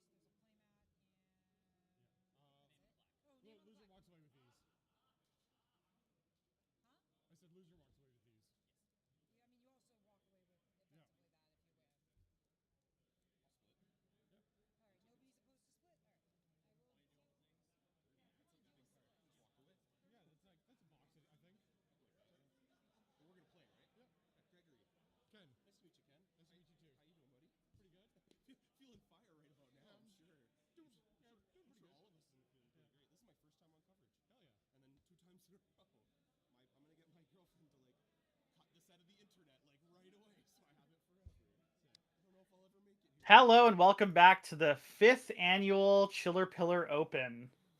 This is the quarterfinals here. We've got our top 8. Our top 8 is including Jeff Hoffman, Gregory Walker, Kevin Kwong, Lane Bodor, Brian Lee, Brady Kiesling, Ken Darlington, and Kevin Mitterschreiner. We're going to see Gregory Walker versus Ken Darlington. We've seen both of these decks on stream today. Cascade, 3-color Cascade versus Omnitel. We didn't get to see a whole lot from Ken, who is the first winner of the Legacy Open, the first Chillerpillar event. Mostly the reason we didn't get to see a lot from Ken is because Ken absolutely annihilated his opponent in the, I believe it's the 4th round that we got to see Ken absolutely have a dominating performance on Omnitel. We'll see if he is able to replicate that success in this quarterfinals. Gregory is going to have a little bit to say about that, though. Cascade versus Omnitel. Omnitel really does ask the question of Cascade, and specifically this Living End version of Cascade, not going to be particularly well set up to fight against Omnitel in Game 1. It has a couple of Force of Wills. It has some Force of Negations, so definitely has game. Let's see, we've got 4 Force of Will, 2 Force of Negation as the really only interactable spells. It's possible that sometimes if Ken goes for an Omnitel and casts an Emrakul, you're able to Living End at instant speed to kill the Emrakul and get some creatures back. But all in all, what Greg is looking for is something like a fast clock mixed with disruption. So Greg really is going to need turn 1 cycle, turn 2 cycle, turn 3 Living End, get some threats into play, Force of Negation or Force of Will, some key spells.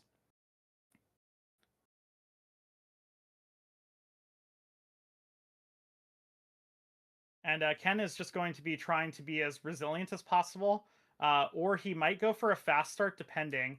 2 Force of Wills here for Ken. Looks like a Brainstorm. We've got an Omniscience, a couple of Planar Genesis, and a land.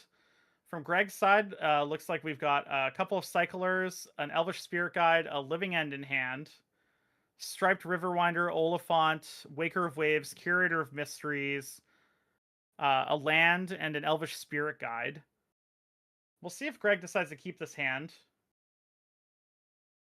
And it looks like he does. Greg is the 2nd seed, and Ken is the 7th seed. So Greg is going to get to be on the play. Plays a Scalding Tarn and passes.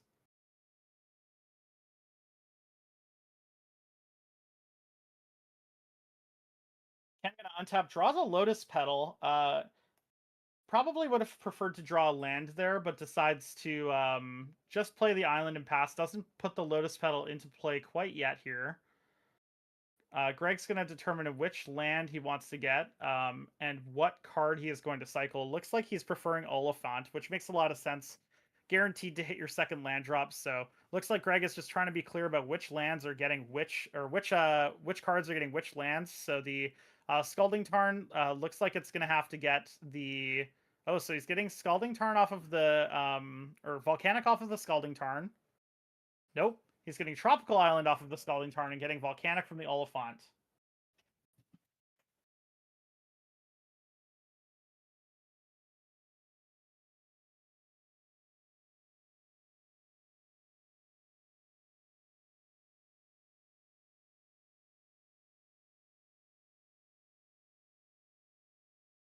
Untaps, draws a Misty Rainforest, so has an abundance of lands in hand. We'll see if Greg prefers to double cycle or if he prefers to Waker of Waves on Ken's turn. Ken's going to untap and draw. Really looking for a land here. Doesn't hit a land. Sees a Ponder, though, so going to Ponder. Try to find some sort of like consistent mana source. Looks like he does find a land. I believe it's a Misty Rainforest.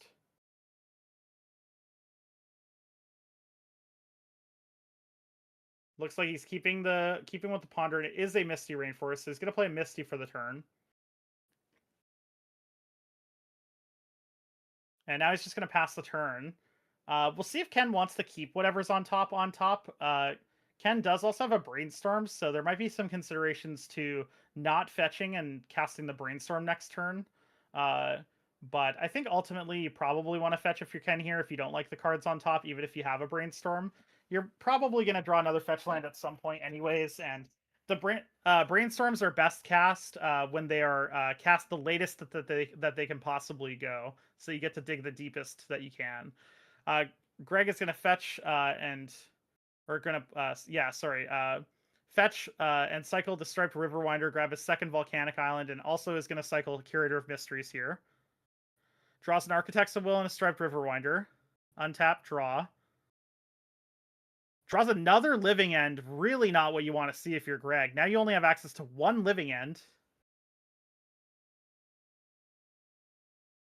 Has an Elvish Spirit Guide, could potentially try to cast that or what have you, but ultimately just decides to cycle and pass. The reason Greg cycled on that turn is because if he hit a Shardless Agent, he could then Elvish Spirit Guide to Shardless Agent that turn. And it looks like Ken is fetching here.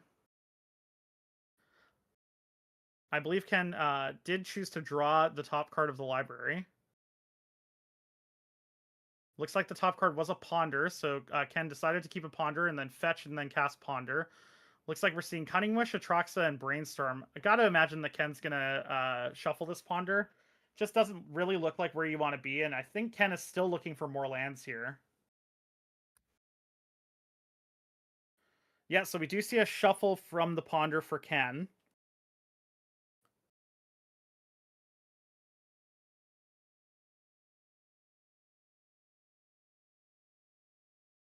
Ken does have a Hedge Maze, but preferred to draw the Ponder, which is why he had to find a Tropical Island. Draws an Auroral Procession, so Ken might actually play this Lotus Petal and then Auroral Procession land back to his hand. Looks like he might just be passing the turn here, though. Greg is just going to cycle a couple of Land Cyclers, draws a Waker of Waves, draws a another Curative Mysteries, hits an Otawara. Otawara is actually interesting here. One of Greg's ways of interacting with Omniscience. Greg decides that he needs access to the 4th mana, so decides to play the Otawara.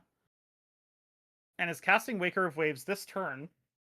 Or rather, discarding Waker of Waves to look at the top 2 and pick 1. So Elvish Spirit Guide, Curator of Mysteries. Just a bunch of Cyclers here for Greg. Not exactly what you want to see. Doesn't have Force of Will, doesn't have any way of casting Living End. Has drawn 2 of the Living Ends, so is only going to get 1 shot at Living End. It's as simple as if Ken has a Force of Will for this Living End that Greg might not even be able to necessarily win in a timely fashion here. Ken untaps, draws an Ancient Tomb, plays an Ancient Tomb. Looks like we're cycling the Curator of Mysteries. We've hit our first Force of Will for Greg, so Greg does have some resistance to the Omnifell deck here. Cycles a Street Wraith, draws a card. 2 Violent Outbursts for Greg, so now Greg has a Force of Will and multiple Violent Outbursts, is going to be able to cycle an Architects of Will and make a huge board on Ken's end step with Force of Will backup. Oh, wait. Greg doesn't actually have a blue card for Force of Will. Just the Architects of Will. So maybe it's going to keep the Architects of Will in hand. Most likely not going to cycle it. Just have access to that Force of Will. Ken end step is going to be casting a Planar Genesis here. Look at the top 4, put 1 into your hand, or put a land into play tapped. So Ken sees Cunning Wish, Ponder, I believe another Ancient Tomb.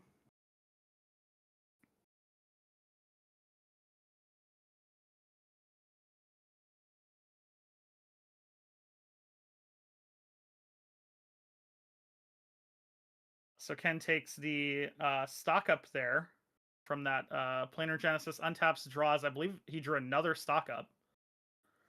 And Ken has just a lot of cards in hand, but does not have Show and Tell for the Omniscience here. So Ken's going to take 2 from the Ancient Tomb and cast a stock up here. Greg is going to have to consider whether or not he wants to cast Violent Outburst right now in response to this stock up, or if he's going to wait. Looks like he is going to cast it right now. So Violent Outburst is on the stack, and we're going to see Living End also go on the stack. Interestingly here, the position of where the Living End is pretty relevant in the library. If it's near the bottom, then Ken is actually going to have the information that Gregory probably has 1, if not both, remaining copies of Living End left in his library. So yeah, with this positioning, I don't think Ken can really infer that Greg has one or two living ends in his hand. He could maybe infer that there's likely one, but cannot infer that they're most likely both in hand. So we'll see if Ken decides to what Ken decides to do in response to this living end. I don't know if Ken actually has a forcible in hand or not. Looks like he does, so he is going to be able to forcible this living end. And I mean, I think if you're Greg at this stage, you have to forcible the forcible back. You really need this living end to resolve, especially since you have two of them in your hand. This is just your only game plan to actually get power into the game.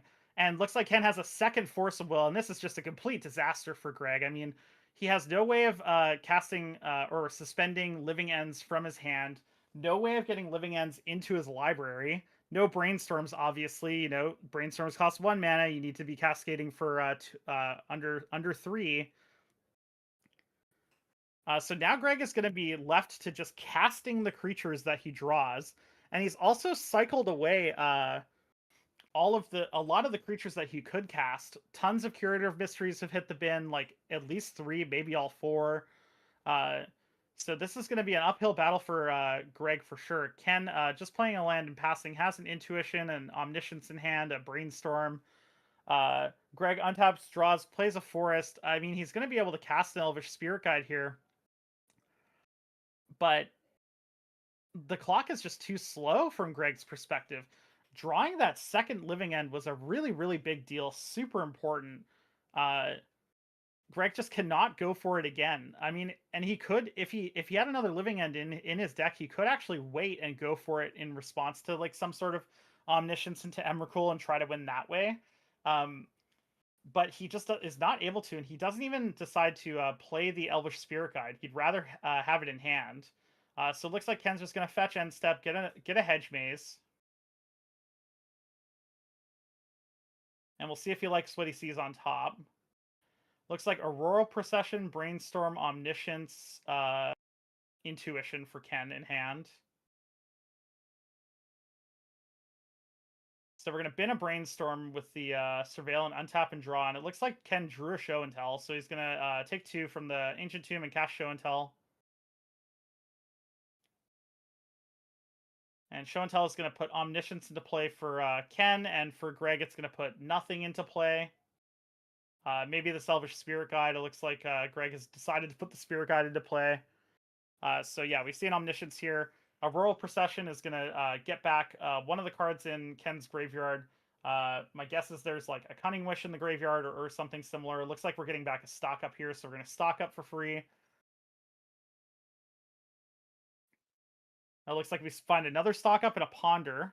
So Ken's just going to get to keep digging. His library is getting pretty small here. We've got probably like 40 cards left in library, so he's looking at a really big chunk of them each time he sees cards, and he definitely finds a Cunning Wish and an Atraxa there, so he's going to cast Atraxa here. Look at the top 10. He finds an Emrakul, and that Emrakul is going to be game, because he's going to be able to cast the Emrakul, and then next turn attack for 22. No blockers from Greg's side.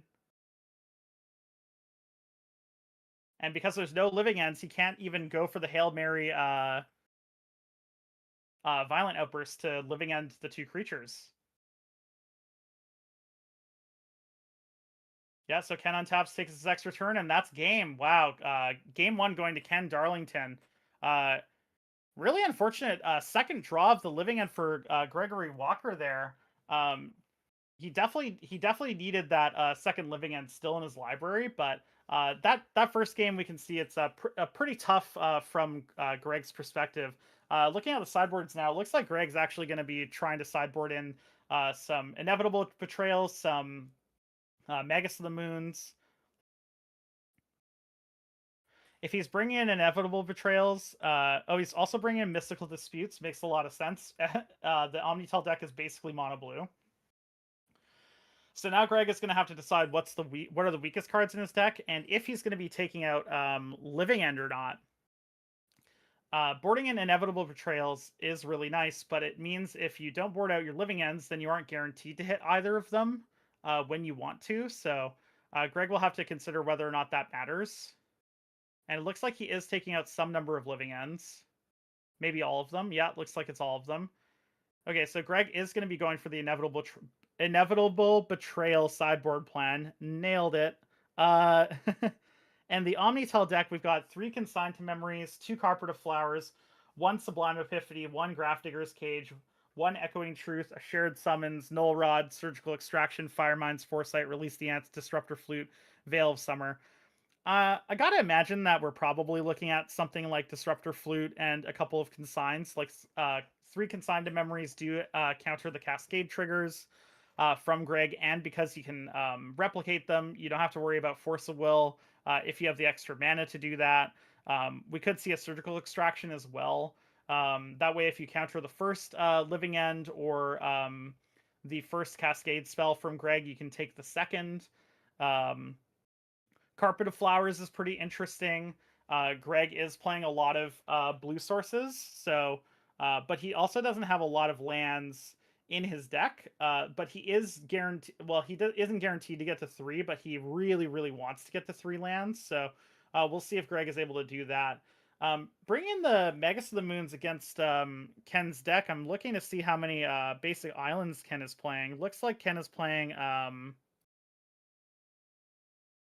3 island and 1 forest, so is probably going to be able to get around the Magus of the Moons, but I don't hate boarding in the Magus here, especially on the play from Greg. If he gets to go turn 2 Magus, some percentage of the time you will just get to completely annihilate your opponent there. But Ken does have a lot of outs to Magus. You know, we've talked about the basics, but he also does have Lotus Petals. He can, some percentage of the time Force of Will the Magus of the Moon, etc. So it definitely isn't going to be game over if a Magus is in Greg's hand and he's able to get it out early. There's definitely a lot of play from Ken, but it does get rid of it will win some percentage of the games against Ken, especially if it's cast on turn 2. So yeah, I'm interested to see how these players ended up sideboarding. Looks like we know that Greg took out the Living Ends in favor of the Inevitable Betrayals. So we saw 2 Inevitable Betrayal come in, 2 of the... We saw 2 Inevitable Betrayal, 3 Mystical Dispute, and 2 Magus of the Moon. And then for Ken, it looks like Ken brought in a couple of cards, something like 4. And my guess is that's probably like the 3 Consigned to Memories and then some number of other cards, Carpet of Flowers, maybe Surgical Extraction, etc. So Gregory is going to be on the play here.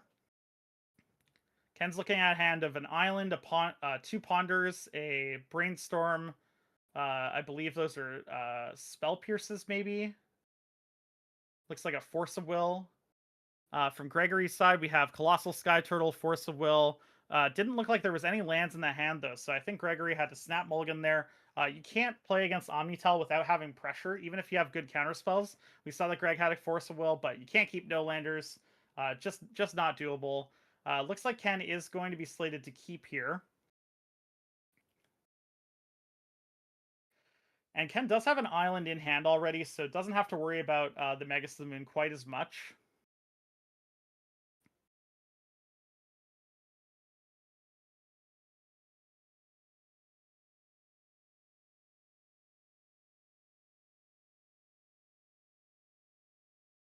Let's see what 6 cards Gregory could come up with here.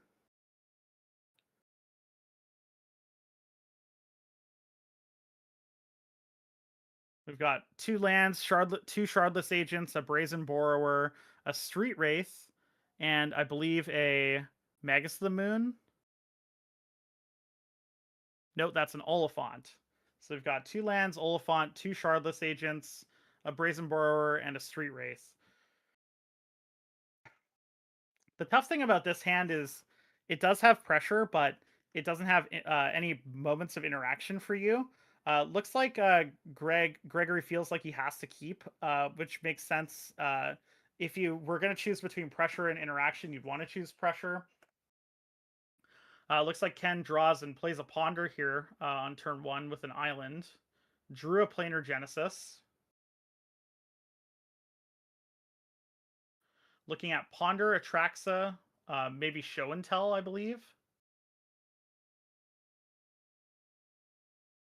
Yeah, and looks like Ken just cannot keep that hand. Definitely looking for more lands here. Ken is going to need to find some lands to ensure that he can operate.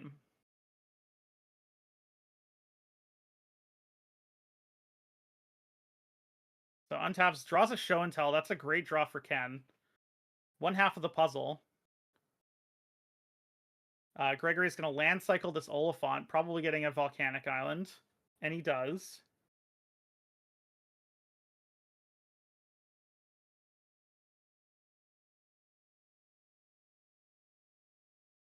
So Greg is going to draw a card. Let's see what he gets. It's just a forest.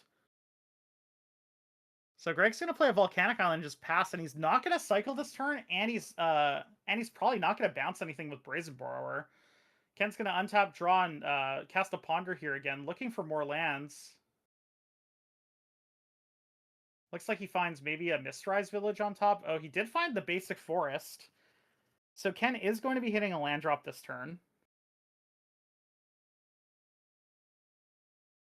And it's just going to play the basic forest and cast a, what is this? Revive the Shire?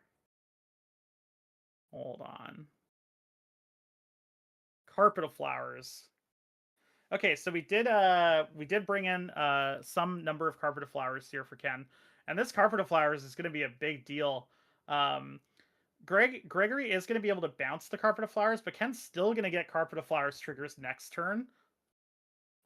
So that carpet is going to be producing at minimum 2 mana for Ken next turn. And now Gregory untaps and draws. Plays a forest. Shardless Agent. So we're going to see Inevitable Betrayal go on the stack here, but Ken does have the Force of Will for it. And you see Ken shaking his head. He might not have expected the Inevitable Betrayals to come out, although I think the players do have deck lists for top 8. Not entirely sure. Looks like we're Force of Willing, getting rid of probably one of the Spell Pierces. Yeah, no deck lists for the players, so we're going to untap, play Carpet of Flowers. Carpet of Flowers is going to produce 2 mana for us at some point. So Ken is going to tap his island and the 2 mana in the main phase to cast the stock up here. Definitely wants the land that he sees. Wants access to the Spell Pierce in hand.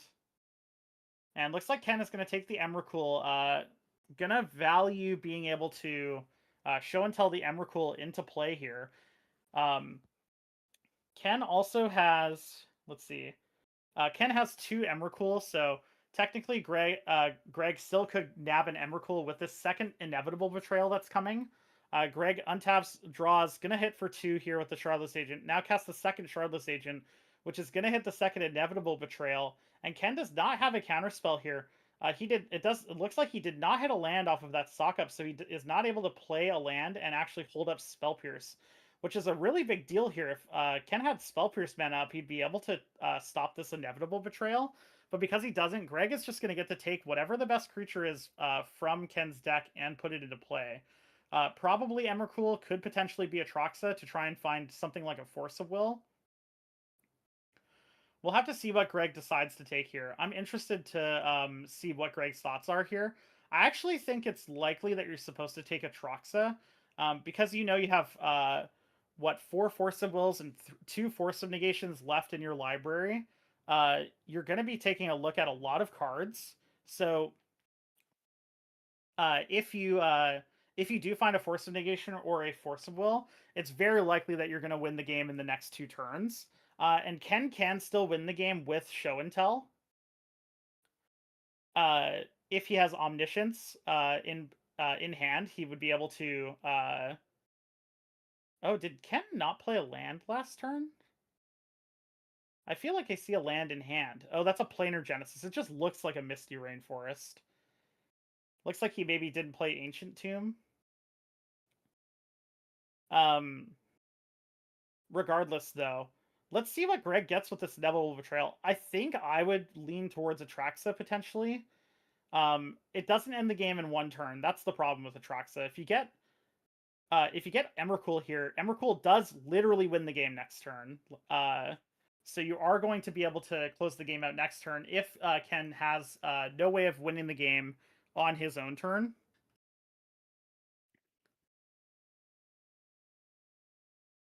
So Ken untaps, draws an island. Wow, that is that island is just laughing at Ken here.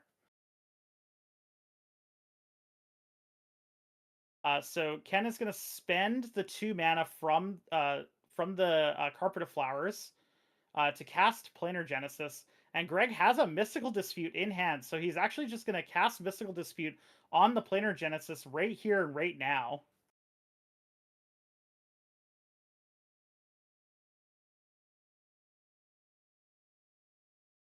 And Ken has Show and Tell Emrakul, but it's not enough. Greg's going to get his attack with Emrakul first. So Ken right now is considering whether or not he wants to brainstorm to try and find something like a Force of Will to protect this Planar Genesis, whether or not he needs it. He's also considering whether or not he's going to play just Spell Pierce potentially. There is a big difference between casting Brainstorm and Spell Piercing here. If you Brainstorm, you can technically draw into Force of Will plus, 1 or 2 other cards that you could actually use to win this turn. Versus if you just cast Spell Pierce here, then you're basically committing to just like the Planar Genesis being good enough, which I don't actually think it is. So I kind of like Ken just letting the Planar Genesis get countered here. I'm surprised that he didn't go for a Brainstorm there. Like there's maybe some worlds where you draw like Lotus Petal plus you have second land plus you get to Show and Tell an Omniscience into play and then play an Emrakul. But regardless, Ken felt like he saw the writing on the wall. Gregory grabbed the Emrakul from Ken's deck, and that second game is going to go to Gregory Walker with the astute sideboard tech of the Inevitable Betrayals. Really, really interesting. You'd love to see a bribery in 2026. You don't see very many actual briberies these days. And see, now this is an interesting spot for Ken as well. Does Gregory unsideboard some number of the Inevitable Betrayals? It looks like he might be bringing in the Rhino package. Again, I think this is a spot where I really like Gregory shuffling the cards into his deck. If he's bringing in like 8 cards or 9 cards, like what he's looking to do here, if Ken is paying attention to that, he could possibly sniff out that something is happening. Although I guess Gregory could be leveling him and just bringing in 9 random cards and getting rid of them. So I don't know. Maybe I'm just thinking a little too deep about that. Maybe you should just focus on your own game when you're playing your matches of Magic most of the time.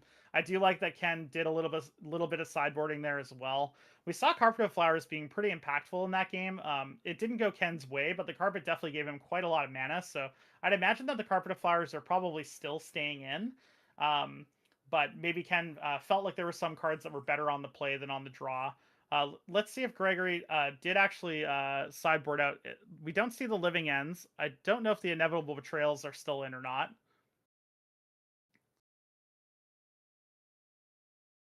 Ken being on the play here is a really big deal, though.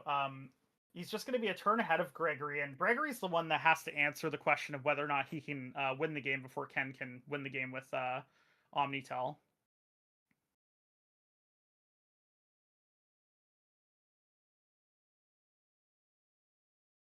Ken also has some fast draws here, so could just come out of the gate swinging.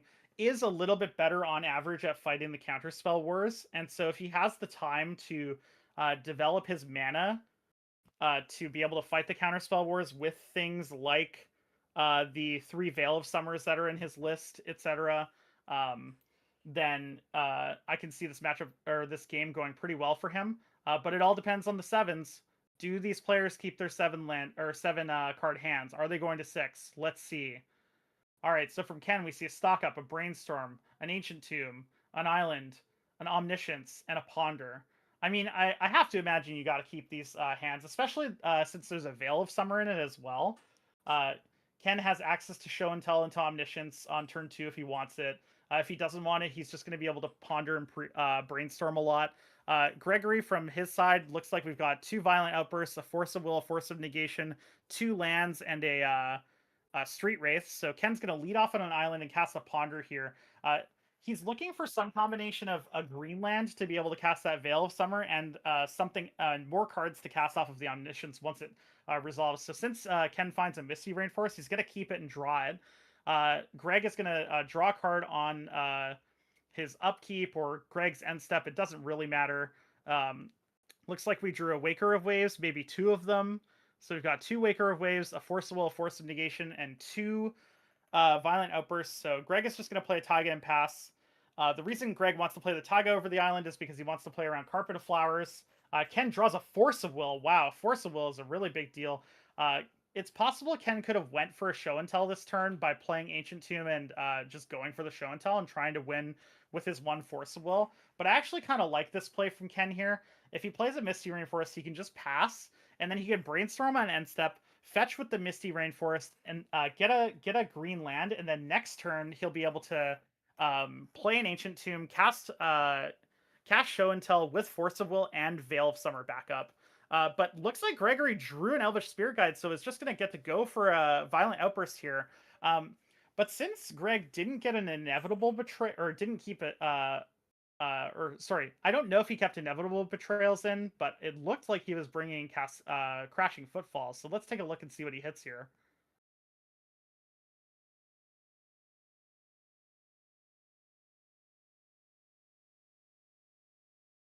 Okay, so he is getting an Inevitable Betrayal. It's possible that Ken doesn't actually care about fighting this fight. He's going to have to determine whether or not he cares about Gregory getting an Atraxa. Because he does have access to Show and Tell and Omniscience next turn, the Emrakul is going to matter a little bit less, especially since he has things like a stock up. If does Inevitable Betrayal target him? If it does, then he's definitely going to be going for Veil of Summer here. Looks like we are going to be fighting over this Inevitable Betrayal, though. Force of Will for Ken meets a Force of Will from Gregory, but Ken gets to fetch here now, and he's actually going to get to cast his Veil of Summer here, and so he is going to end up winning this counterfight. Oh, actually, he might not. Looks like since no, we're on Greg's end steps, so Greg doesn't have access to Force of Negation here.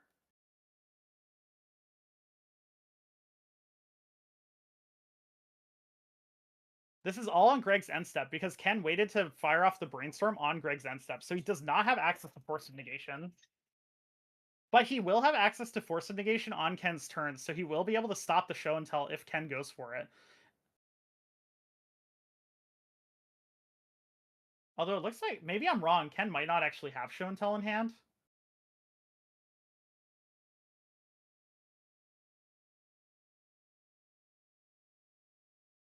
Yeah, so Inevitable Betrayal doesn't happen. The Brainstorm is going to resolve. Oh, we actually see an Emrakul in hand. No, we do have a Show and Tell and an Omniscience. So wow, Ken hits Emrakul off of Show and Tell, or off of the Brainstorm here. So he's going to untap, draw, play a land, and he's going to go for a Show and Tell, but Gregory has the Force of Negation. He has him covered. And now Gregory, if he draws a land, he can actually cast the Cascade spell here. Oh, he drew a Generosent. Wow, that is not the land that he was looking for. Ken untaps, draws a Brainstorm, so has Cunning Wish, Omniscience, Brainstorm, and an Emrakul in hand. We'll see if he decides to lead on a Brainstorm here, if he wants to wait for it, if he decides to cast Cunning Wish.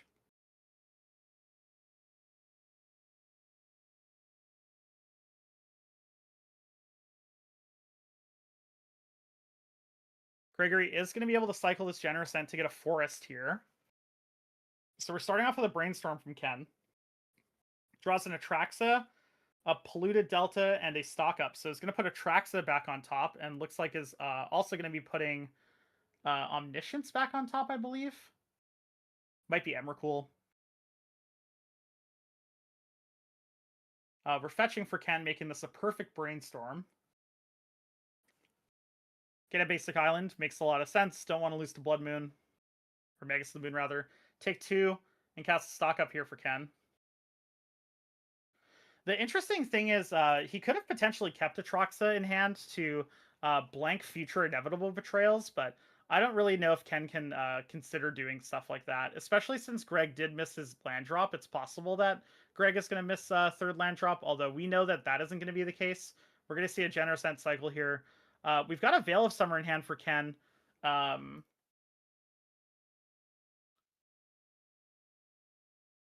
And Inevitable Betrayal does target. So the Veil of Summer is actually a huge draw for Ken here, because Greg is going to be able to untap, draw, and then play the Violent Outburst.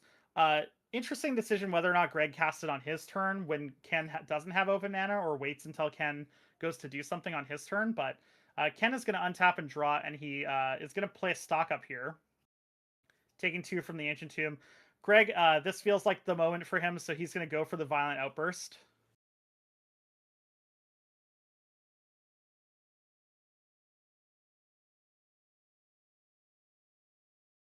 Yeah, and it looks like he probably didn't end up bringing in the Crashing Footfalls, which makes a lot of sense.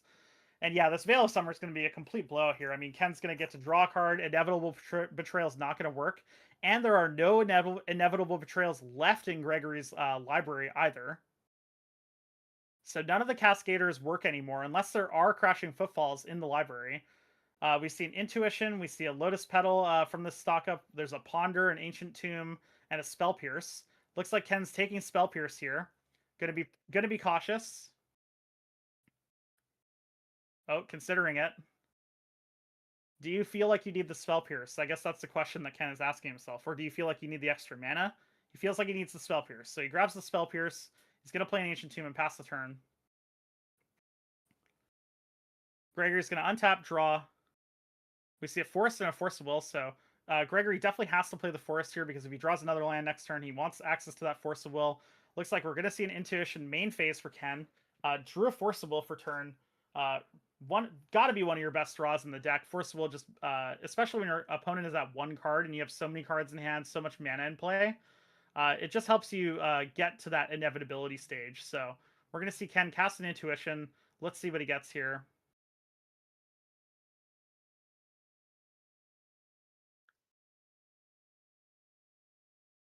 All right, so we're getting Show and Tells.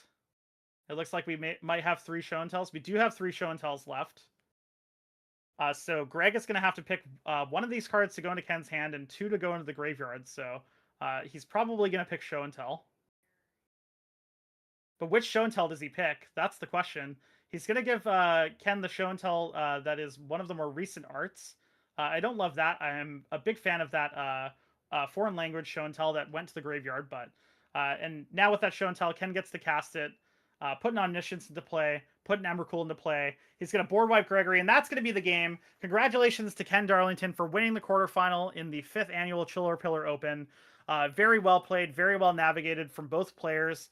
I feel like Gregory definitely had an upper hill battle to climb here. The Cascade deck, especially in game 1, really not suited to fight combo. The threats are not cheap. They take at least 3 turns, not at least 3 turns, but on average takes like 2.5 to 3 turns to develop a board state. Omnitel, it's a very good, consistent, but also potentially fast deck that can play long games. Better at fighting the counter wars than Cascade is. So well played from both players, but Ken Darlington, he played really well, had the matchup advantage, at least from my perspective, and we'll definitely be seeing him in the semifinals. But that does it for us here at the quarterfinals. I don't know if we have any more matches that are playing left, so I'm going to let Mike in my ear tell me if we have some matches going on. And if we do, we're going to take a short break. Looks like we still have 2 matches going on, so we're going to take a short break, but stay tuned. Don't go anywhere for some more exciting Legacy action.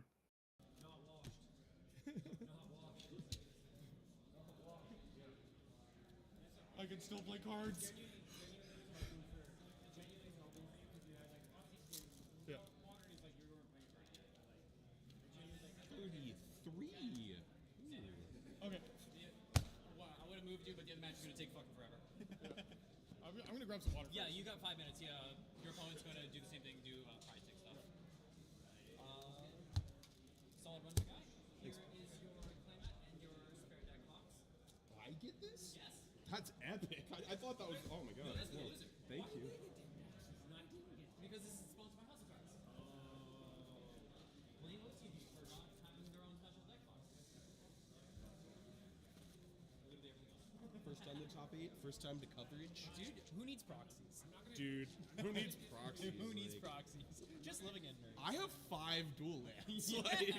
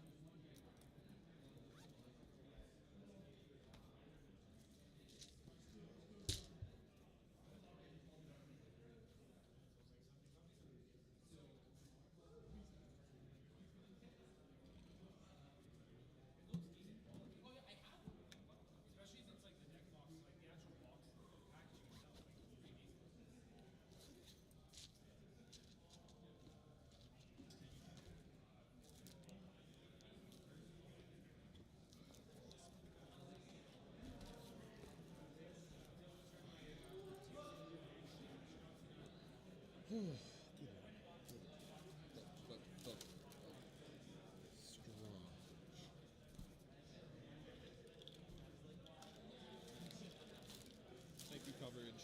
It was a really good time.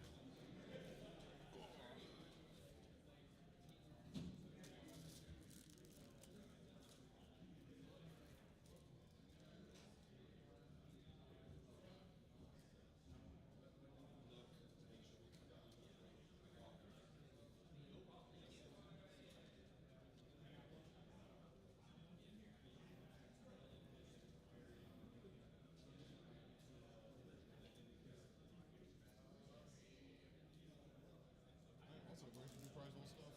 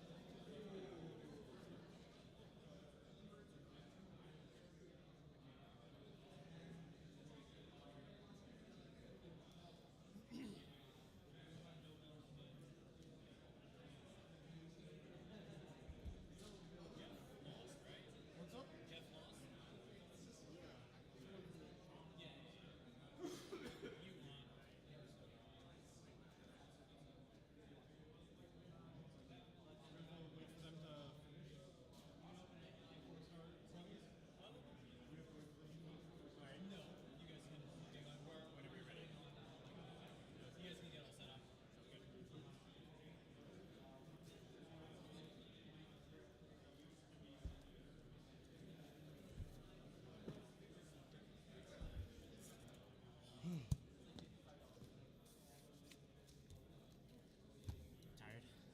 Yeah. Me too.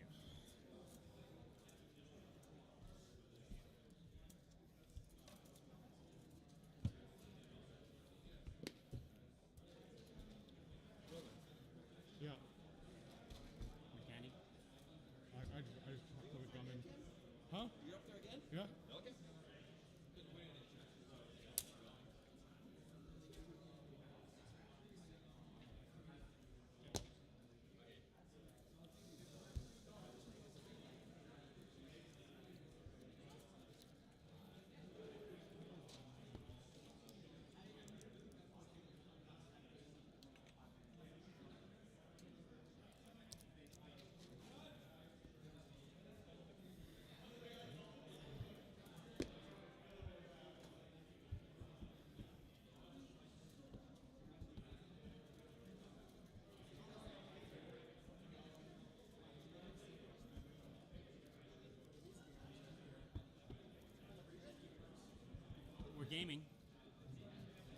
that qualifies us to be gamers, then yes. Poker, Yahtzee, Big Two, Mahjong, Wordle.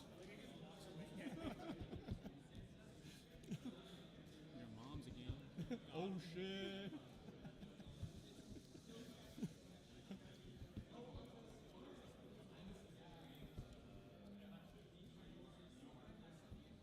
I'm a big fan of the game Sugon. Damn. You were gonna get him. Yeah. I can feel it.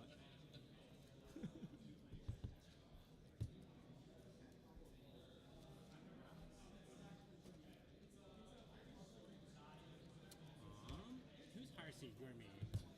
Not. You were X1, right? I was third. Yeah, you. Okay. I was just about to play. I was 7th, I believe. Oh, shit.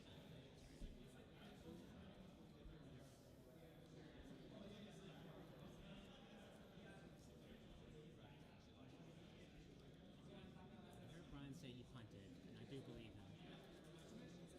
Is he playing your deck? No, he's playing something else.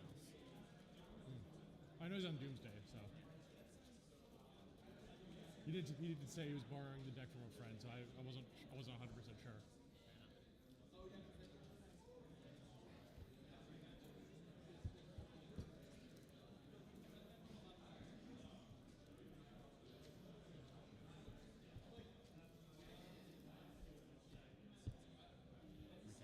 Good luck. Yep, you too.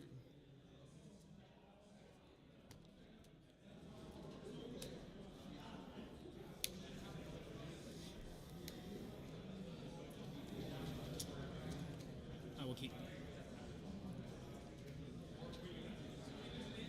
I'll try it. Mike, are we good to go? Yeah, you guys go. Okay. Hunter. Results. Our counselor's not back yet, so stream can hear you. Okay. All right. So be sure not to swear. Got it.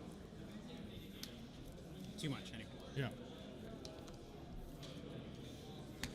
All bets are off if I'm mana screwed.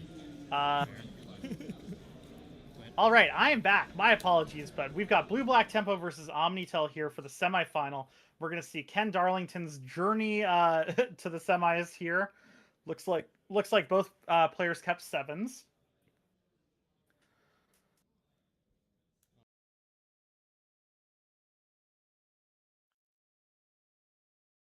And we just played a hedge maze and put an island in the graveyard, and then we're gonna wasteland the hedge maze from Kevin Kwong and play a Tameo. Tempo is generally where you want to be if you're going to be fighting combo decks. Lots of inexpensive threats, a lot of pieces of interaction. Omnitel, generally speaking, though, is designed to fight against these tempo decks, especially on the counterspell accesses. And the tempo decks will have things like dead removal spells. So Ken going to be getting another island here. We're going to be getting an island here.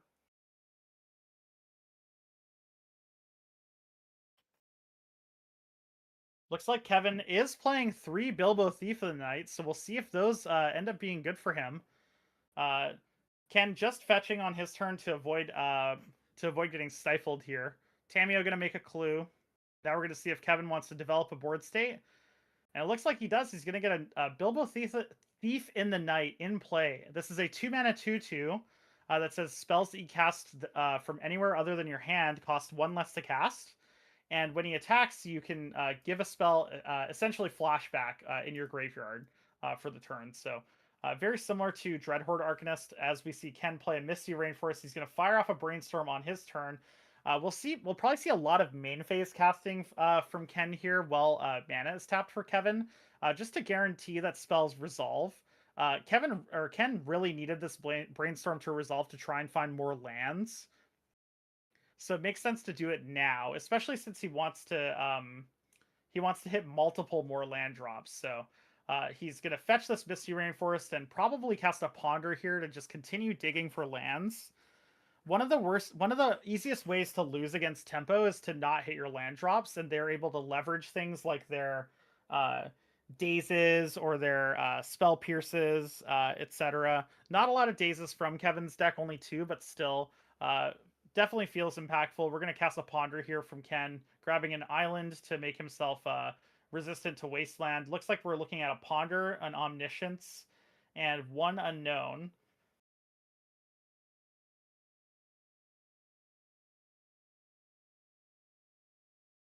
And in hand, we have Show and Tell, Omniscience, Brainstorm. Looks like 1 or 2 Force of Wills. Stock up. Oh, we're looking at Lorien Revealed. Which is interesting because Ken actually ideally would just have a land, like the 3rd land to play to be able to cast the Show and Tell and fight through it with his potential Force of Will. So now Ken is trying to consider, like, if I draw 2 of these cards next turn, is that good enough? And it looks like he has determined that. So he is going to draw the Lorien Revealed, and then he's also going to draw the Ponder. Kevin's going to untap, play a land, fetch. He does have a Kaido Bane of Nightmares in hand, so we'll see if he wants to commit to ninjutsuing the Kaido. It's possible if he doesn't have any pieces of interaction, he might feel the need to flashback Ponder with the Bilbo Thief in the Night. Looks like he has Force of Negation and Brazen Borrower. So we're going to see here. Bilbo's going to attack. Tamio's going to create a clue token. Bilbo's going to target the Ponder, but he doesn't necessarily have to cast it.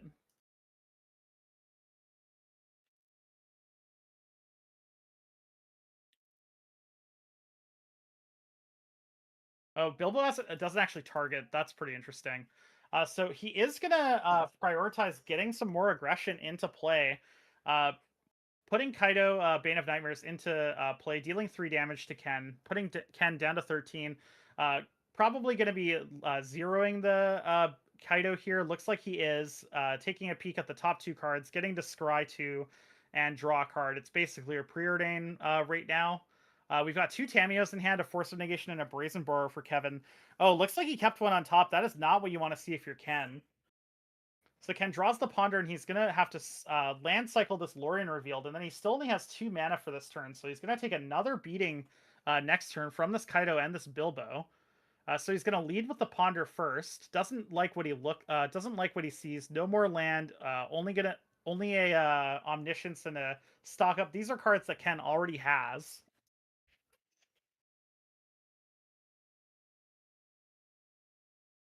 So Ken shuffles after the Ponder, is going to draw. Draws another stock up. Going to have to land cycle the Lorien Revealed here. Finding another basic island, I assume. Actually, Ken might not have another basic island. I think he's only running 3, so going to have to open himself up to Wasteland here, getting a tropical island.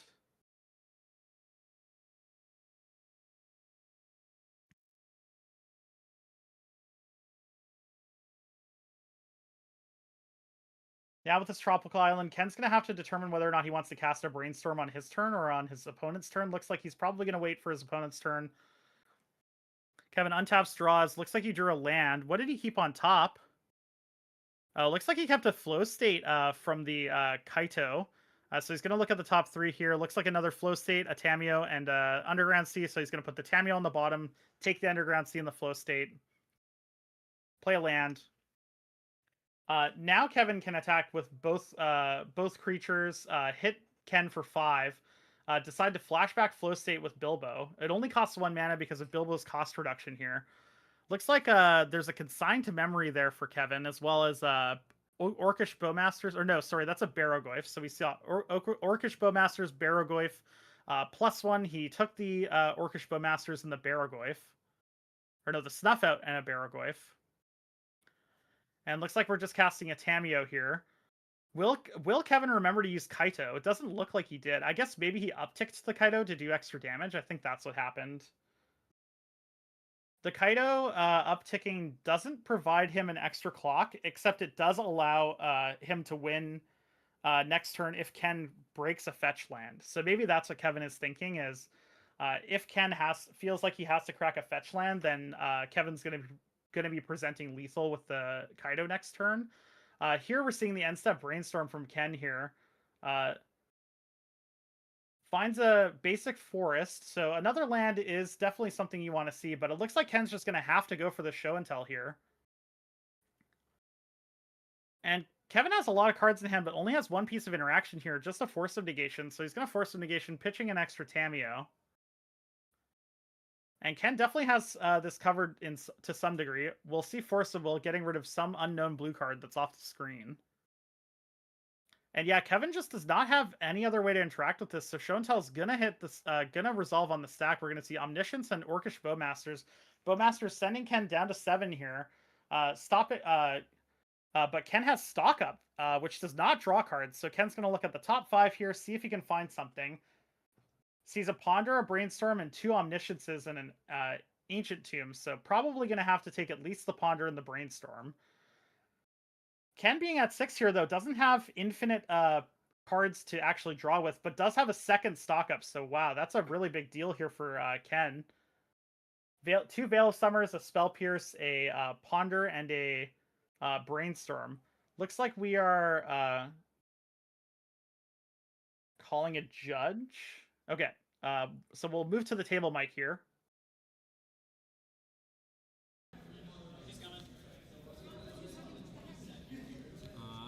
I saw 6 cards. With what? Stock up. Oh, you're supposed to. Like I just flipped this up. Sure. I know the bottom 6. These are known cards. Those are the bottom 6 right Yeah. there. Where's the stock up cards? Right here. That's your hand? This is my hand. Okay, there's a lot of piles going on. Let's shuffle that up. Okay. So you don't know anything you're not supposed to know. You're going to warning for looking at extra cards. Have you received any other infractions this tournament? This is only your second stock up, right? So I think that you only know the bottom 3. You do not know these 3. Because if these are the cards you're looking at. Then Oh yeah.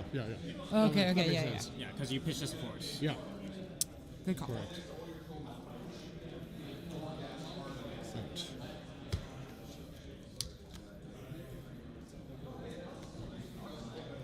Okay, so it looks like there was just looking at extra cards infraction from Ken.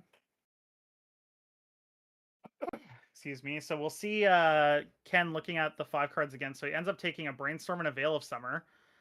Ken's going to cast Veil of Summer here. So he's going to get to draw a card because Orcish Bowmasters was cast this turn. Now with the Veil of Summer, Orcish Bowmasters is unable to target Ken. But it doesn't matter because Ken has Intuition, so he's going to be able to find 3 Cunning Wishes. And with those Cunning Wishes, he's going to be able to find the win in the form of whatever he so chooses from his sideboard. He's going to cast Cunning Wish right now. Take a look at his sideboard. Yeah, and it is going to be the natural summons. So we're going to find Emrakul and Atraxa.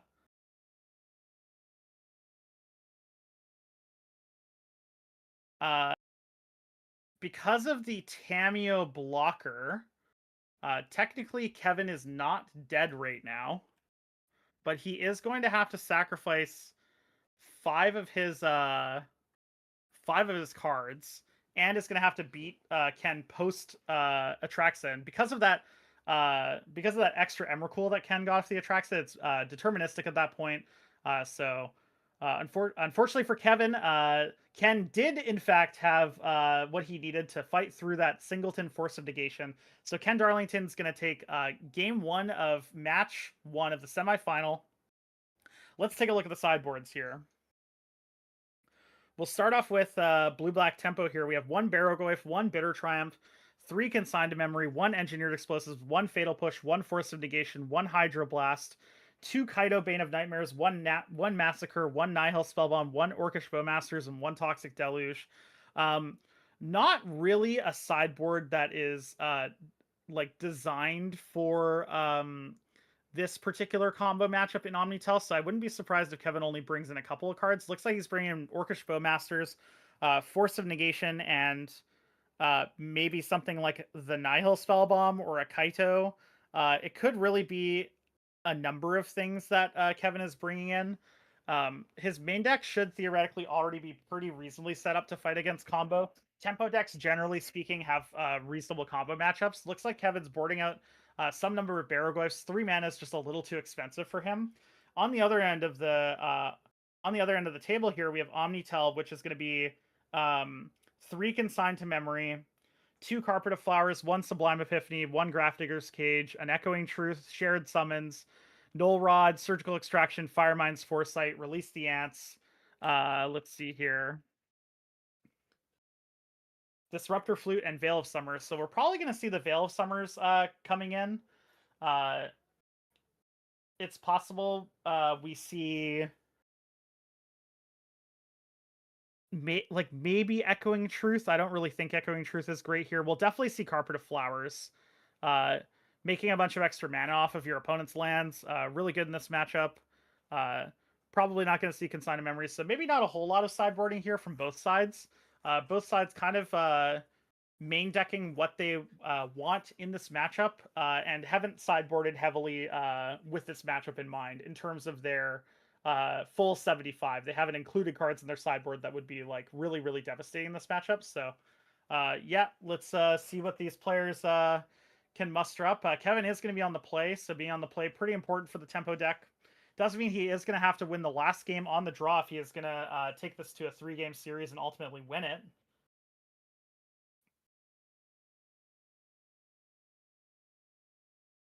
We saw in that last game, Kevin drew a lot of cards, but was unable to find more pieces of interaction. Even a Daze earlier in that game would have been pretty critical. There were multiple turns where a Daze would have been pretty beneficial, but I mean, Kevin has cut down to 2 Dazes as opposed to the sort of standard 4 Dazes you see from like Delver decks, etc. In favor of other cards that are maybe a little bit more powerful in the abstract, but not as powerful in the sort of like flexible way you want your Dazes to be, right? Like, especially when your opponents are casting, 3 mana spells to is part of their combo. Dazes definitely have a lot of work that they do, but let's see what our players draw here. From Kevin's side, we see a Thoughtseize, an Underground Sea, a Tameo, a Ponder. Pretty hard to imagine mulliganing that. If the other 3 cards are extremely bad, you might end up wanting to mulligan, but keeping a hand with a Thoughtseize as well as a bunch of other 1-mana cards feels correct. Ken also keeps Misty Rainforest. We're going to be fetching those whenever Kevin's mana is down. And remember, the players don't have deck lists, so even though Kevin might not have Stifles, Ken doesn't know that. Ken, however, is going to be getting a tropical island here. Really interesting. Instead of an island, he's getting a tropical island. And that's because he wants to play Carpet of Flowers here. So Carpet of Flowers is going to generate 1 mana already because of the Underground Sea. So Ken's going to go into his his post-combat main phase. Oh, it looks like we've got a Force of Will. I believe that's a Force of Will from Kevin on the Carpet of Flowers. And we're seeing a Thoughtseize from Kevin here. This hand is actually pretty good against Thoughtseize from Ken's perspective. Veil of Summer is your unique card, but a lot of Ponders and a Brainstorm isn't that bad. Although Ken really wishes he had a second land here. Kevin is going to get to attack with Tameo and get a clue, so starting to accrue that incremental card advantage.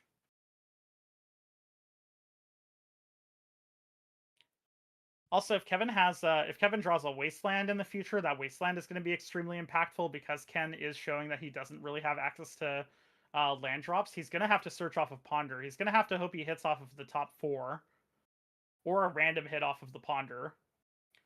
Ken really wants to just draw land for this draw step. If Ken draws a land, he can also lead off of a Brainstorm. I mean, three Ponders and a Brainstorm is really good against Thoughtseize, but it does take quite a long time. So looks like Kevin's casting his own Ponder after a Bloodstained Mire, and he is keeping it as well. So attacks with Tameo, keeps a clue, or gets a clue. Ken draws a Force of Will. It's not the worst draw in the world, but you definitely want to land. Let's take a look and see if you can find one. It does look like he finds a land. There's also a Veil of Summer and a Stock up there, I believe. Yep. So the question Ken has to ask himself here, especially if that land is a fetch land, which it is, does he fetch or does he want access to the Veil of Summer? Tameo's coming in, creating a clue. And Kevin's casting a flow state on his main phase.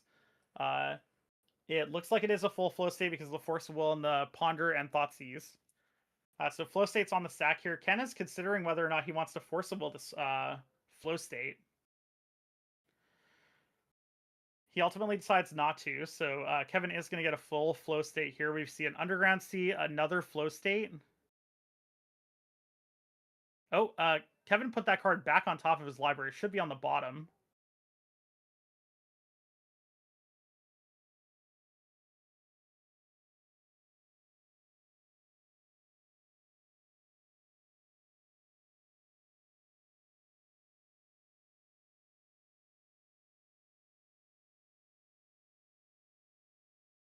Looks like it's a quick and easy fix, just putting it on the bottom. Ken's going to untap and draw. Looks like Ken did want to draw that Veil of Summer, so it doesn't fetch with the Misty Rainforest.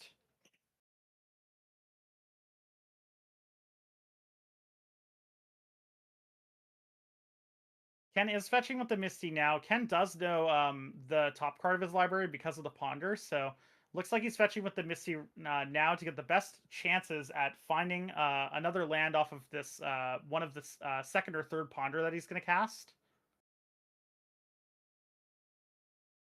We see an Orcish Bowmasters in hand for Kevin, as well as another Flow State.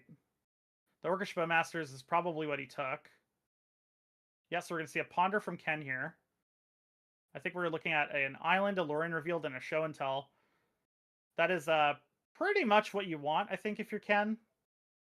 Especially since you have a Forcible in hand, you can draw Island, Show and Tell, and just go for an Emrakul. You also have a Veil of Summer, so you could just wait to draw all three of these. It's not like Kevin really has any significant pressure going on you. You can keep up your Veil of Summer the whole time, so if he casts a Thoughtseize, for example, you're able to actually get rid of it, or you're able to mitigate it. The problem with waiting for Ken, like if he waits, say, for the next couple of turns to set up a turn where he has 4 mana, 3 mana to cast the Show and Tell, and 1 mana for the Veil of Summer plus the Forcible.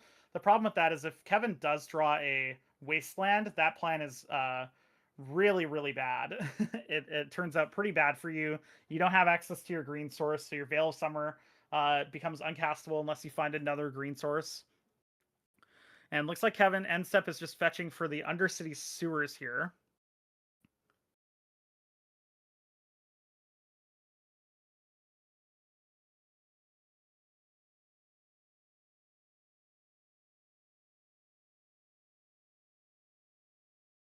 Yeah, and Kevin keeps Wasteland on top, and it's just going to fire off the Wasteland right now. So Ken lets the Wasteland resolve. Tamiyo's going to create another clue token here. And Kevin's just going to pass the turn, holding up a Bowmasters. Ken draws a card, going to cast Ponder, third Ponder of the game. Kevin's going to cast a Bowmasters in response. It's going to increase the clock by quite a lot here.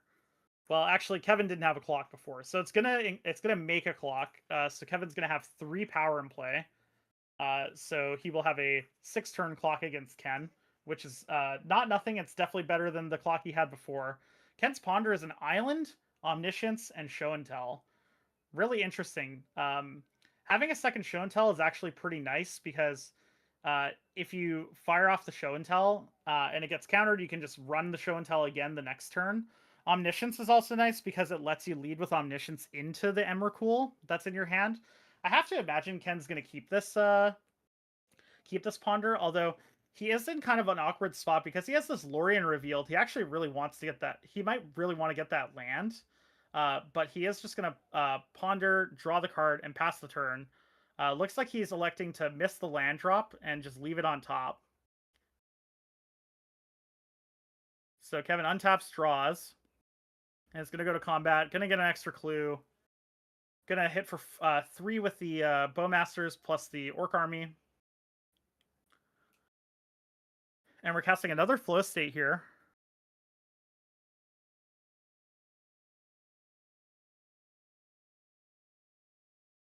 We see Engineered Explosives, one of the cards that would have come in for Kevin, as well as a Wasteland and Polluted Delta.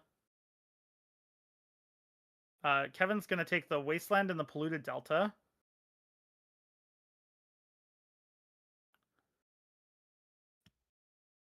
I don't know if that card is forcible in Kevin's hand. It's an art that I'm not used to, but it is a Mystical Archive card, so I think it might be. So Ken untaps, draws. Ken still has the Island on top, so maybe considering just Island cycling his Lorien Revealed right now. so that he gets a fresh draw step next turn. I don't know if I love the way that Ken stacked this this Ponder. I think you can probably stack Island and Show and Tell and then cast a Show and Tell, and if it resolves, you just put an Emrakul into play. If it doesn't resolve, then the next turn you get to cast a Show and Tell with an Omniscience. So Kevin untaps, draws, gonna deal 3 to Ken here. 5 mana in play. If those are Force of Wills, then that means Kevin does have access to 2 Force of Wills and a Ponder. Since he can hardcast the Force. So Ken's going to play an Island, and it looks like Ken's just passing the turn. Really interesting. Looks like we're just cracking 2 clues for Kevin. Kevin draws a Fatal Push. Just can't remove every card from your deck. Lots of cards that are going to be dead draws, unfortunately, for Kevin here. Looks like we're playing a Delta and cracking it.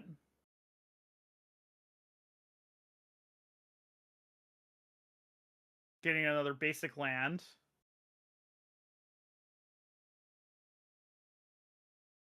I mean, Ken is down to 10 here. Kevin has lethal in technically 4 turns, but it's most likely going to be something like 3 turns.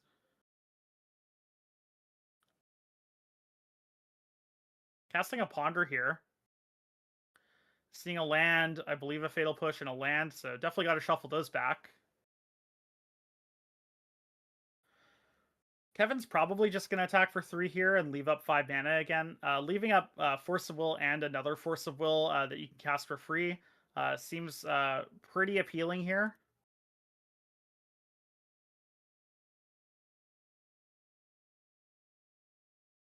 So yeah, we're going to see an attack going up to 5 clues as Tamiyo has done actual nothing this game. Okay, that is a Mystical Archive Force of Will. Perfect. So there are 2 Force of Wills in Kevin's hand. And it looks like we're cycling Lorien Revealed for the Tropical Island here. So Ken is going to have access to Veil of Summer when he goes for the Show and Tell here, and 1 Force of Will. So that will beat the 2 Force of Wills that are in Kevin's hand currently. Although it doesn't beat if Kevin has anything else like a Daze. Ken gonna lead on Veil of Summer here. Kevin's gonna have to Force of Will pitch Tamiyo. Then Ken's gonna cast a Show and Tell. Kevin's gonna hard cast Force of Will, or is gonna pitch cast Force of Will. Looks like a hard cast. Ken's gonna lead with, or gonna respond to the Force of Will with Force of Will, which means the Show and Tell is gonna resolve. He has a Omniscience in hand, so he is gonna get an extra turn off of Emrakul. Kevin's gonna put a land into play. Ken's gonna put an Omniscience in. It's a little bit better. Emrakul is cast. Ken gets another turn, untaps, draws, has land and a Brainstorm in hand, and Kevin sees the writing on the wall and scoops it up, and that means Ken Darlington is in the finals looking for the repeat legacy win here at the 5th annual Chillerpillar Open. Congratulations to Ken Darlington for making it to the finals. Condolences to Kevin Kwong, but you played a great tournament, made it to the semis. Really cool deck. Bilbo Thief in the Night. I'm sure it was excellent for you all tournament. But Ken Darlington is the darling of this match, and he's winning a ton of Magic games. Well, that does it for us here. We're going to take a little bit of a short break before the finals. But don't go anywhere. Stay tuned for the exciting conclusion of the 5th annual Chillerpillar Legacy Open.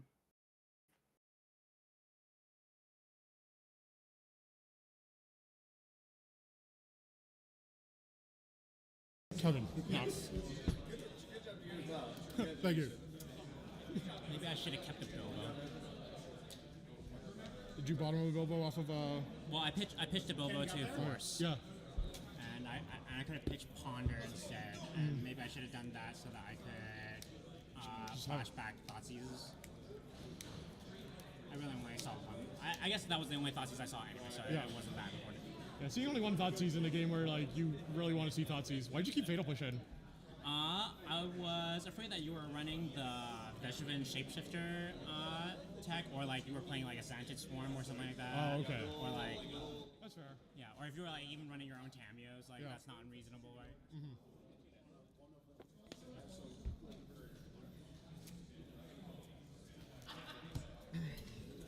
Safe travels on the ride back. You too. Take a breather, big cheese. Well, I guess I'll just fucking leave all my stuff here. Guess I'll just fucking leave my shit here. Okay, well, you know, don't lose.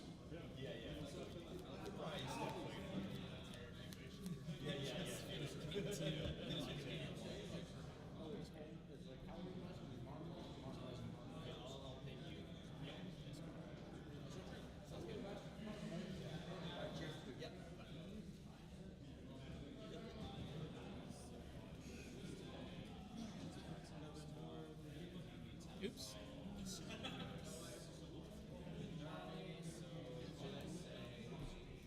I wasn't. I mean, you know, sometimes you lose, sometimes that's fine.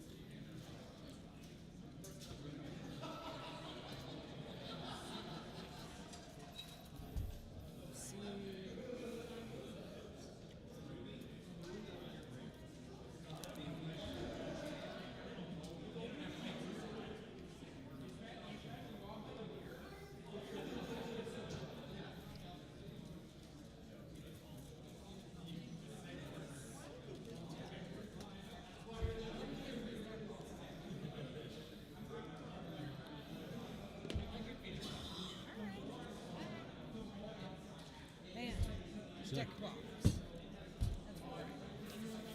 One of you gets the moat map, and one of you gets this.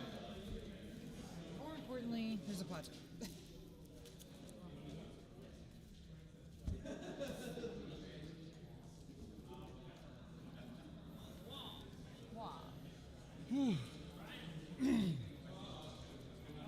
Are you just holding on to those, or are we doing deck lists for the finals? Okay.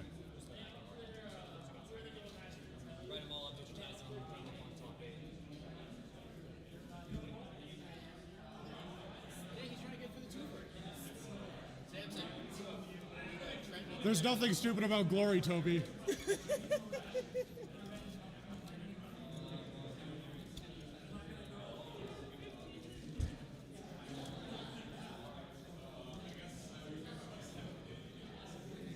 Fancy playmat area. Yeah.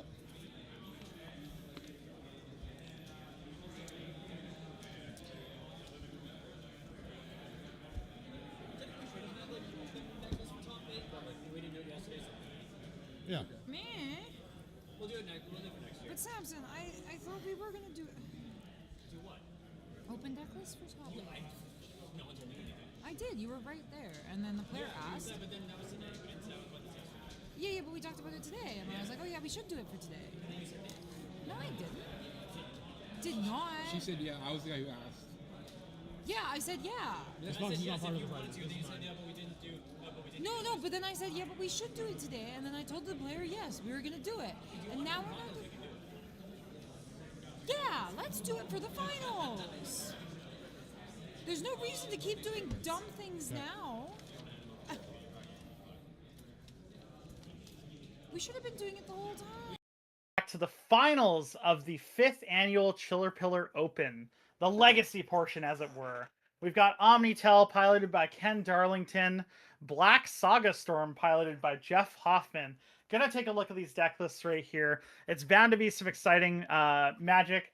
And for those watching at home, Ken was the first winner of the Legacy event at the first ever Chillerpillar. So no one has back-to-back won this event, or not back-to-back, sorry. No one has won this event twice before. So Ken is looking for the two-peat here, and Jeff is looking to take down his first event. We've got, let's take a look at Jeff's list. Black Saga Storm, as Jeff counts the cards in his deck. We've got 3 Beseech the Mirror, 1 Death Wish, 4 Duress, 1 Gaia's Will, 4 Infernal Tutor, 1 Tendrils of Agony, 4 Thoughtseize, 1 Ad Nauseam, 1 Cabal Ritual, 4 Dark Ritual, some LEDs, Lotus Petals, Mishra's Baubles, Mox Opals, Urza's Bauble, Witchclaw Talisman, and 13 lands. 1 City of Traders, 4 Swamps, 4 Vault of Whispers, and 4 Urza Sagas. On the other end of the table, we have Omnitel, which we've seen for the last 2 matches, so I'm not going to describe what that deck does. Combo versus combo matchup. I think it makes a lot of sense based on what we've seen in the room today. A lot of more fair-oriented decks, you know, things like the Cascade deck, for example, like Tempo, etc. And it looks like these combo decks were prepared for those archetypes. So it makes a lot of sense that Ken and Jeff were able to pilot it out, and great fist bump from the players here. The vibes at the Chillerpillar are, as always, chill. All right, so Ken, looking at a Misty Rainforest, a couple of Ancient Tombs, Lotus Petal, Stock Up. Hand does not look that fast. Maybe an Atraxa in hand. Jeff Hoffman looking at... Oh, it looks like, yeah, we've got an Auroral Procession from Ken. Jeff Hoffman looking at double Lotus or a Lotus Petal, 2 Swamps, Beseech the Mirror, Dark Ritual, and some number of 0-mana artifacts. Looks like a Mishra's Bauble, maybe a second Mishra's Bauble behind that Dark Ritual. So it looks like he's just trying to figure out how much mana that hand makes, if it does actually have a deterministic turn 1 win or not. Does it win on turn 2? Does he feel like that's strong enough? And it looks like Jeff is going to be the player on the play, so he's going to play a Mishra's Bauble and take a look at the top of Ken Darlington's library and pass the turn. Played a Vault of Whispers for turn. Draws a Mox Opal for Jeff. Ken draws a land here, so determining whether or not he wants to lead on a Misty Rainforest or an island, or play an Ancient Tomb.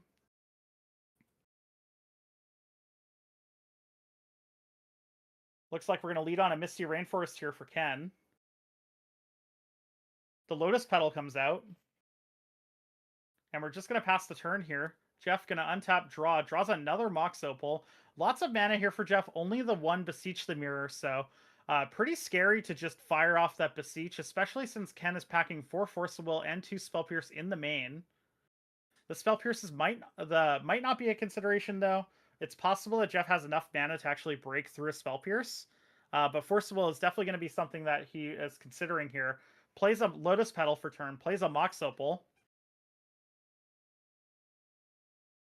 And it looks like Jeff might be going for a Mox Opal's activated because of the Vault of Whispers. So we're going to lead off on a Dark Ritual here. So Dark Ritual on the stack. Ken is going to let it resolve. Mox Opal coming into play. Legend Rule, sacrificing the other Mox Opal. So there's 3 black floating still for Jeff, and that's 4 Storm.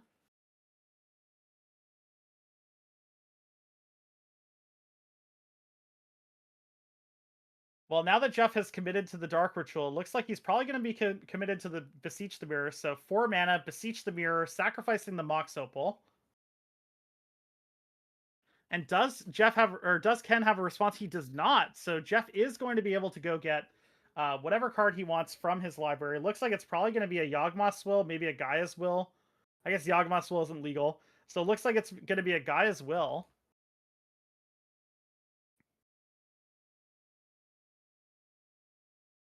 Oh, looks like Jeff is preferring another Beseech the Mirror. So he's tapping his Vault of Whispers for a black, so floating a black mana before Beseech chaining. And now going to cast the Gaia's Will. So we've got Dark Ritual, Mox Opal, Lotus Petal, Beseech the Mirror, Gaia's Will. So a couple more spells from Jeff here. He held priority with the Gaia's Will on the stack to break Lotus Petal for mana. So Jeff has 2 black mana floating. And Jeff is well aware that Ken does not have anything going on. If Ken had a Force of Will, he would have Force of Willed the first Beseech the Mirror. So Jeff is just going through the steps here. But I expect Jeff to take game 1 pretty handily here. He gets to play a Lotus Petal for spell 8.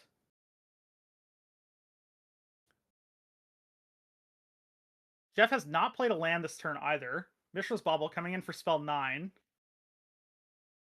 Mox Opal, spell 10.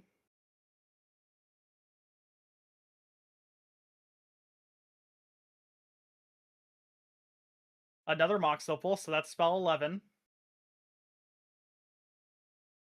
Dark Ritual for Jeff.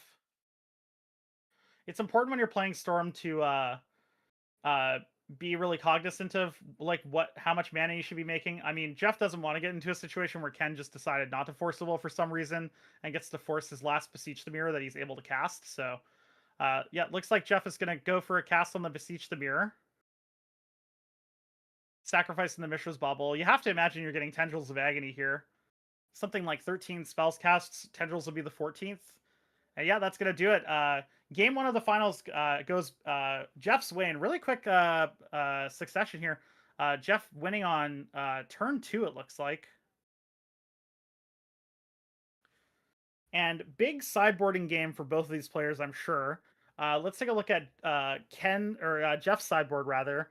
Aetherflux Reservoir, a Beseech the Mirror, 1 Cabal Ritual, 3 Feed the Swarm, 1 Hairwire Might, 1 Peer into the Abyss, 1 Skateboard, 2 Surge Node, 3 Surgical Extraction, 1 Tendrils of Agony. Maybe not a lot of stuff to bring in for Jeff here. Surge Node, that's interesting. I wonder why that's there. I'm sure the combo players will tell us at some point. Potentially, Jeff could go in for something like an Aetherflux Reservoir. Because some percentage of the time, if he has Aetherflux Reservoir in play, he might just be able to cast enough spells to actually deal 50 damage to Ken.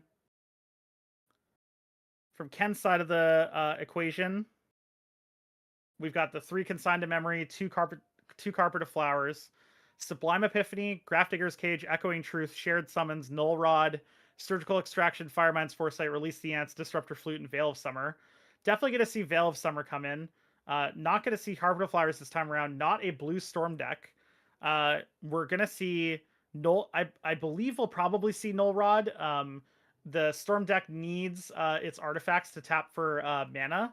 And so Null Rod being able to shut off not only the 0 mana artifact cards like Lotus Petals and Mox Opals, but also being able to shut off like Mishra's Bauble, etc.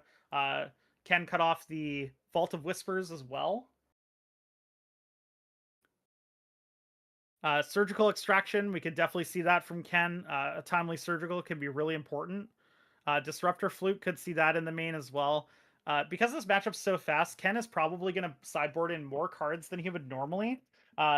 Usually you want to keep some number of cards in your sideboard for Cunning Wish, but Cunning Wish is 3 mana. It's a lot of mana in this matchup, and Jeff just showed us that he is definitely going to be the more aggressively slanted player here.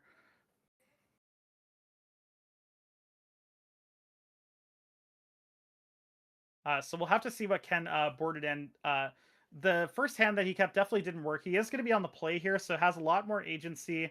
Still has access to a bunch of Force of Wills. Spell Pierces can be pretty reasonable in the matchup a decent percentage of the time.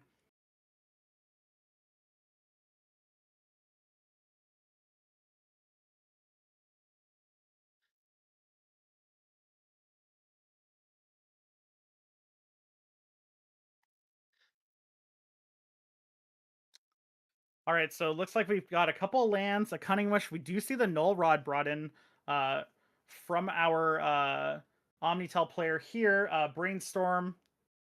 Looks like a couple of Cunning Wishes. We see a Swamp, a Mox Opal here, a Lion's Eye Diamond.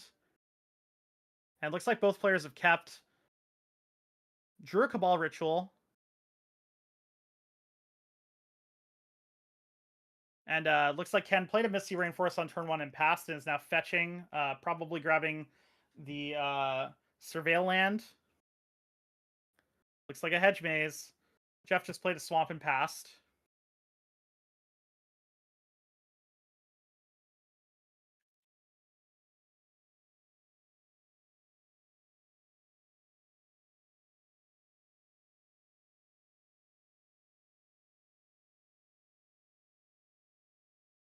Does Ken like what he sees on top? He's got Null Rod, a couple Cunning Wishes. Doesn't like the Ponder here. Untaps, draws a card, plays a land. Gonna slam the Null Rod. And Jeff does not have anything to say about that Null Rod here. He's just gonna have to accept it and untap and draw. Jeff leading with a Duress here. We get to see the full hand from Ken. Double Forcible, Cunning Wish, Show and Tell, and a Brainstorm. Jeff doesn't have a second land, so just passes the turn. Ken untaps, draws a Show and Tell. Just we have the MTGO bug in real time. Jeff draws another Lion's Eye Diamond. Just a blank piece of cardboard at this stage. The Null Rod really doing a lot of work here. Mistrise Village for Ken off the top gives him access to his 3 mana spells. Let's see if he decides to Cunning Wish on Jeff's turn. Most likely that's going to be the case. Jeff drawing a Dark Ritual might actually be what he was looking for here. Jeff going to cast a Lotus Petal just to not have to discard to hand size here. Ken doesn't cast a Cunning Wish, just untaps and plays Tropical Island, passes the turn. Jeff drawing another artifact. Wow, this Null Rod is doing some serious work here. Ken untaps, draws another Cunning Wish. I guess Cunning Wish is a sorcery, so you can't cast it at instant speed. Makes a lot of sense. No, it's an instant. Just Ken is choosing not to cast it. Ken knows how he sideboarded, so yeah, another artifact for Jeff. Wow, this Null Rod is just soloing Jeff Hoffman here. Ken doesn't cast Cunning Wish again and just untaps and draws. Now has a Show and Tell, so maybe trying to determine whether or not he wants a Show and Tell here. Looks like he does because he has an Atraxa. Show and Tell is happening. Jeff is going to have to decide what to put into play. Decides not to put anything into play. Atraxas hitting the table. Jeff knows that Ken has double Force of Will. So we're going to see Veil of Summer for the instant, Show and Tell for the sorcery, Omniscience for the enchantment. And Jeff has seen enough. Jeff is going to pack it up. And wow, what a quick game 2 as well for Ken Darlington. The Null Rods completely soloing the Black Saga Storm deck there.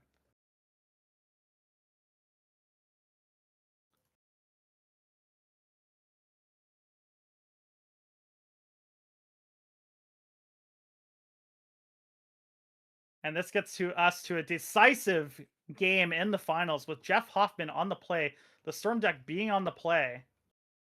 Really, really interesting. Love to see a combo finals. Looks like the players are not going to be sideboarding that much differently here, so Ken going to be looking for that Null Rod based on its performance in the last game.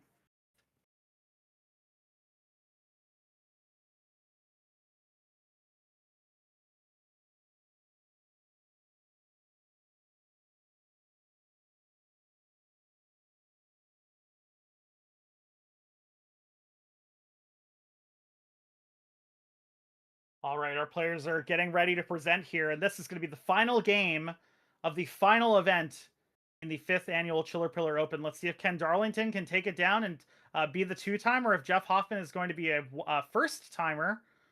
Jeff Hoffman opens his hand, Vault of Whispers, Infernal Tutor, Mishra's Bauble, Lion's Eye Diamond. Is it a keep?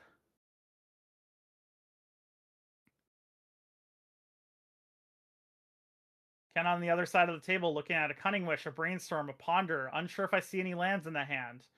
Looks like the Null Rod is in that hand, though. Going to be really tempting to keep it, even if there's one land. Looks like Ken can't do it, so he has to mulligan. Jeff decides to keep. What did he keep? It looks like he kept Urza Saga, Infernal Tutor, Lion's Eye Diamond, Vault of Whispers.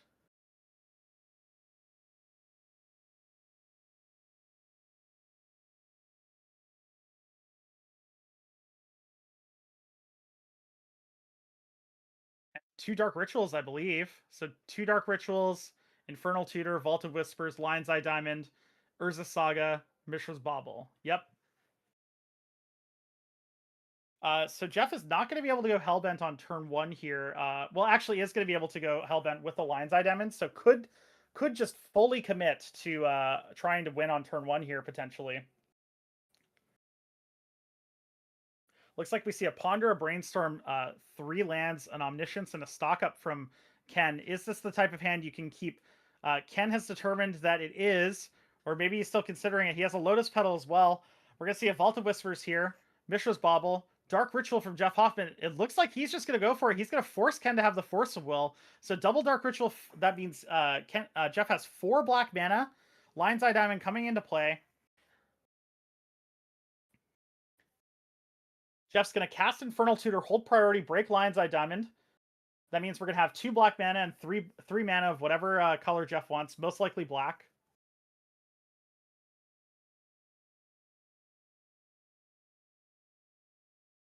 That is also the 5th spell cast this turn. So it looks like Jeff is going to have to go for Beseech the Mirror because he needs to Beseech the Mirror for the 6th spell, sacrificing the Mishra's Bauble. So he's going to have 1 black mana floating. He could go for another Beseech the Mirror because of the Vault of Whispers in play. And it looks like he is, so that's going to be the 7th spell this turn. So he's going to get Beseech the Mirror. So we've got 1 black mana floating. No permanence in play. Jeff's now going to look for the Gaia's Will. And Ken does not have anything in hand. Jeff knows this. If Ken had something in hand, he would have cast it in response to the Infernal Tutor. So we're going to see Gaia's Will from Jeff Hoffman. And as long as Jeff knows how to sequence this Gaia's Will, he is going to be your champion of the 5th annual Chillerpillar Open Legacy event. We see a Lion's Eye Diamond here. That's the 9th spell this turn. We see 2 Dark Rituals. That's spell 10 and 11. Mishra's Bauble, spell 12. The Dark Rituals, they add up to 4 mana again. Remember, we had the black mana floating. I guess we broke Lion's Eye Diamond, so we probably have 7 mana, it looks like, right now. We play the Mishra's Bauble. We sacrifice it with Beseech the Mirror. That's spell 13. And now all Jeff has to do is put a Tendrils of Agony on the stack. And Ken has seen enough. He offers the handshake. And Jeff Hoffman is your 5th inaugural winner of the Chillerpillar Open, the Legacy portion, the Legacy main event, Mono Black Saga Storm. Congratulations to Jeff Hoffman. Well fought. Cool deck choice. Great deck choice for this tournament, I believe. It looks like there was a lot of fair decks going around, and it looks like this Black Saga Storm deck is really, really fast. Ken Darlington, condolences on the loss, but congratulations on the great run. I'm sure we'll be seeing you in the finals in the future as well. Fantastic day for Legacy, everyone. We saw a lot of really interesting dynamic games. We saw a lot of fast games. Legacy has a lot to offer as a format, so thank you everyone for joining us here at the Chillerpillar Open. We really appreciate it. It's a fantastic event. It's a charity event. It's everything that you could want and more. The judging staff, fantastic. Gotta thank them. S-tier judges, thank you so much for your time. Gotta thank everyone that helped set up the coverage for this event. So thank you, Samson, Mikey, anyone else that helped set up coverage. Got to thank my co-commentator who came in for a quick round, Liam, as well as I'm going to thank all of the sponsors here for today. I'm just going to get the list here in front of me. I want to thank House of Cards, Orchard City Games, Bastion Games, ZZ Construction Limited, Meshed House, TRU Wolfpack, The Game Hub, Adroit Technologies, Obsidian Games, Zach Hangoffer, Viseri Art and Cards, Interior Legacy, Toyota 4DW, or 4WD rather. Thank you so much for supporting this awesome event. Really, really awesome to come together for charity. You could see the energy in the room both days. People laughing, smiling, having fun, playing the formats that they enjoy. There were side events for people who didn't necessarily make it in the main events. There were dealers, so you could wheel and deal your cards in the booths. We really, really appreciate everyone for hanging out with us. Thank you so much. This is super fun to cast. I've been Trenton McIntyre. I really enjoyed my time with everyone here today. I hope that my solo broadcasting and my solo commentating was up to your up to snuff and pleasurable. So we really appreciate everyone joining us, and we hope you have a great day. We hope you consider joining us for next year's Chillerpillar Open, the 6th year of the Chillerpillar Open. And with that, that's all I have to say. I'll see you next time.